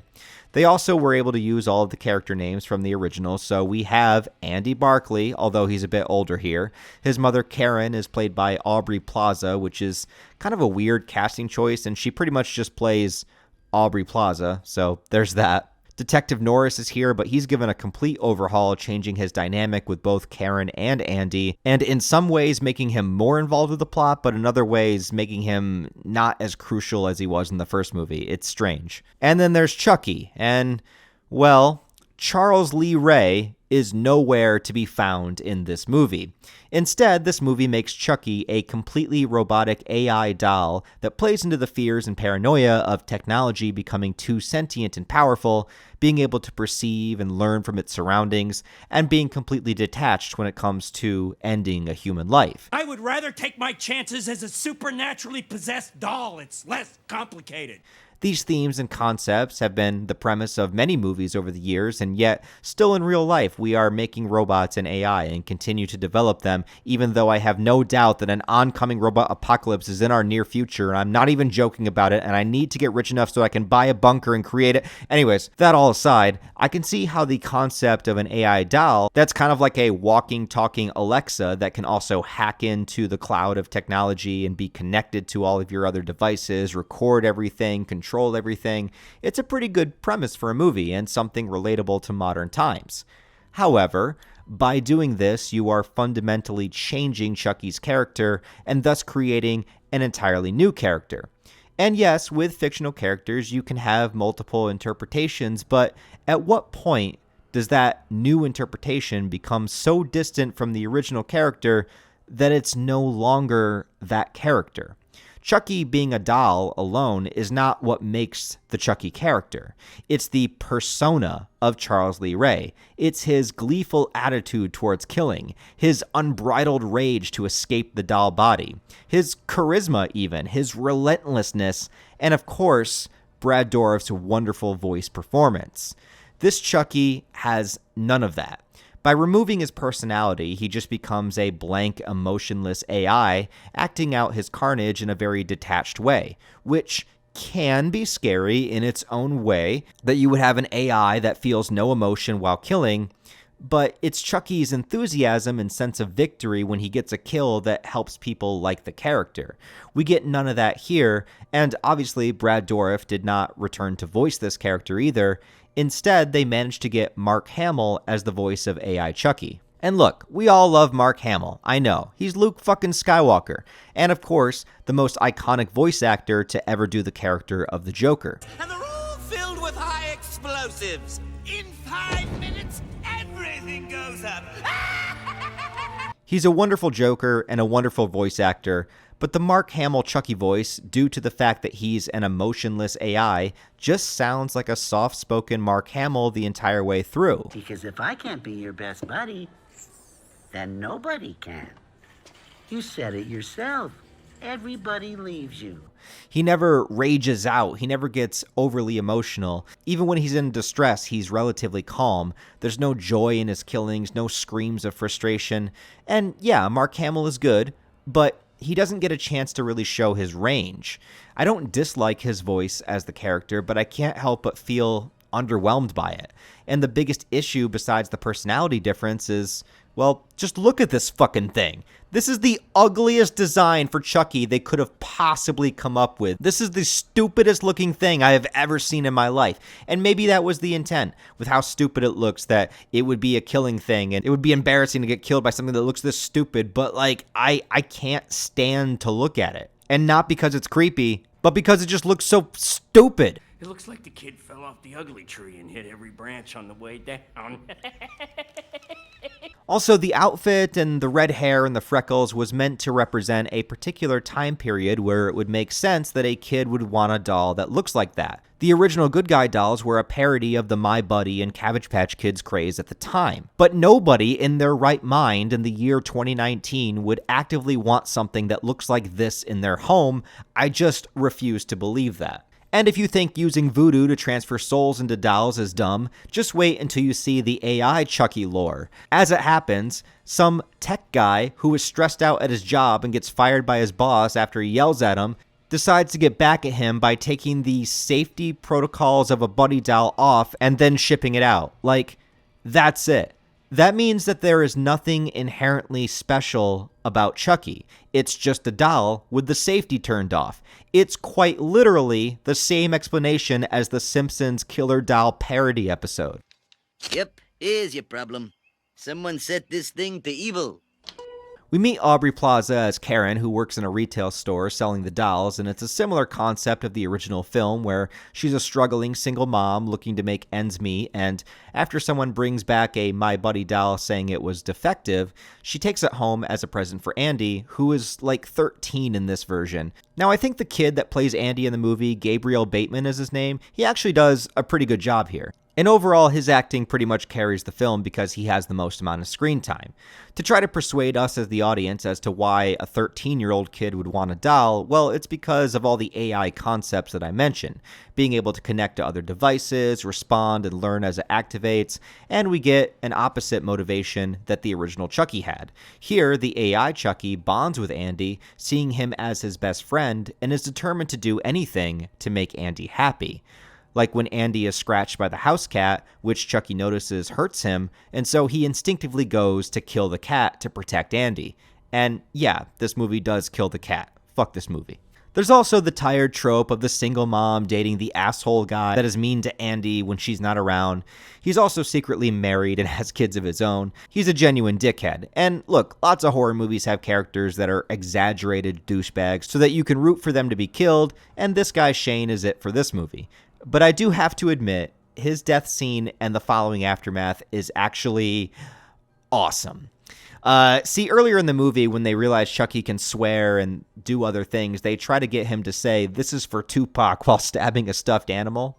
As well, there's a scene where the kids are watching Texas Chainsaw Massacre Part 2, which is a really funny choice for the movie for some reason. That movie also being a dark comedy, and Chucky notices how the kids react and respond when seeing the murders, and if you know anything about Texas Chainsaw, well, the main villain is a guy named Leatherface that cuts off people's faces and then wears them like a mask. So all this is set up early on, and when Chucky follows Shane home, he gets him cornered in the front yard while a lawnmower tramples his face, and Chucky says, "This is for Tupac." "This is for Tupac," right before stabbing him. I gotta admit, that was really funny.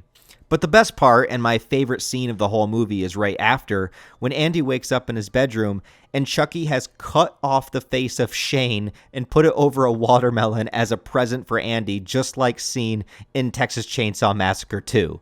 That part was fucked up, and I loved it. And I also loved how Andy was trying to deal with the situation with his friends, where they wrap the watermelon with the face on it in wrapping paper and then claim it's a present for the neighbor. And as Andy's mom walks in, she goes with them to hand it to the neighbor, who's just this sweet little old lady that lives down the hall that has no idea that a man's face skin is in her hands. It is just so funny, and it's exactly how I would think a little kid would try to think to dispose of it. And I don't know, I honestly have to say that this whole sequence of the movie, I loved it, and I thought it was really funny dark comedy stuff, I got to admit. The little old lady character is actually the mother of Detective Norris, and I guess you could say there's a parallel here with Norris and his mom and Andy with his mom. I don't know if that's intentional. It also feels like it was here to give us a sympathetic kill, since pretty much everyone else Chucky kills in the movie is an asshole and kind of deserves it. Like the apartment building's maintenance guy that finds the discarded Chucky doll when Andy tries to throw him away and reassembles him. He apparently set up hidden cameras all throughout the building so that he could watch Karen take a shower. So yeah, he needed to go, and his death is bad. There's tons of gore here in this scene. His limbs are chopped off by a buzzsaw, and it's a pretty extreme kill even for a Child's Play movie. One thing I thought was really stupid, though, is there's a brief moment where Chucky poses as another kid's doll and then torments Andy with all the camera footage inside of a store. But Andy's two friends that were literally there to help him stop Chucky earlier and hide the face mask, for some reason in this scene, because the plot demands it, they turn on Andy thinking he's going nuts and maybe he was the real killer all along. But they have no real reason to think this other than just Andy freaking out in a store, but they also know that he has damn good reasons to freak out. I don't know, it's all an attempt to try to make everyone think Andy is crazy, even his mom, but it's a little late in the movie's run to start doubling down on that plot point right now. Anyway, the rest of the movie is alright, I guess. Like I said, they had to add a sympathetic death since all the others you would root for, so Chucky does end up killing Norris's elderly mom in a car wreck and stabbing her. And the finale of the movie is a good idea in general, but I wish there was a little bit more to it. It all takes place in the retail store as they are unveiling the second wave of My Buddy dolls, but Chucky is able to tap into the collective AI and turn some of them evil as well. He attaches razor blades to drones, flies them around in the store, killing people. And this moment, I can only imagine, was an attempt to get a jump on the Five Nights at Freddy's movie and do it first, because we have animal versions of the My Buddy dolls that come to life and attack people. Like, yeah, animatronic bears, not even trying to hide it. I really like the idea, though, of the whole store of Chucky dolls turning on and activating and running amok and killing people. It's not every doll. I wish there was more to it. Maybe it was a budget issue, but I like what's going on here. But there's also that lack of emotion or glee within Chucky while it's happening, which is just a whole different vibe than what you would expect from our original Chucky. I mean, yeah, it's a killer robot, but with that, it's just so robotic. It's basically Hal from 2001, but with a Chucky body. The ending sees Chucky capturing and about to kill Karen as Andy goes to face him down one-on-one. And yeah, the finale is done well. The kid does a pretty good job acting it out, and nothing here is particularly bad. I mean, the setting is a little bland because it's just an open back room of the store, but that's kind of nitpicking, I know. Also, I hate when they reprise iconic lines from the original film in a context that's different in reboots, like with Norris showing up and saying, "This is the end." I don't know, I always cringe when that happens. Anyway, Chucky is shot, ripped apart, and destroyed by Andy and his friends. And since this is just AI and there's no murderous human soul inside of it, I suppose that's it. But then it cuts to the creators of the doll saying that they are temporarily recalling the product, and of course, the movie has to end on a tease of a slow zoom in on a box of a My Buddy doll having its eyes turn red before it cuts to credits. But why is this happening? Is this meant to imply that the AI Chucky that we've been following has transferred itself into a different doll? Or did somebody at the factory have a bad day and turn off the safety protocols of this one too? I don't know, and I hope to never find out. Look, is the 2019 Child's Play movie a bad movie? I would say no, it's fine for what it is, but what it is not what I watch Child's Play for. If I want a sentient and learning-capable AI that murders people, I'll watch 2001, I'll watch The Terminator, hell, I'll even watch iRobot. I get trying to make it modern and play on the idea about how technology rules our lives, and I get the commentary on consumerism that it incorporates from the original. The actors all do a fine job, and it's paced well, and it looks good. It's fine, but it's missing, how do I say this, the soul, particularly Charles Lee Ray's soul. Chucky is not popular due to the concept, but due to the personality. It's not that he's a killer doll, it's that he's a lovable maniac that enjoys killing, and it's great seeing him get one up on his victims despite his setbacks of being trapped in a doll body. As wacky and ridiculous as the sequels got, we still always had Chucky himself to entertain us. We still always had Brad Dourif's performance to pull it all together. And whatever this is, this just isn't Chucky.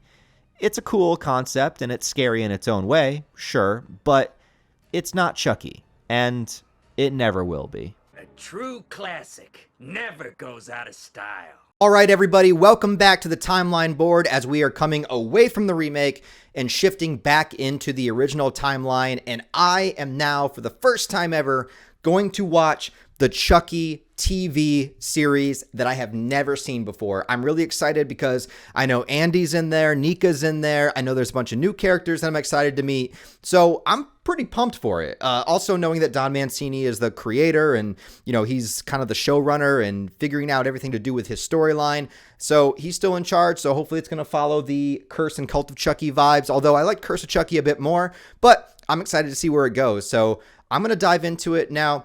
I was trying to decide how I'm going to review it because the TV series, I wasn't sure where it was available, but I saw that it is on Amazon Prime. So I'm probably going to watch it on there. But I don't know if I'm going to be able to have any footage for you guys, maybe just some clips. I might mostly just be using still images. So we'll see where that goes. There are 8 episodes in season 1 and 8 episodes in season 2. And at the time of recording this, there are 4 available episodes of season 3, and season 3 continues with its next 4 episodes in April. Now, I really hope that I can get this video out before April. That was my original intent. Although when I went into creating the video, I was not looking up when the show was going to return. I had no idea what season it was on, so I didn't even know that I was making this whole video in the middle of season 3. Now, part of me wishes that I could wait until season 3 was over, but that would take me into like the end of May, and I just don't know if my channel can afford that. I feel like I need to get this video out. So I will be doing episode by episode reviews because I feel like that's the best way to kind of dig into, the meat of the story and the lore and everything. So I'm going to be doing it by episode. When I get to the halfway point of season 3, I will have to end it, unfortunately. But if you guys like this video and you like me talking about Chucky, I'm more than willing to do episode reviews of the Chucky series when it comes back out. Like, I'm down to do that. So you guys let me know if you want me to do that. I also thought about maybe stopping at season 2 and not reviewing any of season 3 because if it's an ongoing storyline, it might be kind of weird to stop in the middle. But then I thought about like the end of Cult of Chucky. I'm like, that's kind of like a story that stopped in the middle. So you know what? I'll just review everything that's out so far. So that's what I plan to do. Now, the other thing I have to talk about is my mental delusions. I've realized in the past couple of days and going through these movies that I have some deep-seated trauma when it comes to dolls. Now, I know that this is not real. It never was. This was just a manifestation of my subconscious. And I projected my fear and terror of childhood onto this Chucky doll that was only ever meant to be a fun prop for the video. I've actually had this for like a decade and a half, probably longer. But I'm glad that I got some use out of him. But I realized he's not real. This has all just been a fabrication. My fear is not with Chucky. My fear goes all the way back to the early days of my childhood, thinking about the long hallway in the upstairs of my parents' house and the creepy, weird doll that sat in the guest room that would stare into my soul every time I would turn the corner into that room. It made it so I couldn't sleep at night. I constantly believed that it was going to come alive and attack me. I constantly believed that it was real. And these delusions and this fear and this trauma has built up over all these years. And now that I'm making a Chucky video, it has manifested itself into me thinking that this Chucky doll is trying to kill me. But I'm here. I'm alive. So I'm a man that thinks progress and mental health is important. So I think the best thing I need to do is face my actual fears. I need to go to my parents' house. I need to go in that room. And I need to confront that doll face to face. And I need to show that I'm not afraid of it anymore. So that's what I'm going to do.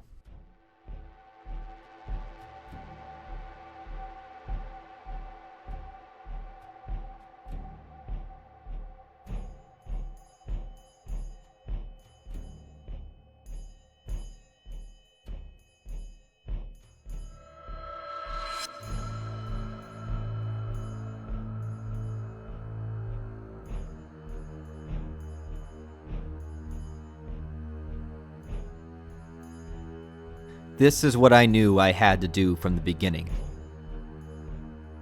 I drove my way over to my parents' old house. As I walked inside, things were just as I remembered as a kid. Things felt wholesome, comforting. All except for what I knew was in my near future. That dark stairwell, steep and ominous, leading up to the inevitable disaster that I knew was awaiting me. But this was something that I had to prove for myself. I had to be brave. I had to stare down that long hallway, which as an adult actually didn't really seem that long, but as a kid felt endless. The door was open at the end of the hall, just as it always had been, and I knew that as soon as I turned inside, it would be staring at me.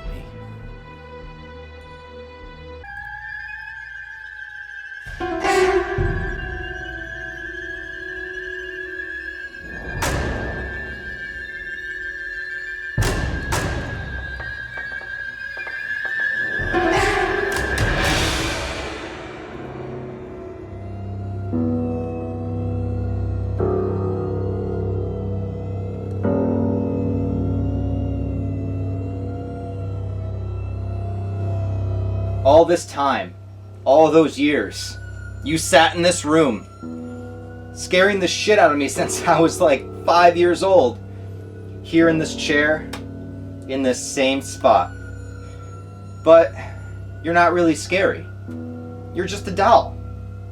And, you know, a relic of a time where this was something that kids would enjoy, as opposed to be scared by. But there's nothing really to be scared about with you, is there? Why? Why are you making that sound? Why are you laughing? You're not real! You're not real! What the fuck? It was you! It was you all along!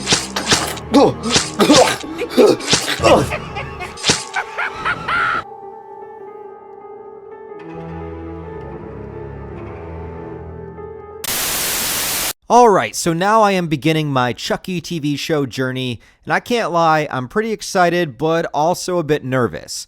But the best frame of reference for a horror movie series going to television that I have is with Ash vs. the Evil Dead, which by far exceeded my expectations and became one of my favorite shows just in general. So it's definitely possible for this to work. And where Cult of Chucky ended, introducing the concept of multiple Chucky dolls, well, the potential seems to be endless. During the era that Curse and Cult of Chucky were coming out, Don Mancini also worked as a writer for the television show Hannibal, and with his experience in television, thought that he could bring something really unique to Chucky as a TV series as opposed to a movie. Working as the head writer and showrunner and striking a deal with the Sci-Fi Channel, in 2021, the show would air its first 8-episode season, simply titled Chucky. The first episode introduces a brand new character and main protagonist for the series, 14-year-old Jake Wheeler, played by Zachary Arthur, who is growing up in the same town that Charles Lee Ray was originally from, called Hackensack.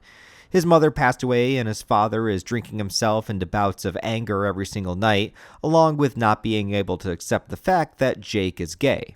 So, yeah, the show seems to be attempting to be the closest the series has ever gone to directly replicating the themes of bullying and isolation that played a very prevalent role in Mancini's original idea. And here, Mancini has also officially made his main character a lonely, isolated kid that is also officially gay, likely to be similar and more relatable to his own personal experiences.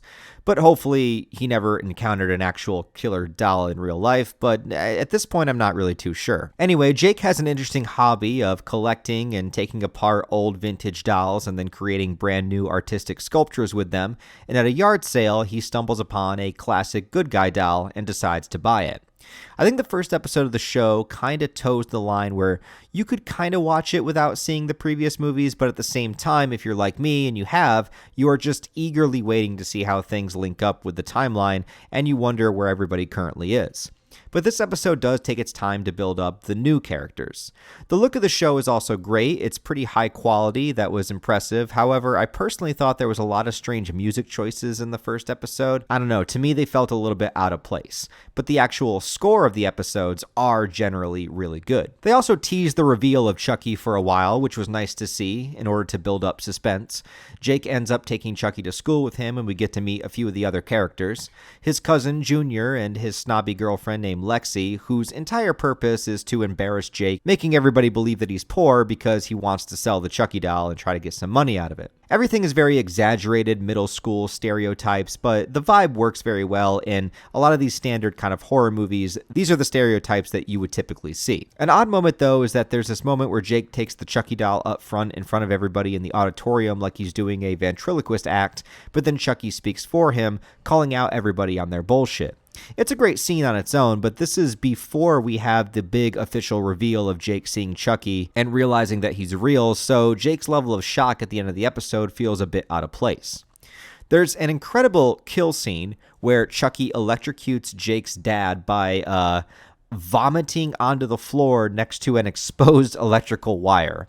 I'm sure consistently coming up with new kills for slashers is a hard thing to do, and I can safely say that I've never seen a kill like this before, so kudos to Mancini for that one. So basically, the first episode establishes Jake as an isolated loner, perhaps easily manipulated due to the fact that Chucky, for some reason, seems to want to help him get revenge on his bullies and abusers. By the end of the episode, Jake knows Chucky's true identity, and it seems that Chucky is down to let some chaos ensue within his old stomping grounds. Episode 2 of Season 1 takes place on Halloween, and I love me some Halloween-centric episodes, especially when the TV show is already based on a horror concept. And actually, I need to mention the tone of this show is very much in line with the previous 2 movies that Mancini directed, at least so far. There's absolutely humor here, like my favorite bit when Chucky goes out during Trick or Treat disguising himself as a kid wearing a costume by wearing a Hello Kitty mask.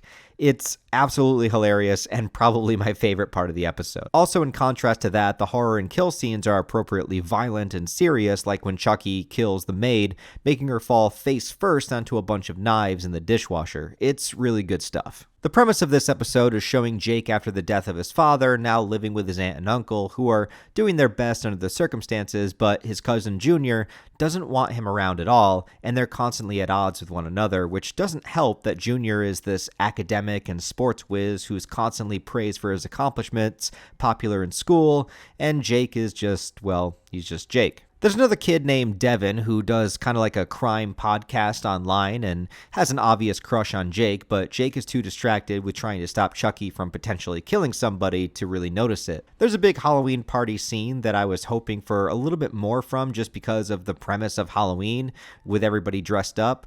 But the most prominent thing that happens, besides Lexi completely ruining the mood between her and Junior and cockblocking herself, is when she dresses up as Jake's dad, mocking his death, which is genuinely heartbreaking and just really makes you hate this character. Also, the catalyst for the great conversation at the end where Chucky convinces Jake that some people just have to die, allowing Jake to pick up a knife based solely on his own choice to do so. Now again, my biggest questions at this point revolved around why Chucky is so determined to help him out, other than just causing general mayhem, but it's only episode 2, so I'm sure I'll see. There also is a brief mention of Glenn when Chucky tells Jake that he has a gay son in order to relate to him, but it's nice to have a reference to a movie in the series to confirm that yes, this is all within continuity. Episode 3 of season 1, I would say, is where the show started to get good for me, even if I might not fully understand why Chucky is so adamant about helping Jake at this point. I did like the creepy idea of him grooming and nurturing another generation of killers, or at least potential killers. Chucky motivated Jake to want to kill Lexi, and the crazy thing about it is Jake actually kind of attempts to, at least a little bit, by stalking her and wanting to walk up to her with a knife, only to find out that it's Junior instead. But ultimately, he cannot follow through with it, leaving Chucky to call him a pussy and say that he'll do it for him. Lexi has a young sister who likes the Chucky doll and only fake apologizes to Jake in an attempt to get the doll for her sister. After Chucky agrees to kill Lexi for him, Jake does give her the doll, and we get yet another party scene with some of the kids, but this time it's at Lexi's house. My favorite moment is when Chucky attacks a kid thinking it's Lexi, but it's just some random other kid. But since he's already stabbed him once, Chucky just goes, fuck it, and he kills him anyway. My bad. I thought you were Lexi. Fuck it. No! Really darkly funny moment that's classically in line with Chucky's personality. I loved it. Chucky does eventually corner Lexi in a room and attempts to choke her out and accidentally sets fire to the room, giving us some really cool imagery of the laughing killer doll surrounded by a fire backdrop. Definitely some iconic stuff. But the real treat of this episode is the flashback scene showing Chucky's first kill when he was a child. What I like about this is that it depicts Chucky coming from a pretty normal family, but something inside him compelled him towards the darker subjects and the curiosity about death. It's a terrifying aspect that is the reason why I prefer things like the traditional Michael Myers Halloween lore, where child Michael just picks up a knife and kills his sister for no discernible reason. It's like it could happen to anybody, anywhere, at any time. He doesn't need a tragic backstory to push him over the edge. He's just a vessel for evil. And here, showing more of Chucky's backstory, it kind of leans into that similar direction, but only with the slightest motivator in that another serial killer at the time broke into his house and killed his father. And instead of going for vengeance, Chucky attempts to impress the killer by killing his own mother before the intruder can. The killer then gives him some advice to cover up his tracks and promptly leaves the house. Intentionally or not, it might also parallel Chucky and Jake, in that a killer may be within you, you just need that first little push to start the reign of terror. Something really scary to think about, and without any of the supernatural or voodoo elements, it's purely something that's intrinsically terrifying. And I don't think there needs to be anything special about the killer that broke into Chucky's house when he was a kid. I think the idea is that it's just a killer, and that anybody could be a killer. Similarly, episode 4 is also spliced with flashbacks of young Chucky, and once again I really enjoyed these segments.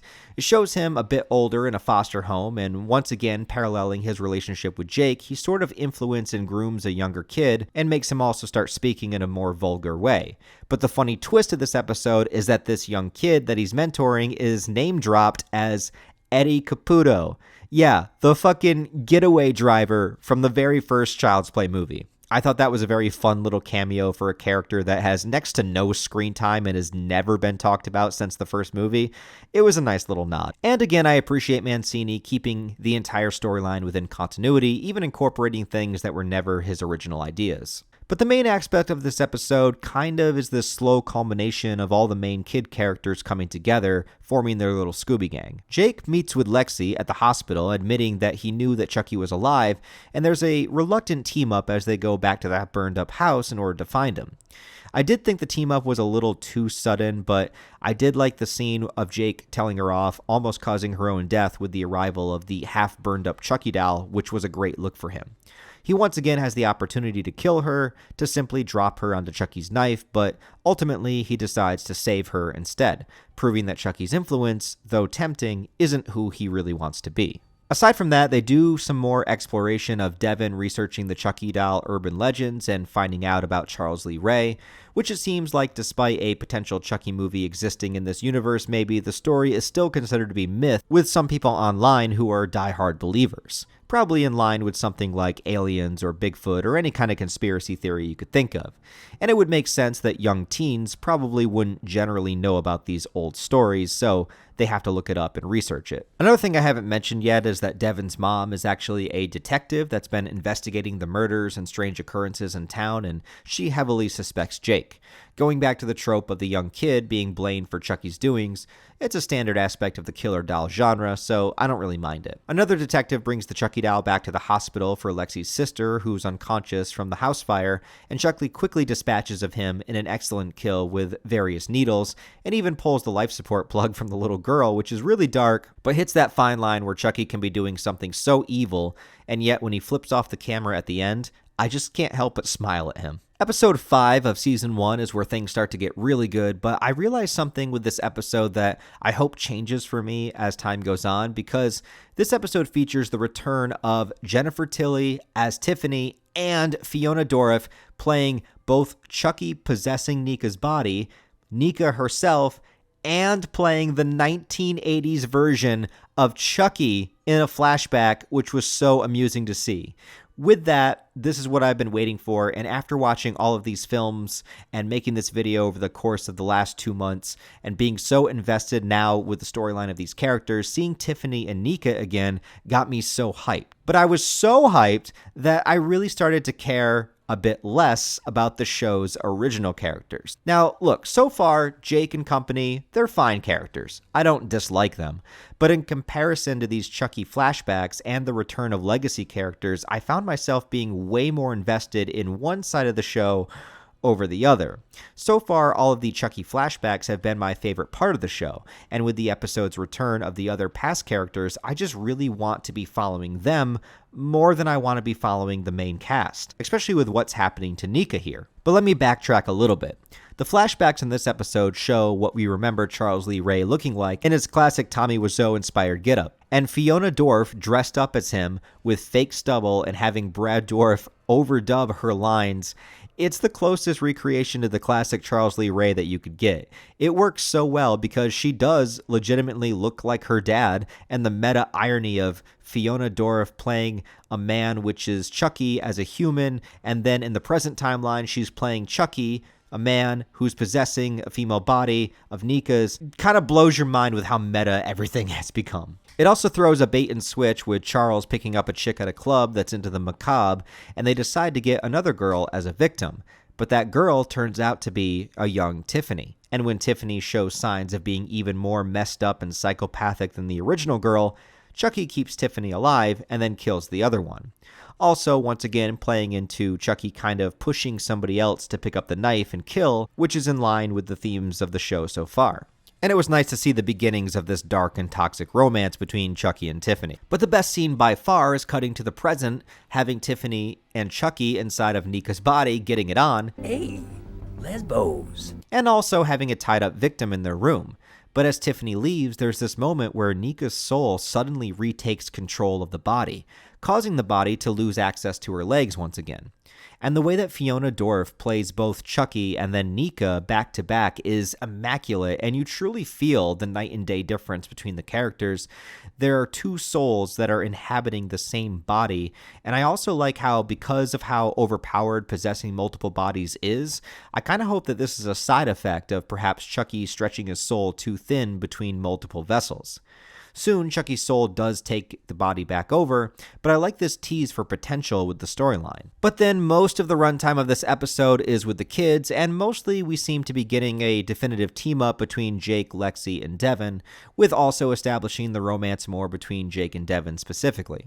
Junior feels a little bit left out and isolated, not understanding why Lexi is suddenly showing so much interest in Jake, which causes some drama, and drama with Junior's parents as his dad is showing signs of the same darkness that Jake's dad had, wanting to push Junior into his sports career despite what's happened with his injury. And Junior's mom admitting to a therapist that she's been hiding late-stage cancer and all of those troubles from her family. Chucky in the doll form also manages to transfer his soul into a new good guy doll that Lexi's parents got for Caroline since she didn't want the ugly, now burned up Chucky doll. So the idea is that the trio of kids killed the burned doll, not knowing that Chucky had transferred his soul, and they really just killed a regular doll. And the next day at an auditorium meeting in their school, Chucky leaves the severed head of their principal on the auditorium stage for all to see, proving that he's still alive and out there. So right now, my hope is that the show is able to merge the legacy characters with the new cast in a seamless way. And like I said, I think the new cast is fine. I'm just not as invested with them as I am the old characters just yet. But all the other stuff, like Nika's return, got me really excited for where things can go, so I'm ready to keep trucking with the series. Episode 6 is titled Cape Queer, which directly references the film Cape Fear, even showing Devin watching it and getting inspired by the wire traps, which is a nice touch. And this is probably my favorite episode so far. Not the least of which, for the reasons, is that we are finally reintroduced to my man, motherfucking Andy Barkley. And going along with the post-credit tease of Cult of Chucky, he is here side by side with none other than Kyle, giving us a fan-favorite duo that has not been seen together on screen since Child's Play 2 in 1990. We get that since the incident at the asylum, in Cult of Chucky, and Andy being aware that Chucky can now possess multiple dolls, he and Kyle have been hunting them down one by one and eliminating them. The opening of the episode has them posing as people from the US Census doing some kind of survey, and as they get invited into a family's home, eventually they question if their daughter has a new doll. When Chucky is brought out, it's even the same exact doll from Cult of Chucky with the melted hands. And I love that Andy wastes no time just pulling out his gun without a second thought and blasting the doll in the head, even when the little girl is still holding it. Such a fantastic intro, and that shot of Andy and Kyle standing over the Chucky doll, blasting it to hell. I loved it. Fuck you, Andy! That's what I'm talking about! That's why he's the MVP! That's why he's the GOAT! The GOAT! There is also a brief interaction between Jake and Devin trying to contact Andy over the phone after researching the Chucky doll urban legend and trying to find him. They let Andy know that this Chucky is still on the loose, and Andy and Kyle decide to head for Hackensack. Meanwhile, the Nika storyline continues to be extremely engaging, with Fiona Dorff, I cannot stress enough, is such a good actress, honestly probably the best in the entire franchise, because now Nika's soul takes over the body again, but because of her legs she can't get up to escape, so Nika is impersonating Chucky, trying to pretend that he's still in control to fool Tiffany.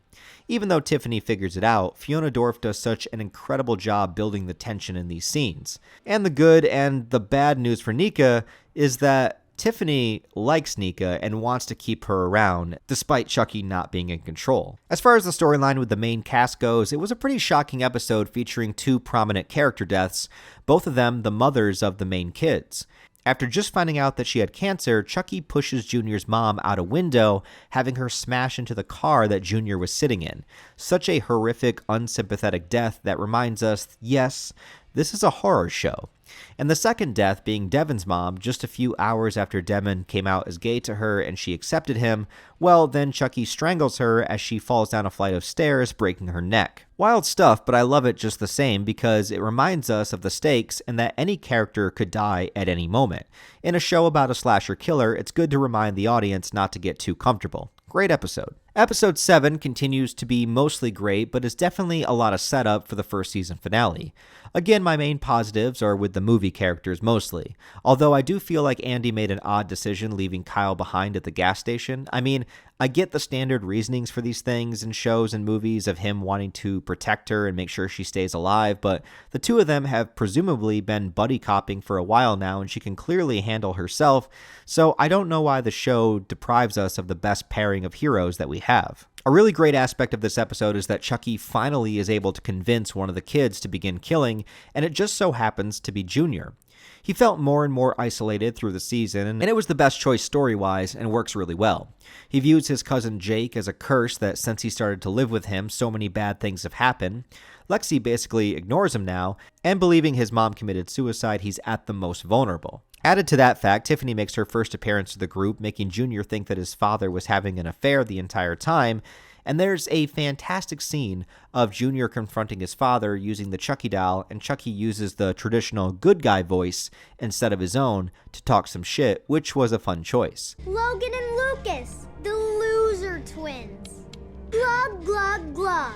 But ultimately, it's Junior himself that's pushed into a fit of rage and kills his own father using the Chucky doll as a weapon.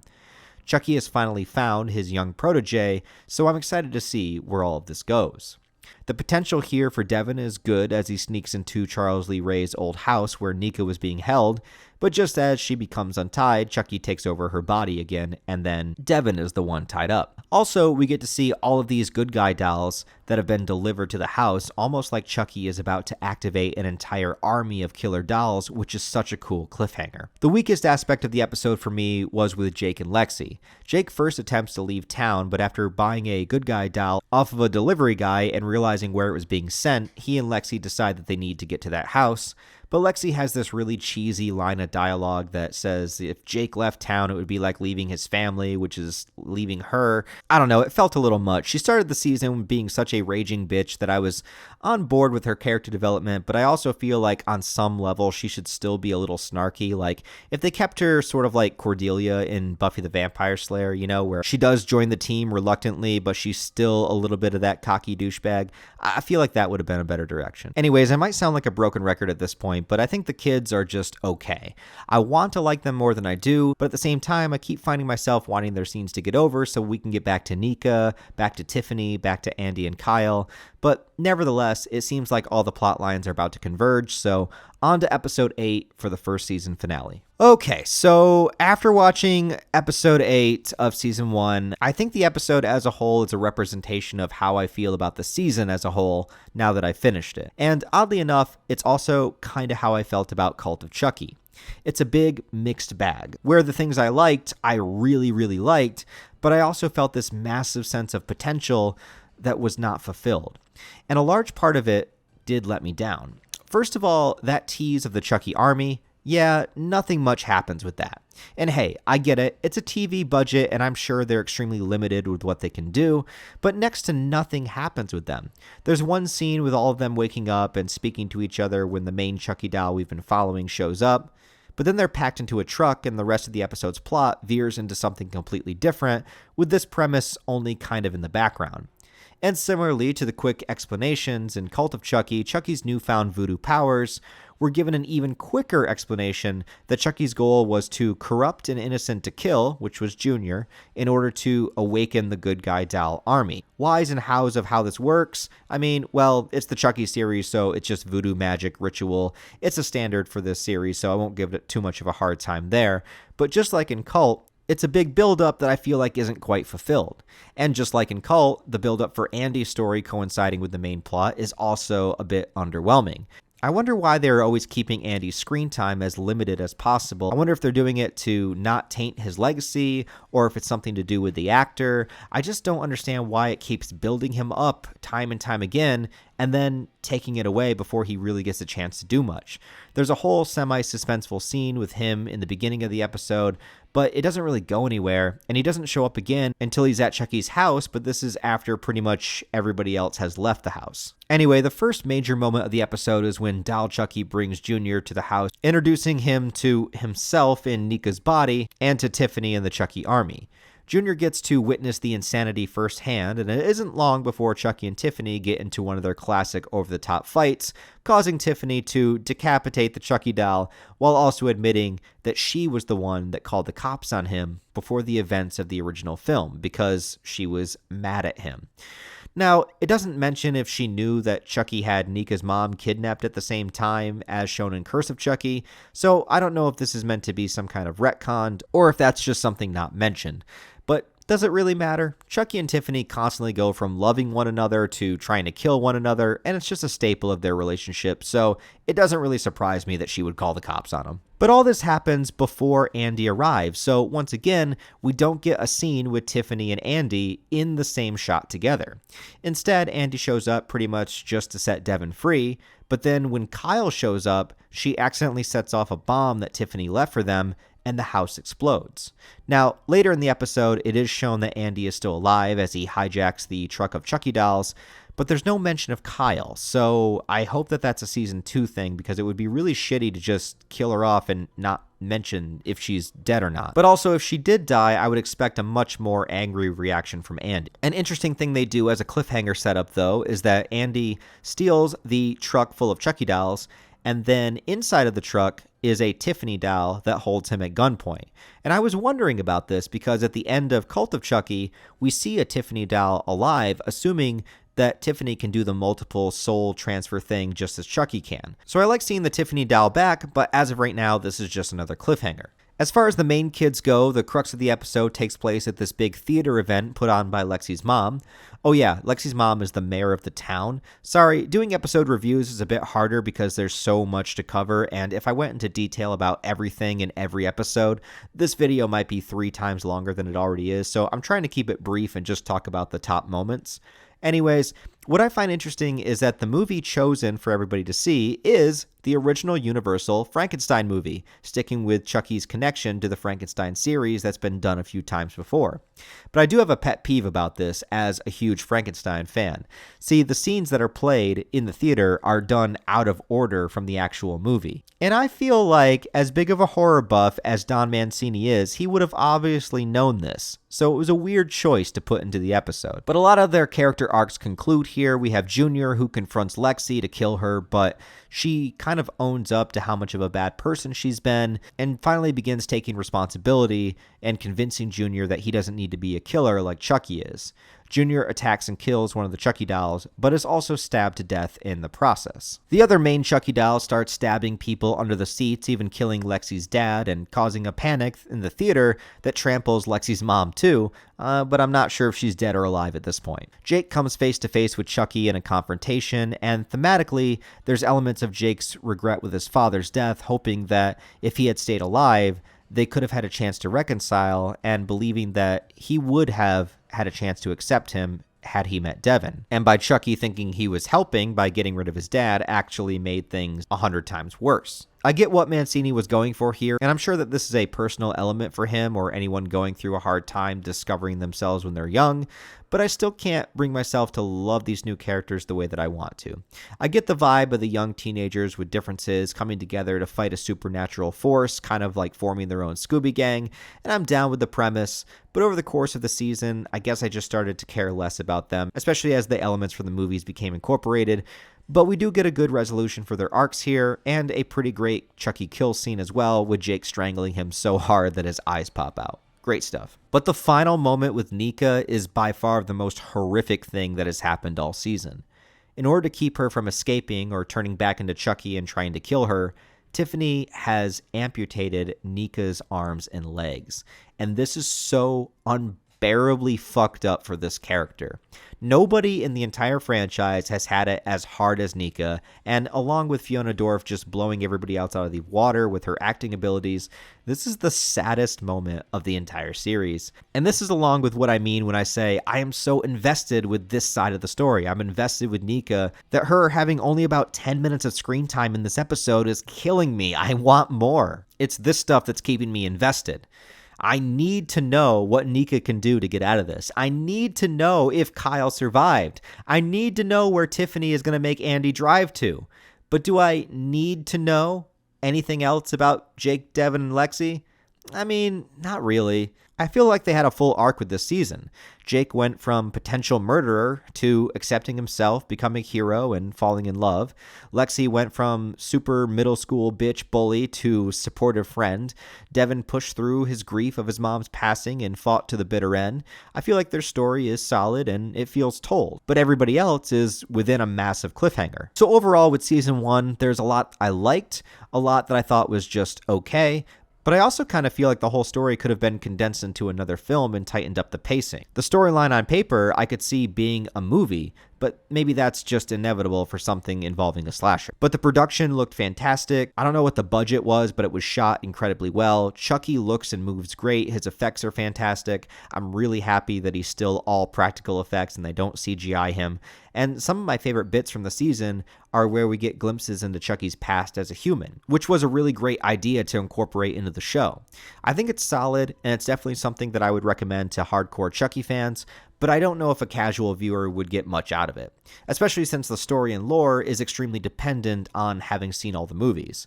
But I will give credit that unlike many other horror franchises that I love, Chucky is by far the most consistent with its continuity, and as an Evil Dead and Halloween fan, I gotta respect that. So overall, I really liked season 1. I thought it had a lot of highs, but also a lot of lows and a lot of just okay moments. But barreling on to season 2 now, so let's see if the show gets better or worse. Jesus Christ, y'all look like a bunch of damn idiots. Okay, starting season 2 of Chucky, I'm going to do this in the same exact format where I'm just going to watch an episode and then review it as I go along. The season premiere is called Halloween 2, which is a pretty funny title since it's obviously both referencing the fact that this is the second episode of the series taking place on Halloween, and it's also inspired by the title Halloween 2 from Halloween 2. The opening actually starts right where season 1 left off, with Andy hijacking the truck full of Chucky's. He does manage to get a gun and blasts off the Tiffany doll's head while driving the truck over a cliff, seemingly to the deaths of him and every one of the Chucky dolls. It's a pretty exciting opener, but since the finale of what was going to happen with the Chucky dolls inside the truck was so simplistic, I kind of wish that they used this for the season 1 finale rather than waiting until season 2. We then cut back to the kids, and a bit of time has passed. If this was in real time, this would be taking place on Halloween Day 2022. It's basically about getting the gang back together after Jake, Devin, and Lexi have been mostly separated, living in different places since the end of the first season. Jake and Devin with new foster families, and Lexi still with her mom, who did survive the theater incident, and her sister Caroline. I didn't mention, but Lexi in the first season was a bit of a pothead doing it in secret, but here in season 2, probably in order to cope with the trauma that she experienced and everything else that happened in season 1, she seems to have moved on to harder drugs like crushing pills up and snorting them, and I have a feeling that this is going to lead to disaster this season. Along with her sister being gifted a Belle doll, which I don't know if this type of doll, the one that Tiffany was before she made all of the makeup adjustments to it, has ever been name dropped before, but the doll is called Belle. She's given it by a therapist named Dr. Mixter, who, having only seen the first episode of the season so far, I assume she has to be possessed by Chucky or Tiffany or something, because not only does she gift a doll that we know probably has ulterior motives, but she's also the one that sends the kids away by the end of the episode, and she's just very suspicious up front. Soon, Chucky begins tormenting Jake and Devin over the phone, kind of like something out of Scream, or more specifically, there's a reference to The Strangers when he asked if Tamara is home. Eventually, the three leads do make their way back to one another when they realize Chucky is coming after them, and I was actually surprised by the ending of this episode. Jake had a new foster younger brother that Chucky forces to take the bomb inside of the house that he made, attempting to blow himself up with the kids, not caring since he has other Chucky bodies out there. But it's the younger kid that runs away with the bomb, only for Chucky to catch up with him in the last moment and blow them both up. leaving Jake, Devin, and Lexi to be blamed for it and having them sent away to a Catholic reformatory school. I can understand wanting to set the location of this season somewhere different and inside of an isolated area. That can make for some good drama if the kids are sort of trapped here. But just how Andy was thrown into an asylum cell for punching a guard in Cult of Chucky, the writing convenience of this is so absurd. Like within minutes, we cut to all of them simultaneously being blamed for making the bomb, and they all get sentenced to the same school at the same time, even going together. I get the idea of having them all there, but sometimes the leaps and bounds of the writing of this franchise is really silly, even for a story about a killer doll. Anyway, we have a new setting for carnage to ensue, so let's see how this goes. Episode 2 of Season 2 pretty much establishes the new status quo within the Reform School, introducing us to a couple new characters, not the least of which is Father Bryce, played by Devin Sawa, who actually played Jake's uncle in the first season, but now he's back playing a completely different character. And I do believe he plays yet another character in Season 3, so Devin Sawa is going to be one of those actors that just keeps occurring all the time, playing different people. You also may remember him from classics like the original Final Destination or Idle Hands. But the character he plays here with Father Bryce is definitely presented as a hard ass that takes his role in the Reform School very seriously, and is set up like he might be a secondary antagonist for the main characters. There's other new characters too, like some of the students. Lexi's roommate Nadine, who looks like a ginger Harry Potter kind of character. She says she's here because she's a kleptomaniac, but I'm a little bit suspicious. Maybe there's something else about her that is the reason why she's here too. As well, there's a kid named Trevor who, according to Lexi, gave her a really hard time when they were younger, but now it's been a few years since she's seen him, and he's introduced here as if the Reform School actually worked very well with him, acting like he was very regretful of any of the bullying he might have done towards Lexi, and that now he's a devout believer in God. A Chucky doll gets sent to the school, and after Chucky scares a nun to death with a heart attack, mimicking a death from Child's Play 3, he starts covertly following the main cast and taking photos of them, which is not explained just yet, but by the end of the episode, Jake and the others shockingly manage to get the upper hand on him, and they capture Chucky, beginning to interrogate him. Meanwhile, we are reintroduced to the Nika storyline, and I like where they're going with this. Obviously now she is quadriplegic and forced to sit and watch old Jennifer Tilly movies with Tiffany. Liar Liar was the one that was chosen. Great movie, by the way. But after the events of the first season, Chucky has decided that he also wants to kill Tiffany now too, so the split personality between Nika and Chucky takes an interesting twist here, as they are both communicating inside of her head, actively plotting together against Tiffany. Nika reluctantly agreeing because, what else can she do? But I'm excited to see where this goes. And after Tiffany kills a detective coming to question her about perhaps knowing the whereabouts of Nika, we also get the inevitable return of Glenn and Glenda. They're not shown on screen in this episode, but apparently it is their birthday, and they show up to Tiffany's house just as the episode ends. Once again, the Nika storyline has me heavily invested, but I will admit that this setup and premise of the main trio trapped in the Reform School, it has a lot of promise, and I like the new Reverend character with Devin Sawa, but everything else I'm a little bit iffy on. Season 2, Episode 3. I really don't know what to think here. Okay, so the main trio, plus Nadine, who they've brought in on everything, they decide to attempt to brainwash Chucky and turn him into their ally to get information out of him by holding his eyes open Clockwork Orange style and forcing him to watch non-stop violent movies like The Thing. In the movie A Clockwork Orange, the main character Alex is a delinquent gang member who enacts in a lifestyle that's not too dissimilar from Chucky himself. When he's caught by the police, he volunteers for an experimental procedure to try to cure him of the darkness within him. This is one of the methods that they employ in the film, forcing him to watch constant violent imagery by holding his eyes open. After tons of testing and experimenting, he is eventually physically incapable of committing violence due to his manipulated psychological state.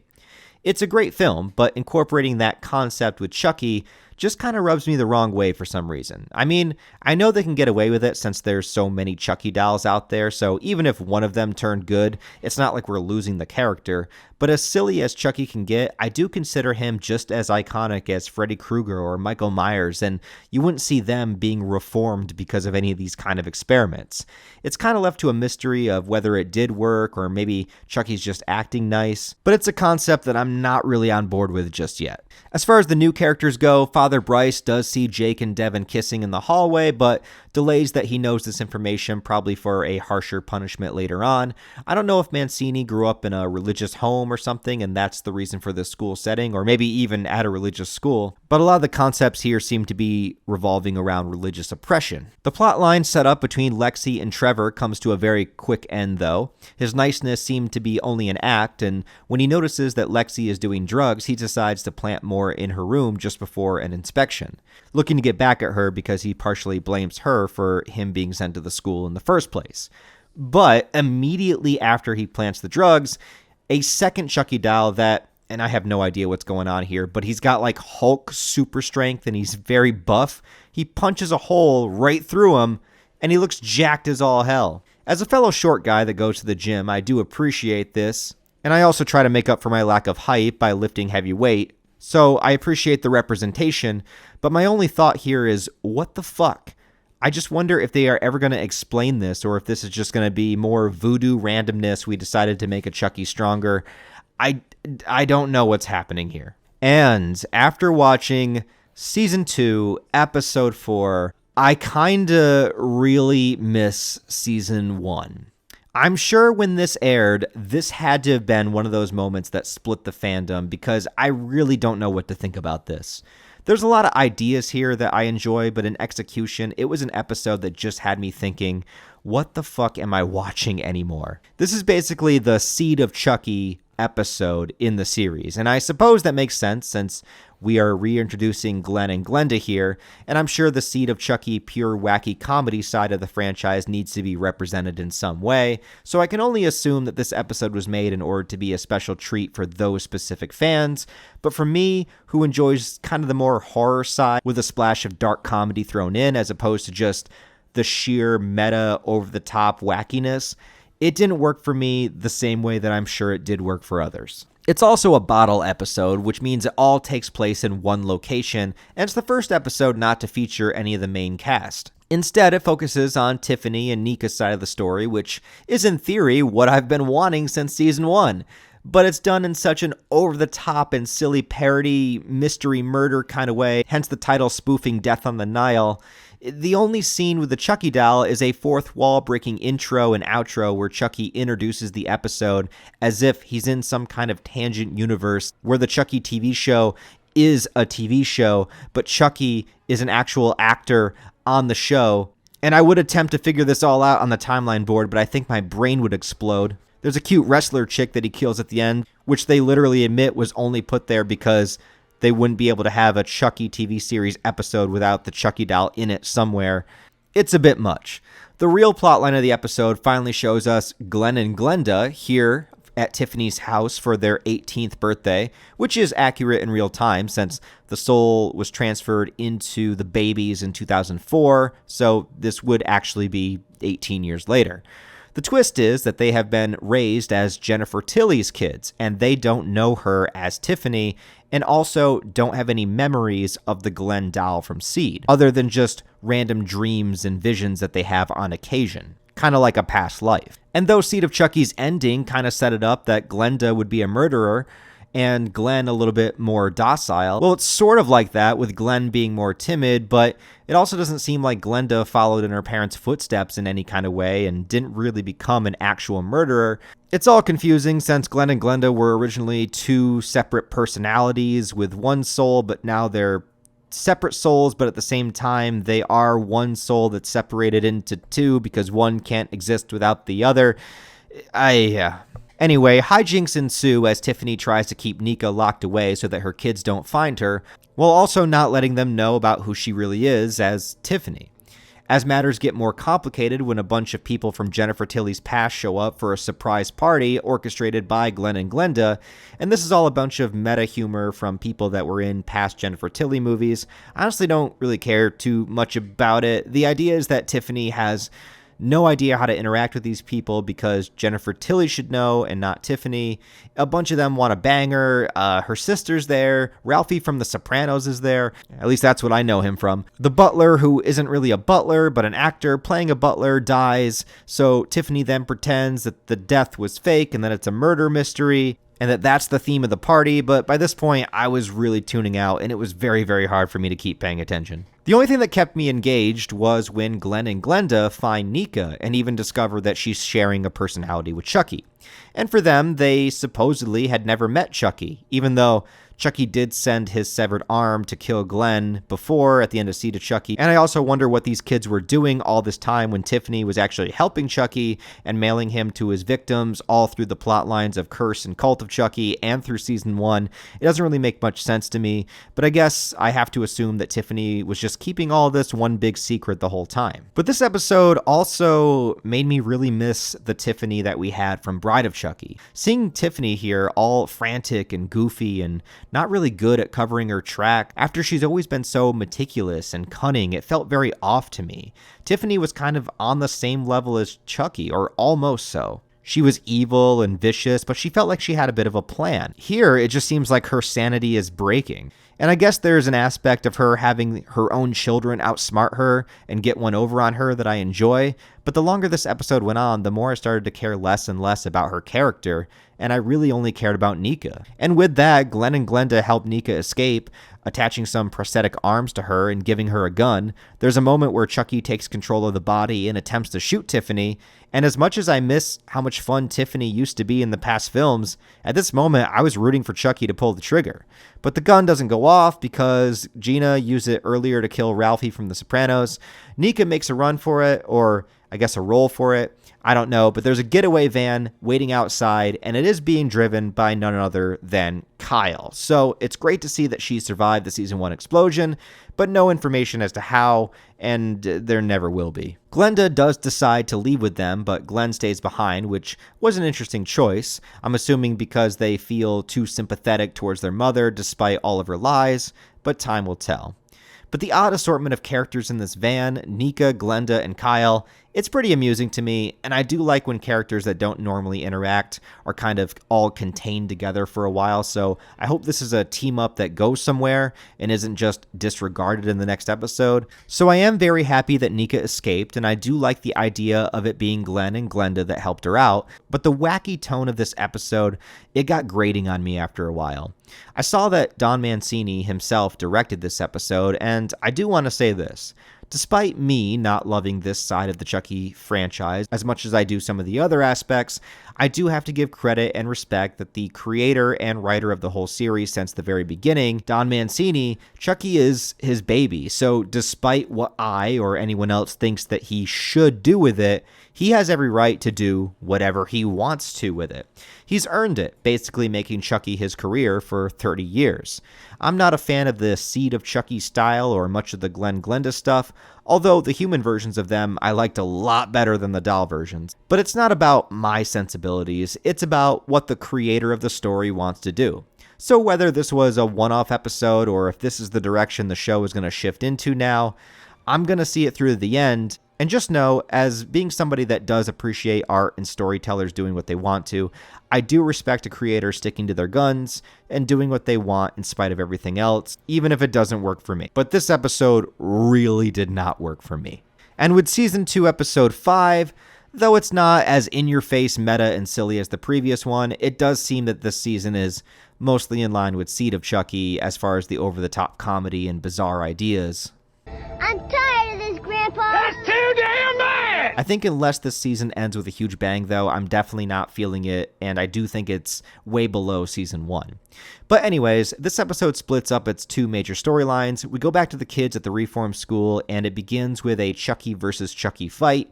Buff Chucky versus, I guess we're going to call him Good Chucky, and even hating the idea of Good Chucky, I think they are trying to do something with this because they're making Jake extremely sympathetic for the Good Chucky, and overall, even if it's extreme from one point of view, it kind of makes sense. He's dealing with the grief of feeling responsible for letting his younger foster brother die back in the explosion of episode 1, so maybe he feels a bit responsible for this young Chucky that seems very naive.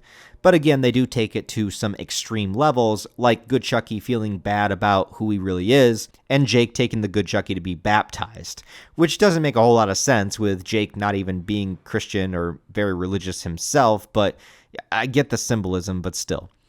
There's more religious ideas that are presented in this one, not the least of which is that Buff Chucky is defeated by being crucified to the wall, and soon after, he reawakens like the resurrection with a nun, Sister Ruth, there to witness it, immediately believing Chucky to be some kind of messiah. An aspect that I did like of this one, though, is that Nadine shares a touching moment with Lexi, helping her through her addiction, which I thought was a nice touch, having a new character offer that solace rather than relying on the others. There's also a really good team-up moment with Lexi and Devin because they both think Jake is losing his mind with the Good Chucky, so they decide to go on without him hunting down clues from the photos shown on the phone that Chucky had, leading them out into the woods in this really creepy cabin setting that I liked. I love the aesthetic of it, all of them being surrounded by various doll pieces that look like they were ripped apart, and peering through the window of this cabin, they see a big reveal.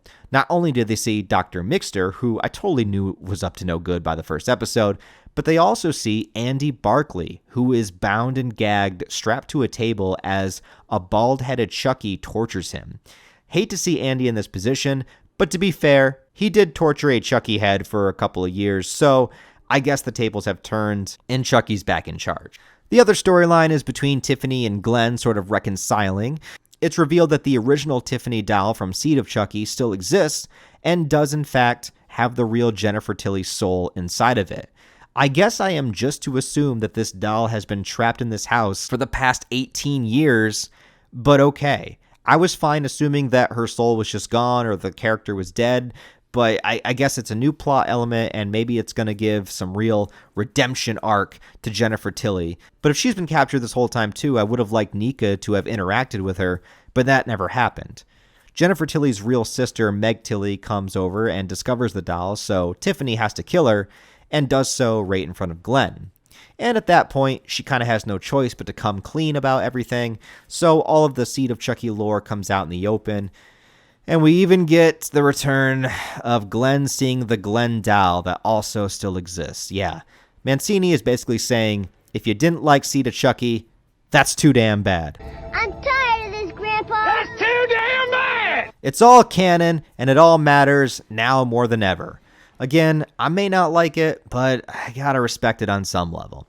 As symbolism of Tiffany embracing who she really is, she burns down Jennifer Tilly's house and hits the road with Glenn and the dolls in search for Glenda and wherever that will take them.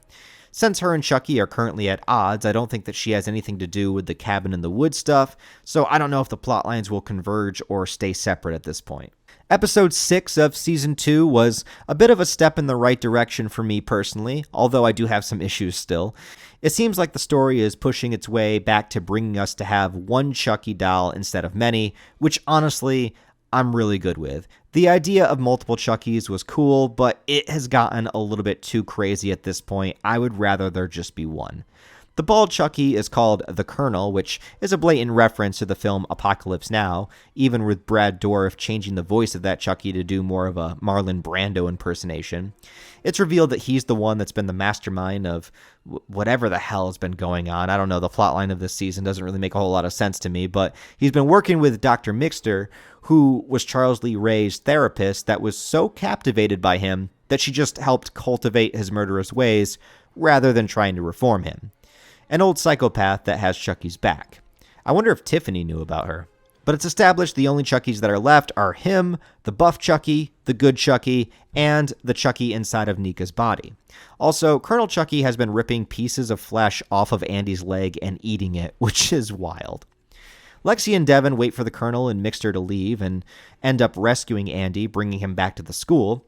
Mixter also sets Colonel Chucky loose, and at first it seems like there's going to be another Chucky fight between him and the buff Chucky, but the Colonel just poisons him instead. It's a bit anticlimactic. Maybe there were just budget restrictions and they couldn't do another fight. And I wouldn't have minded this so much if they didn't do the same exact thing a bit later, because after building up this Colonel Chucky as perhaps the mastermind and the big bad, well, he's just stabbed in the back of the head and killed by Andy, which on the one hand is great because he was torturing Andy, so it's nice to see him get revenge, but it was also done off screen. Bald Chucky just walks into the room and falls over with scissors stuck in his head, and then parodies Apocalypse Now by seeing the fan above him. So we don't even get a chance to see Andy taking him out. I also wonder how the hell is Andy just walking around after having his leg torn open and eaten, but okay. But this episode comes down to what to do about good Chucky. Andy wants to kill him, Jake tries to convince him that he's reformed, and it's all right before Dr. Mixter shows up and takes the good Chucky. This moment was a little annoying too because, okay, I know that Dr. Mixter has a gun, but she's still just an old lady and there's 6 people in the room. They could have all jumped her at once or something. Even when Andy tackles her down the stairs, she ends up knocking him out. I am just going to headcanon that to say Andy has next to no physical stamina because he's been trapped in the cabin and he's malnourished. That's the only way I can buy a little old lady knocking out this full-grown man.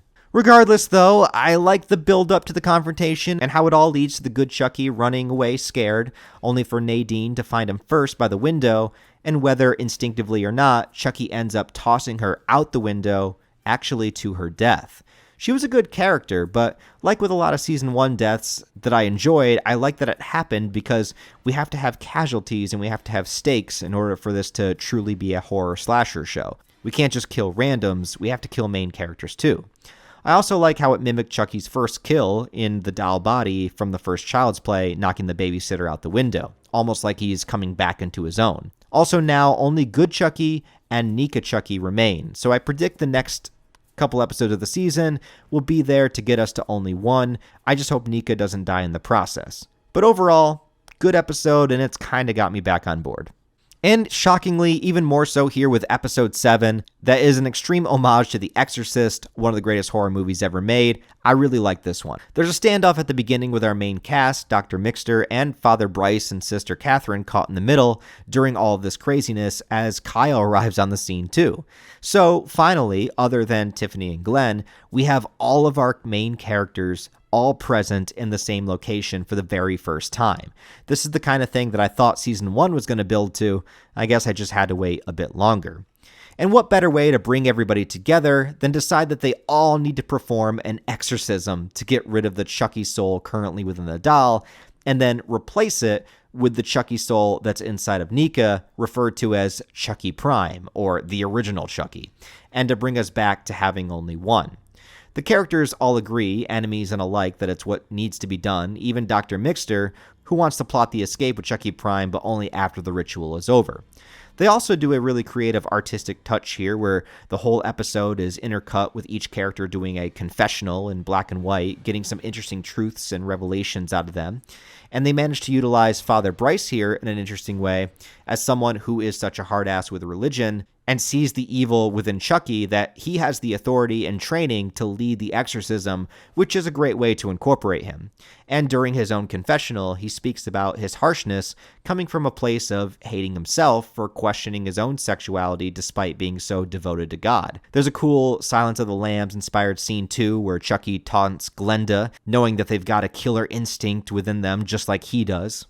And the whole exorcism scene was great. And it gives you all the bits that you would expect. Chucky insulting the cast, telling Devin his mother sucks cocks in hell, spewing vomit on people, levitating into the air, all the classic Exorcist shenanigans, with, of course, the ending just going off the wall. If I understand this right, the soul inside of the doll transferred into Father Bryce. I don't know if this was Chucky's doing or if it was trying to say the conflict between good and evil inside of his body did this, but for whatever reason, the soul goes inside of Bryce, and then Bryce just blows the fuck up. I don't necessarily understand why, but it does get rid of that Chucky and that Chucky soul, so now we are left with just one. The Chucky Prime from Nika is transferred seemingly into the doll, and as soon as it's done, Jake tries to make a run for it with the doll in order to kill it, but Sister Ruth, the one that believed Chucky to be a messiah, threatens Lexi so that Mixter can escape with the doll. But only until Glenda throws a knife through her, going right back to what Chucky had said previously, leaving the question, is that killing just an inherent thing within the genetics here?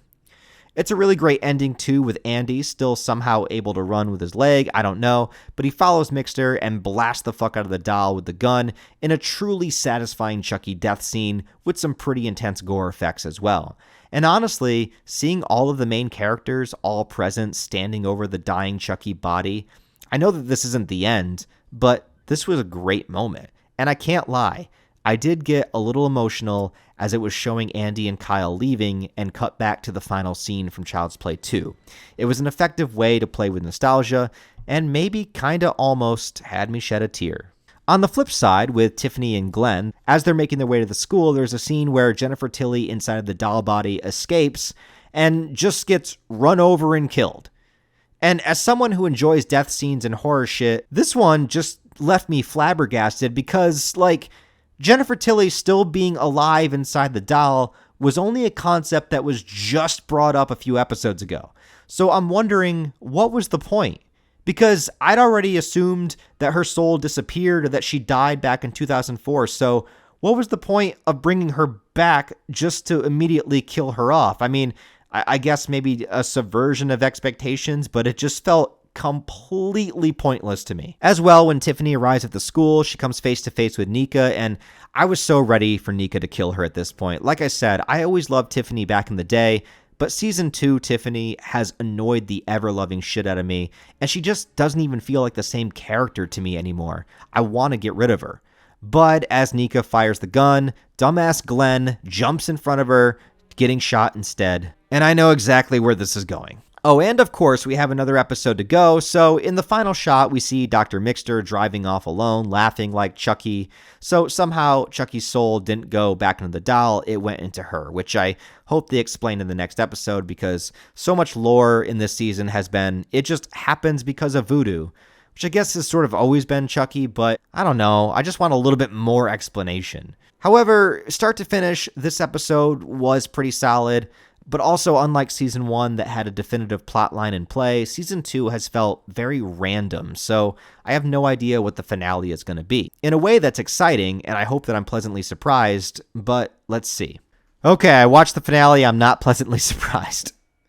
I kind of wish that Episode 7 was the season finale, but I also just want to say that despite the issues I had with Season 1, I do think that it had a decent narrative structure for all of the new characters, and they all had sufficient character arcs. Season 2 has felt almost so completely random and out of left field, and sort of like Lexi was the only one that had any kind of development with the drug addiction thing, overcoming it, and in this episode specifically, facing the issues she has with her mom.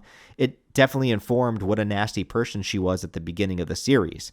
Jake and Devin were sort of having this struggle and rift between them, but it never really blew up into anything super major, the biggest obstacle just being the good Chucky doll. In this episode, they all return home and reconcile, but I never really felt like that much of a rift was there between them in the first place, and all of it felt very forced. On a positive side, this is a Christmas-themed episode, and I'm always a fan of holiday-centric episodes of TV, even when it's not Halloween. And of course, Chucky had one more doll stashed away and transfers himself out of Dr. Mixter's body into the doll. So this is the only Chucky doll, right? This is the last one for real. Right? On the Tiffany side of things, Glenn is in the hospital after being shot, but Tiffany and Glenda manage to sneak inside, and knowing that if Glenn dies, so will Glenda, they decide to do the spell, putting both their souls back into the original Glenn doll from Seed of Chucky. I knew this was coming. I knew I was going to have to look at this doll again one of these days. But not only does it bum me out because it reminds me of Seed of Chucky, but I also kind of like the difference in dynamic between Glenn and Glenda as human characters. they were kind of better in their human form. And sure, the doll decides to go on its own adventure away from Tiffany, but I have a sneaking feeling that we're going to see the doll again in season 3, but I kind of actually prefer the human versions of them, I'm not going to lie. Tiffany also needs to get out of Jennifer Tilly's body because she is wanted for murder and arson as she burned down her house, so she attempts to sneak into Lexi's house to get the bride doll, but Chucky got there first. And I do like seeing Chucky in the little Santa hat with the chainsaw, and yeah, he does get to use the chainsaw. In perhaps one of the most brutal deaths of the whole series, he splits Lexi's mom in half with the chainsaw, spewing a ton of gore all over the place. Definitely one of the more intense kills of the whole franchise.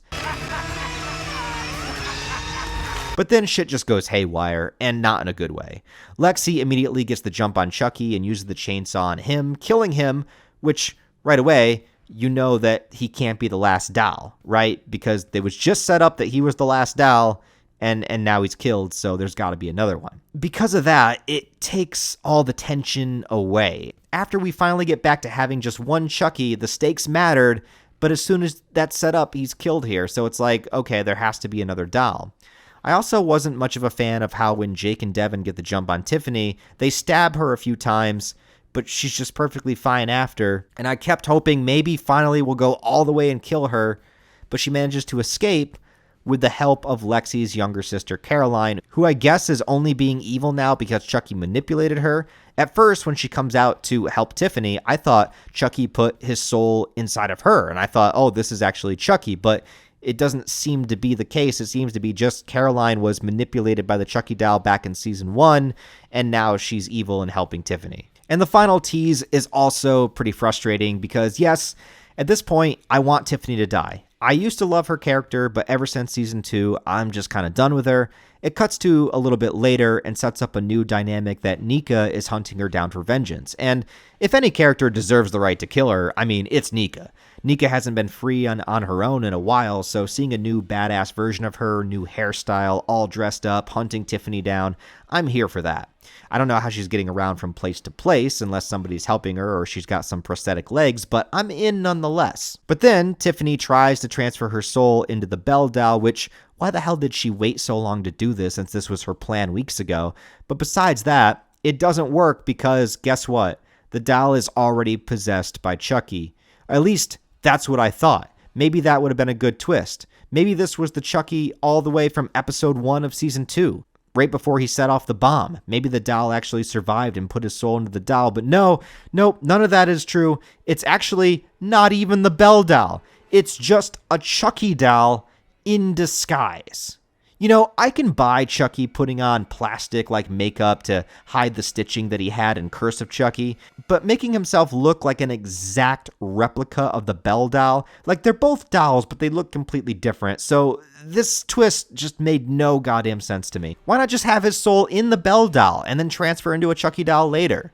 And it's implied that he stabs Tiffany after the reveal, but it's not shown, so I assume it's just another fake out and Tiffany will be in the next season. So yeah, I'm not going to lie to you guys. Overall, I thought this season was kind of a mess. And it actually really made me appreciate season 1 even more. Minus the exorcism episode that I had a ton of fun with, it really felt like it had no idea where it was going or what it wanted to do. It's funny because I don't know the fan consensus on this, so maybe I'm in the minority here, and maybe people are just going to hate this segment of the video, so I'm sorry, I'm not really sure. I didn't want to look anything up about this show, and I'm going into each episode blind, writing my review immediately after I watch it. I'm definitely not a hater of the show, but I do feel like the aspects of it that I like are always the shortest amount of screen time, while the majority of the show I just find to be okay. No pun intended, but I feel like there is such a good toy box of characters, dynamics, and situations that you can do in this show, but it never goes in the direction that I want it to. As of the recording of this video, Season 3 has not yet completed its run, only halfway done with 4 episodes. I am going to review those 4 episodes, but I do want to say that Chucky was just naturally the next franchise I was going to cover on my channel. When I started making this video, I didn't even have any idea where in the show's run it was, and the second half of Season 3 had no release date.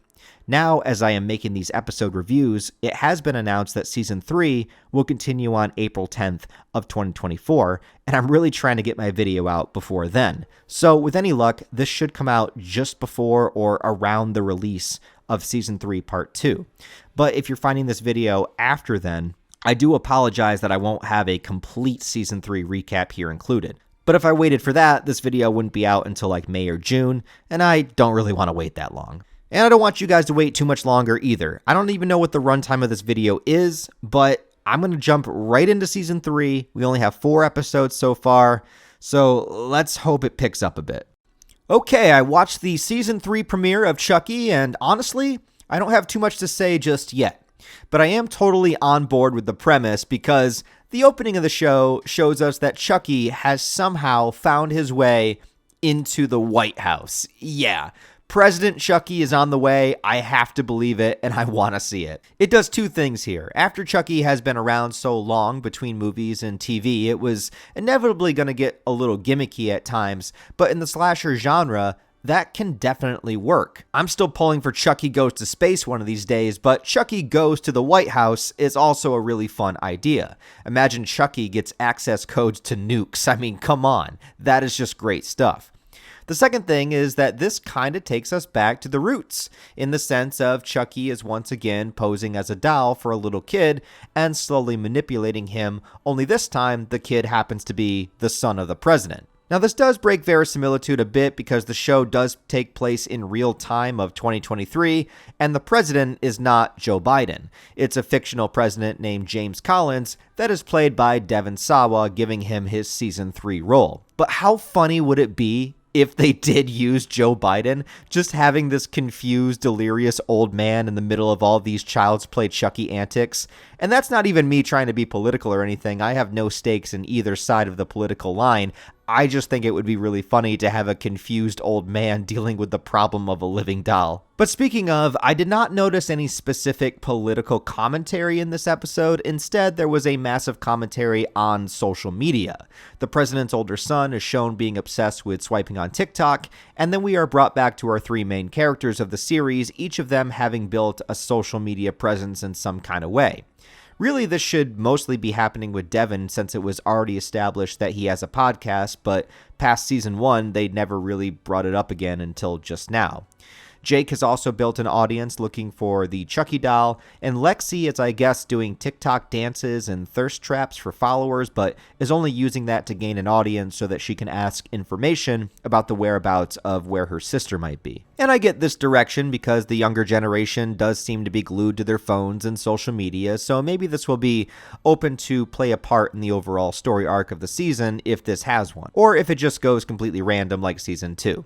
But also, once again, for me personally, the main trio here was the least interesting part of the episode for me. It's been a consistent since the beginning, but even more so now with this new White House premise. The little kid Henry, that is the son of the president, already got me on board, so I'd be good with just that. And I like that once again, Chucky is here playing the slow game. He's acting like he's the best friend with the kid, calling himself Joseph, which was the name of their deceased brother. And when the kid begins to confide in one of the security guards, Chucky waits for the right opportunity and shoots him in the head, making it look like a suicide. So I dig this so far. Cool stuff is happening. I like the premise. Let's see where it goes. Season 3, Episode 2 is about 50-50 with me, but overall, I still like the direction that this season is heading. I would assume that Chucky would be making plays for a soul transfer with the president, but he seems to be really taking his time here, and it makes me hope that there is a huge revelation to come. At least I hope so. Chucky is also using the name Joseph, which was the name of the brother of the president's kids that passed away recently. However, watching this, I did think that while Chucky is murdering people in the White House, wouldn't they have cameras like everywhere? Maybe that will be addressed at some point in the future. But we do get some prominent kills in this episode, and I like that it's getting extremely creative with them, making them even more gory than ever. To the point where I wonder if the recent Terrifier films had an influence on Mancini when it comes to the slasher genre, because between the chainsaw kill at the end of Season 2 and this beheading in this episode, I mean, Chucky has gotten a bit gory in the past, but this is getting so extreme, and I'm totally here for it. There's a character named Price that is introduced who is this highly skilled government agent who begins investigating the murders, and he seems like a great addition so far, and it's a good counterpoint for Chucky, just having this really intelligent detective guy uncovering all the clues and being a total hard-ass about it. He even goes so far to cover up the murders so that information doesn't get out to the public that would ruin the president's perception. I can also be thinking too deeply here, but having an aspect to the story like that while also incorporating a lot of the youth's social media obsession, it could be a commentary on how people care more about how they are perceived by others as opposed to truly being themselves. How everything has to be an image or a brand, and how nobody can just be real and honest with each other anymore. Like I said, that might be looking too deeply at the themes, but it's just a thought. And as repetitive as this is by now, you know the weakest aspect of the episode for me was with the main trio. I forgot to mention, but they've all been adopted by one of their school teachers, Miss Fairchild, and she's been around since the first season as a reliable adult figure in their lives, but to be honest, she never really stood out that much to me, which is funny because I think she's like a fan favorite side character, and I don't dislike her by any means, but she gets killed by Chucky here, being suffocated with the American flag, and I didn't really care that she died, but I did love Chucky's line as he's killing her. I just couldn't resist the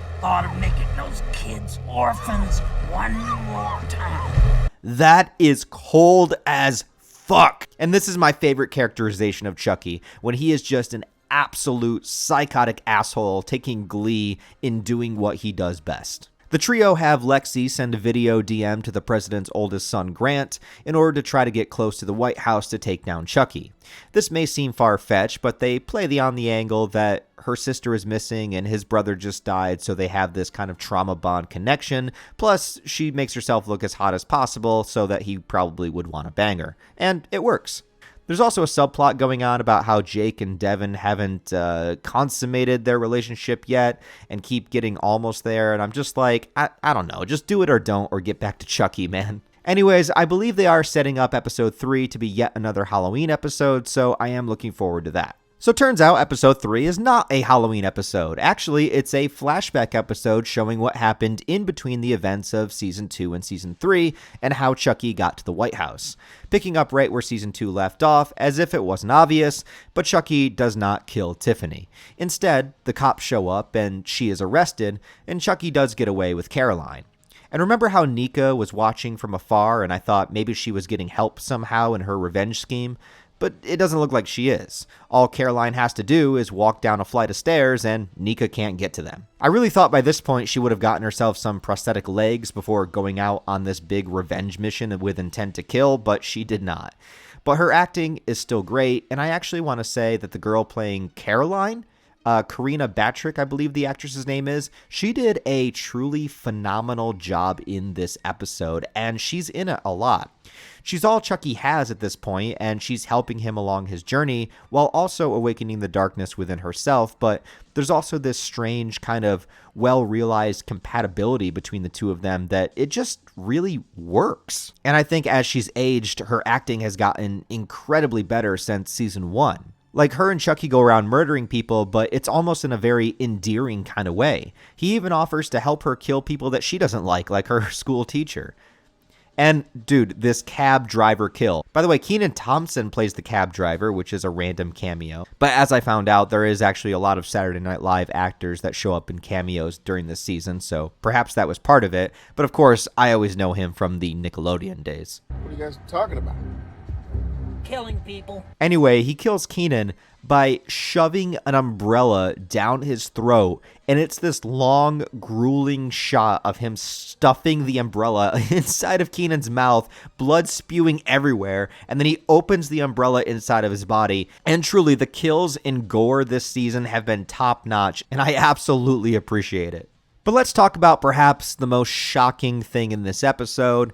They have a whole scene with Andy. Chucky, looking to go down his kill list, hunts him down, sneaks into his house, knocks him out, ties him to the bed, and again, in graphic detail, we have this moment where Chucky just stabs the shit out of Andy.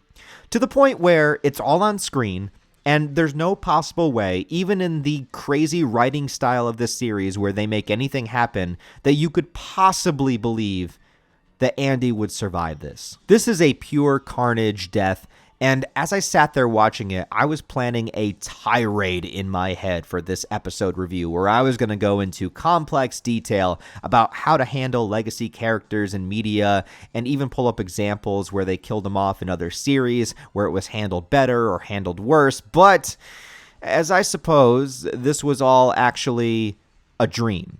Chucky's dream of vengeance, showing him wake up right after. But in a way, that kind of makes it even worse, because it just fucks with the audience so much that you have Andy viciously murdered and then say, nope, just kidding. And it doesn't even feel definitive as a dream. I mean, sure, it shows Chucky waking up, but it could also be perceived that it cut to the following night. I'm not saying that you have to spoon feed your audience things, but when you have such a clearly huge and shocking moment like that, to not give any kind of specific clarification that yes, it was a dream is just a horrible decision in my opinion. Also, why even have it there other than for shock value? Because that scene could be completely removed from the episode and it wouldn't change a thing about the plot or story. So if it wasn't real and it's not a plot point and the only reason to have it is just to fuck with your audience, and considering how limited Andy has been in the whole show overall, there's just something about that rubs me the wrong way. But anyways, assuming that it was a dream, because that's the only way I can accept this and move on, Chucky awakes to discover that his doll body is rapidly aging. He attempts to body swap into Caroline and it doesn't work. So there's this scene where he has to go see a doctor about it. And the joke is we think he's going to go to a witch doctor, and he does, but it's a witch doctor that also is a real doctor. So we get to see Chucky in the doctor's office, which is actually kind of funny to me, and I didn't mind this joke. They discover that because of his exorcism in Season 2, Damballa, the god that all these rituals Chucky uses and borrows powers from, has abandoned Chucky, and so he is incapable of using voodoo magic, and his doll body is going to age out and die. And see, this is an interesting concept, and after all this time where the rules of voodoo in this series were so random or whatever the plot required, now there are finally some consequences, and I love this. I also never really liked Chucky being able to transfer his soul into any body. I never really liked the multiple Chucky idea that much, so taking that all away from him is a good way to go back to his resourcefulness without it. Of course, I do wonder why the exorcism matters so much here, because wasn't this the Chucky that was posing as the Bell doll that we are following right now? So the Chucky souls that were involved in the exorcism would have been different Chuckies.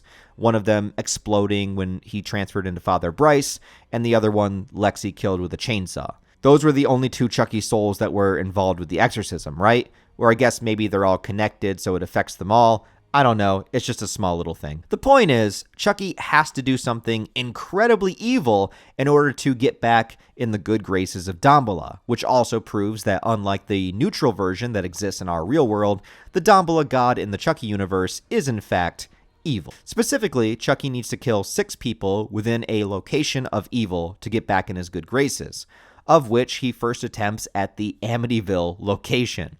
It's a very famous haunted house where a man killed his entire family, but apparently it wasn't evil enough because it doesn't work.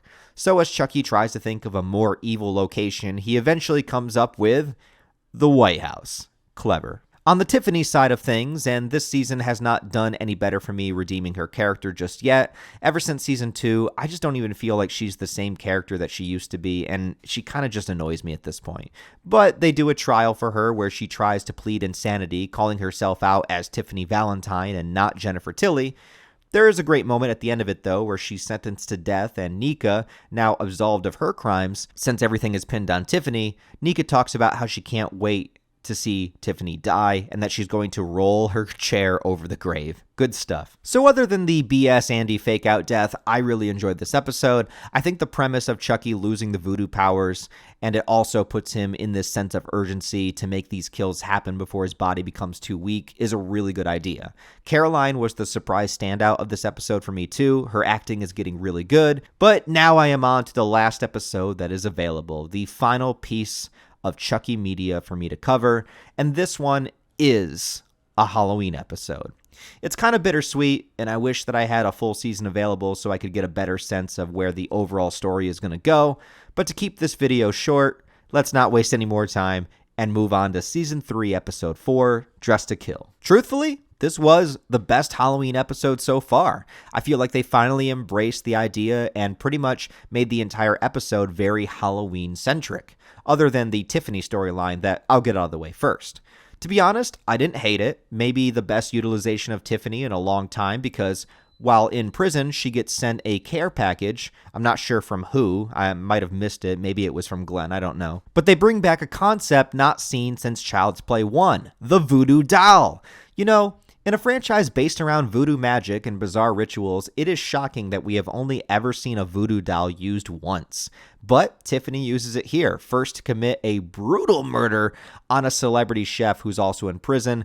Once again, I don't know whose idea it was, but the gore and kills in this season are top-notch. This is some of the wildest shit the series has ever done. Bravo. She also attempts to utilize more voodoo dolls in order to control the prison guards, so it seems like she will escape very soon. But come on, did we actually think she was going to stay in prison in the first place? There's a big Halloween party at the White House, and now that Lexi and the others made an impression on the president's son Grant, they are invited there, and Chucky plans to kill them as his next 3 victims for the Dambola sacrifice. Chucky is appropriately dressed as the Phantom of the Opera, which is the costume that Grant and Henry's dead brother wore, but also it works to hide his rapidly aging face. As for the trio, they come dressed as good guy dolls in an attempt to lure out Chucky and take him down. What I like here is that this whole Halloween party is just basked in this Halloween fall feeling, and it provides a great aesthetic and atmosphere, especially when you're looking for a character in a crowd where everybody is dressed up and they could just kill you at any moment. Also really interesting that the president sees a little Phantom of the Opera costume, but on a child, not on Chucky. And one thing that's kind of been alluded to since episode 1 is this idea that there are ghosts in the White House. Shockingly enough, the Chucky series has yet to dive into revealing if ghosts exist, but if voodoo magic does, I don't see why ghosts can't either. Lexi and Grant start to form a connection with one another, but Lexi cuts it short to pursue Chucky. That causes a little bit of a rift between them. But Chucky's big kill here is when he loosens the bolt on the overhead giant chandelier, causing it to fall and smash people into pieces in, once again, an explosion of gore.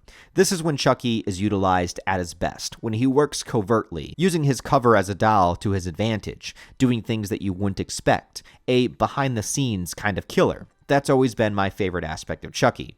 It's why I loved Curse so much, and why I wasn't a big fan of him swapping bodies with anybody he wants to. I prefer the more sneaking, conniving Chucky. But even though he did successfully kill 6 victims, he discovers he's been aging even more, and that he still can't harness the power of Dambola. We last see Chucky looking like a little old man, screaming in frustration, and that's where we leave off. Truthfully, this season was not meant to be split in half. If you remember, there was a bunch of writer and actor strikes that were happening last year, and it halted production, but it's soon to start up again. And in the brief preview shots that we have of part 2 of season 3, we see an extremely old, looking like Yoda dying kind of Chucky. There's a clip of Chucky talking to Tiffany over the phone, and my biggest curiosity is there's a shot of Brad Dourif in human form, but an old version. So could this be that Chucky somehow turns back into a human, but now he's at an appropriate age? I have no idea. But as far as the storyline of season 3 goes so far, I think this is a massive improvement over season 2. I've been waiting for just a single Chucky once again, and for consequences of the voodoo magic, and the White House setting is also fantastically intriguing. I'm pretty on board for this season. I don't know how or if they will incorporate any of the legacy characters though. Andy has only shown up in a dream so far, Kyle is nowhere to be seen, and Nika has only had a few scenes as well, but completely separate from the main story. But now that I've seen the entire show and given my live reactions and reviews as I went through it episode by episode, I think it's clear to see that it's a very mixed bag for me. I feel like every episode does something I really enjoy, but also does things that bring me down and frustrate me. Jake, Devin, and Lexi were never that compelling to me, not that I hate them, but I think they were utilized the best in season 1, and especially by the end of that season, I felt like their story wrapped up pretty well. I kind of wish each season maybe had a new lead cast, or that they would have had Fiona Dourif be the lead of the series. I've said it many times now, but she is by far the best actor the show has, and she steals every scene that she's in, but she's pretty much a supporting character. I feel like she could have led because of the movies, she was already established and she can already clearly lead, and I just really would have liked to see more of her. But my other positives of the show are absolutely with Chucky himself. Through and through, he's still Chucky. Brad Dourif's performance continues to be fantastic. The puppetry and special effects is nothing short of impeccable. Really, I think by season 3, this is the best the puppet and animatronic effects of Chucky have ever looked. They keep getting better and better. The kills have been incredibly imaginative. I'm on board enough to see what's going to happen through the rest of the season. My only fear is that this will end up being one of those shows that gets canceled abruptly and we won't get a definitive end for the franchise. But since everyone involved has been on board since the beginning, I would love to see an epic, bloody farewell to the Chuckster, even in TV form, or maybe one final movie. Who we have yet to bring back? Karen Barkley. Come on, yeah. The finale should totally find a way to give us Andy's mom and let her have the final kill, bringing justice and respect back to the name Karen. Oh, and I guess there's always Jesse and Jane. In a show as wacky as the Chucky series is, I'm a little surprised they were never mentioned or inserted in a cameo, or even on Chucky's vengeance list. Anyways, by the time this video is up, season 3 should be back on the air, so just consider this video a small little recap of everything. But with that done, we still have a few final things to talk about before we wrap this up. Okay, so no retrospective is complete until I do the top 10 kills of the entire franchise, in my opinion. So let's get right into it. At my number 10, I'm going to put the moment where Father Bryce blows up after the exorcism. Obviously, season 2 wasn't my favorite, but I really did enjoy this episode, and seeing Devon Sawa die in every single season, it gets more enjoyable as it goes along, and there's something about Chucky's soul being transferred into him, and then him having this tiny moment where he tries to control it before just exploding into pieces, and they show the explosion again and again from a bunch of different angles. I'm not really sure why, but I enjoyed it nonetheless. My number 9 kill is very simplistic, but I love what it introduces into the franchise, and that is Tiffany. It's the opening kill from Bride of Chucky, where Tiffany slits the throat of the cop and then takes the Chucky remains back to her trailer while the opening titles begin. I think it's a brilliant introduction to her character, a character that would become a long-lasting, permanent statement on the entire series. I love the way that it's shot. This is my favorite iteration of Tiffany. I love how it just goes into that Rob Zombie song being played, and there's something about the introduction and the beginning scene of Bride of Chucky that just always puts me in the mood to want to watch that movie, so I gotta add this kill on that list. My number 8 kill is actually going to be when Harold jumps on the grenade from Child's Play 3. This is one of the only truly shocking scenes of this movie for me, and the kid goes out like a hero, man. He's doing this to protect everybody, and it's something unexpected. It's not a direct kill from Chucky, and it's something that shows that that character had that worth and had that bravery within him the entire time, and also really shocking because of how young he is and how tragic that would be. Whereas most of the kills I'm going to have on my top 10 list are fun kills, this one is here because it was genuinely tragic. Going in the complete opposite direction, my number 7 kill is from the ending of Child's Play 2, where they have a random worker come into the factory towards the final scene, and he gets stuck on the conveyor belt with some good guy doll eyeballs being shoved into his own eyeballs. Really funny dark comedy stuff, and always memorable. My number 6 kill is when the 3 Chuckies from Cult of Chucky all gang up on the orderly named Carlos and just stab the ever-loving hell out of him. The whole sequence is really funny, how he just opens the door and like the awkward moment of 3 Chuckies staring at him, and then how they all just gleefully stab him with the variety of weapons and the conversation they have afterwards. He also didn't deserve this whatsoever, which makes it even crazier. Really fun kill. My number 5 favorite kill is from Curse of Chucky, and this again is a simple one, but it's just the way Chucky does it, his mannerisms, and just how much it made me laugh. It's when he's in the attic and he tells Barb how she reminds him of her mother because her eyes are way too close together, and then just starts stabbing out her eyeball. It's the rage in Chucky's voice when he says it, but also the gleeful aspect he has at the same time. I just really love it. My number 4 favorite kill is going to be John Ritter from Bride of Chucky, just because this guy gets demolished in a variety of ways. Not only does he get a face full of nails and you think that he's dead, but later on Chucky just stabs the shit out of him, showing that a true classic never goes out of style. My number 3 favorite kill is going to be from the season 2 finale of the show, and it's the chainsaw kill. I mean, seeing Chucky with a chainsaw is something I've always wanted, but it's also hilarious that his tiny body is just like dangling in the air, going down with the weight of the chainsaw, just splitting Lexi's mom in half. And it's one of the goriest kills of the entire series, and definitely the best kill in season 2. My number 2 favorite kill is going to be the first kill that we see in the Chucky series, where Chucky barfs onto the floor in order to electrocute Jake's dad. I talked about this when I got to this portion of the review in the series, but coming up with new creative kills for a slasher has got to be pretty difficult, especially a series that's ongoing as much as Chucky has been. But the idea of seeing a barf kill is something that I did not expect, and so I appreciate that. Same thing here with my number 1 kill. I'm sorry, maybe it's recency bias, but I gotta be honest with myself.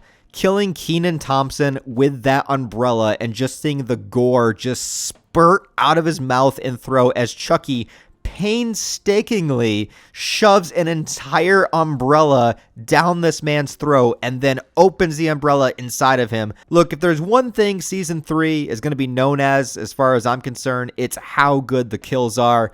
And I honestly gotta say, this is my favorite Chucky kill.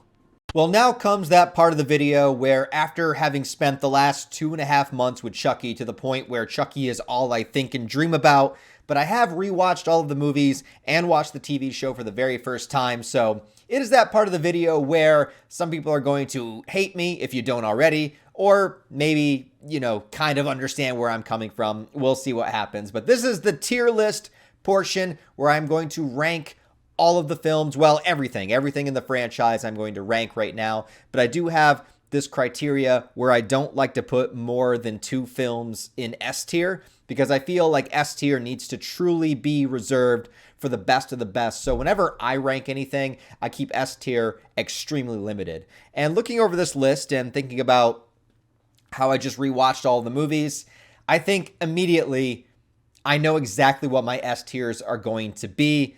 And it might not come as any shock to you guys that it is going to include the original and Child's Play 2. But if you would have asked me before I started making this retrospective what my favorite Child's Play movie was, and I might have even mentioned this in the intro, I can't remember, but I said the original. And I do truly love the original. I think it's a classic film. I think it's one of the best premieres of the slashers, like the first film in the franchise. I think it's one of the best. I think it's kind of underrated as time goes on. I think Karen Barkley is a very underrated character. I love the slow reveal of it. I love Chucky's personality in this movie. I love his personality in all the movies, but this was the one that kind of defined it. And I love that final segment where we have the burned up, charred, melting Chucky doll. Really, really cool stuff. Having said all that, after rewatching Child's Play 2, I realized that a lot of my childhood trauma actually came from Child's Play 2 and not Child's Play 1. Because as I was rewatching it, I just started remembering scene after scene after scene, and that finale in the toy factory, and Chucky, stabbing the knife onto his severed hand to have a knife hand, and everything that happens in Child's Play 2. And I also think Child's Play 2 is this really great, almost perfected balance of the horror and comedy, because Chucky himself is really fun, charismatic, and playful, but the horror is still horror before the series got too much into just kind of pure comedy. And honestly, after rewatching Child's Play 2, I like it more than the first one. I do. I think Child's Play 2 is probably the best Child's Play Chucky movie to date.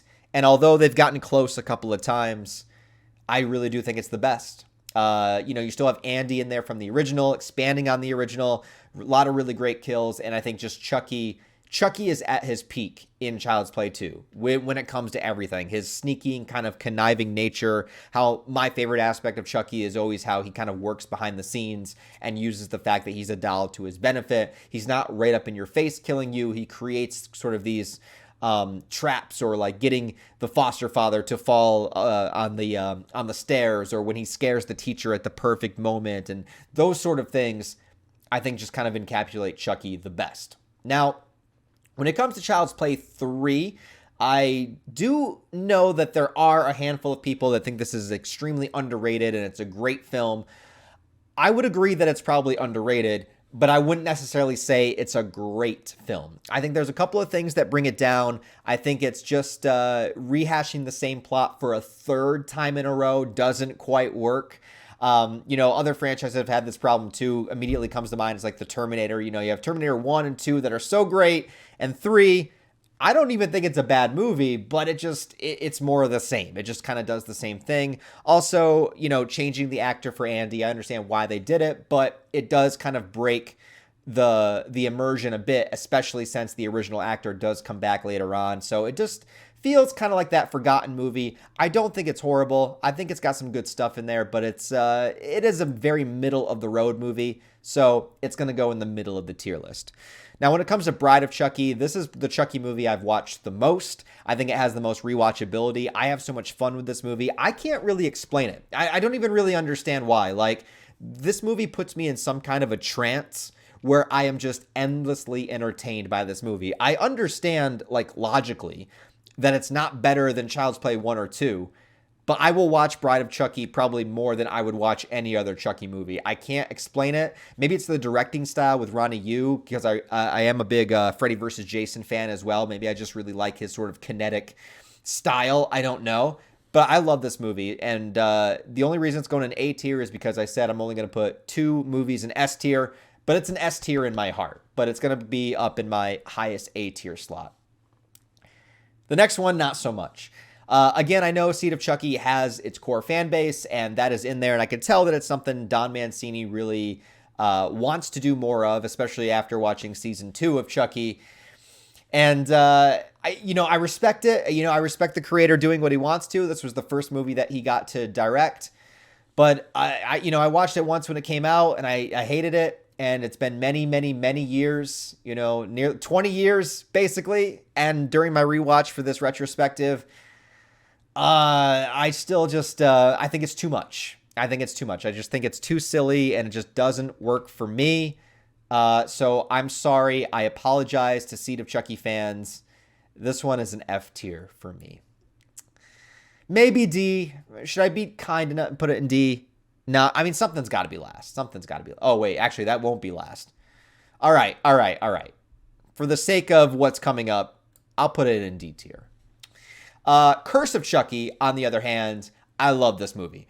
This was a great return to form. I remember when like I said, when I first saw it, it surprised me. And it's my bad. I was disrespectful when I first watched this movie probably because of the impression Seed of Chucky put on me. I just kind of put it on in the background. I was like, new Chucky movie. Okay.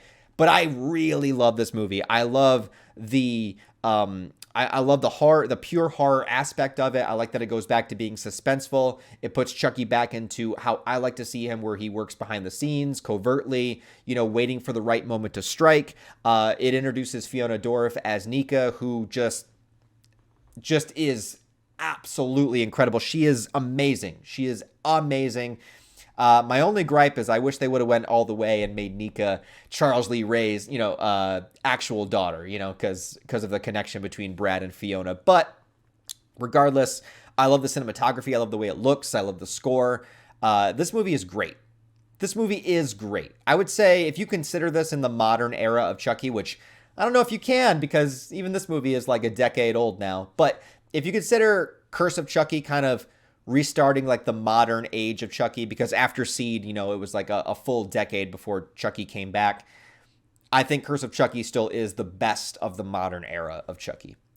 Cult of Chucky, there's a lot of stuff that I enjoy about it, but I do think it's a little bit of a step down, and I do think it's just one of those movies that, like, kind of like the TV show would continue to do, it just continuously hypes me up. It continuously gets me ready for great moments that are going to happen, but then we don't quite get there. It's like it's building, and then it just keeps edging me, and it never lets me finish. It just never lets me get the seed of Ryan out. And so I'm going to put it in B tier, because I think with Fiona Dorff as Nika, and it does have some really good stuff in it I do think I like it better than Child's Play 3.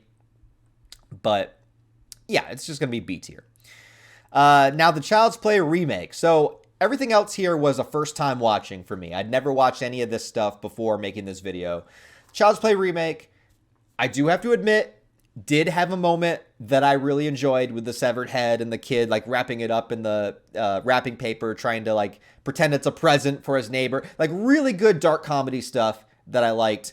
But obviously when I'm thinking about this in terms of Child's Play and Chucky, this is not Child's Play or Chucky. This is one of those circumstances where they took the brand, they took the name, but they didn't bring the character back over. You know, even, I can't believe I'm even saying this, but even the Nightmare on Elm Street remake, which I hate that more than I hate the Child's Play remake. But at least when it came to the Freddy Krueger character, they still at least, well, kind of made him similar enough, right? Like it was still Freddy Krueger. This is not Chucky.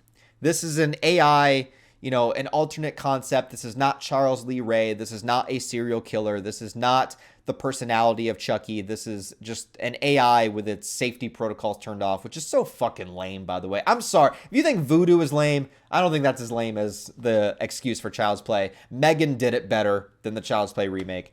You know, it's not Chucky, right? It's just not Chucky. It's not the character. It's not what we go to see.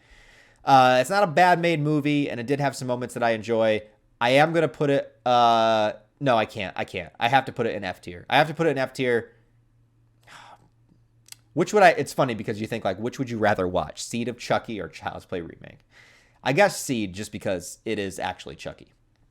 Now with the TV show. So I just reviewed the TV show for like an hour and a half for you guys. So that's pretty recent in this video. I don't need to go over it again. I think season 1 was the best. I think it did the best with the new characters. I think it did the best with Andy and Kyle. And, you know, it was a good introduction. I like the vibe. I like the tone of it. I actually like the small town vibe. You know, it was very like, kind of classic horror, classic slasher. I really, really did enjoy that. I think it had some great kills. But again, like Cult of Chucky, it had a lot of moments that like built me up. I couldn't wait for all these plot lines to come together. I couldn't wait for all these characters to come together to have that big epic finale, this Chucky army, what's going to happen with it? And I just feel like it's just like all this potential. It has all this greatness that is like right there. And it's like, there's so many moments. There's a moment in every episode I like, and all of it's building. It's like, come on, bring it all together. And it never has a chance to bring it all together. And it just brings me down. But I did enjoy it. It is my favorite of the TV show series so far. So I'm going to put it in B tier, just under Cult of Chucky. Season 2, on the other hand, went in the opposite direction. I thought it was very disjointed, all over the place. It brought back a lot of the Seed of Chucky humor that I'm not a fan of. Really, the only episode I really enjoyed was the Exorcism episode. They never explained why Buff Chucky was so strong. They never really explained anything, really, ever. The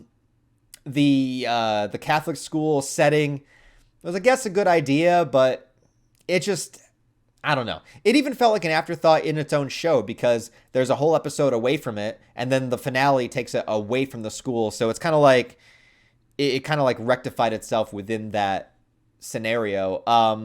The good Chucky doll kind of grew on me over time, but I'm still not a big fan of it. Anyways, I guess it did have more that I liked in it than Seed of Chucky, but I got to put it in D tier, not very much higher.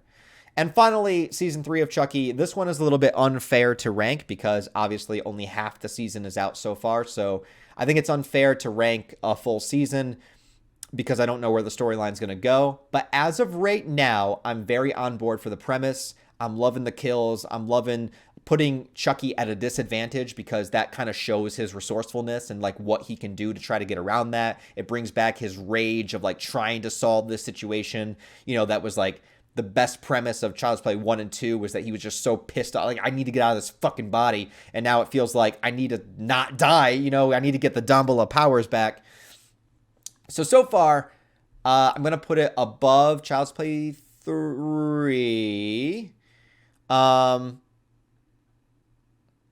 put it in B tier also. You know what? I'll put it in B tier. I'll put it below season 1, but above Child's Play 3 with potential to grow higher. It has potential to be my favorite season, depending on what they do with it from here on out. But anyways, all right. So that's my Chucky Child's Play franchise ranking. Let me know what you guys think. Go ahead and rank your own down below. And thank you guys, man. Thank you guys for watching.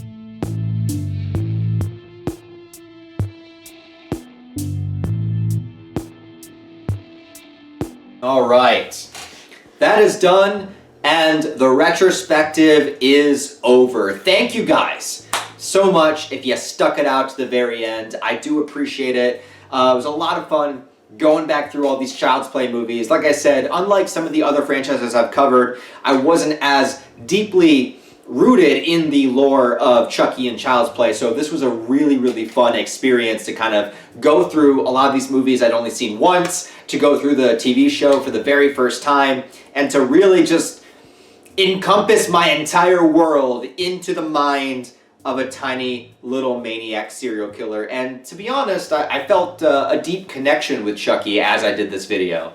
I know that might seem strange, but I don't know, there's something about him that I just see in myself. Maybe if I turned completely evil, I would be like Chucky. I put the Chucky doll away, so he is not going to come out anymore. I think he was just energized by my doing all the reviews for these movies that he was able to escape, but I put him in his place. I've been resurrected a few times. How did I come back? It's through the power of voodoo. Look, I saw an article online that taught me how to do it, so you know, that's really all the lore investment you need into figuring out how I resurrected myself.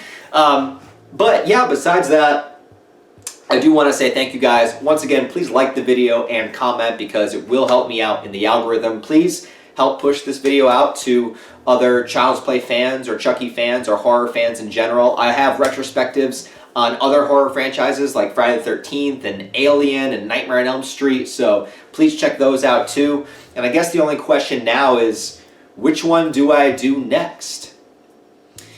You know, I've had a lot of requests for various franchises. I know some people have said Hellraiser, which I have a stipulation to that, since I don't really want to watch all of the Hellraiser sequels. I did actually already do an individual review for Hellraiser 1 and 2. So, if you guys can get those reviews up to 10K views a piece, 10K for the first one, 10K for the second one, at that point, I'll do a Hellraiser retrospective for you guys. But other than that, it's not a franchise I'm particularly looking forward to covering. I also really want to do the George Romero zombie films, the Night of the Living Dead, Dawn, Day of the Dead, all of those. I want to do those pretty badly. I know as far as slashers go, well, now with Chucky, I've pretty much covered all the big ones except for Scream, which it was actually just announced today as I'm recording this video that they are moving ahead with Scream 7 and Neve Campbell is coming back. So maybe I'll hold off on that and I'll do the Scream retrospective when Scream 7 comes out. So the only other big slasher is the Texas Chainsaw Massacre, of which I have virtually no knowledge of other than the original. But, you know, summer's coming. It's time to put on our booty shorts. And also, Texas Chainsaw does not have a TV show that I would have to go through, like I did with Chucky and that I would have to do with Scream. So, I guess I'm going to be heading down to Texas, you guys. Wish me some goddamn luck.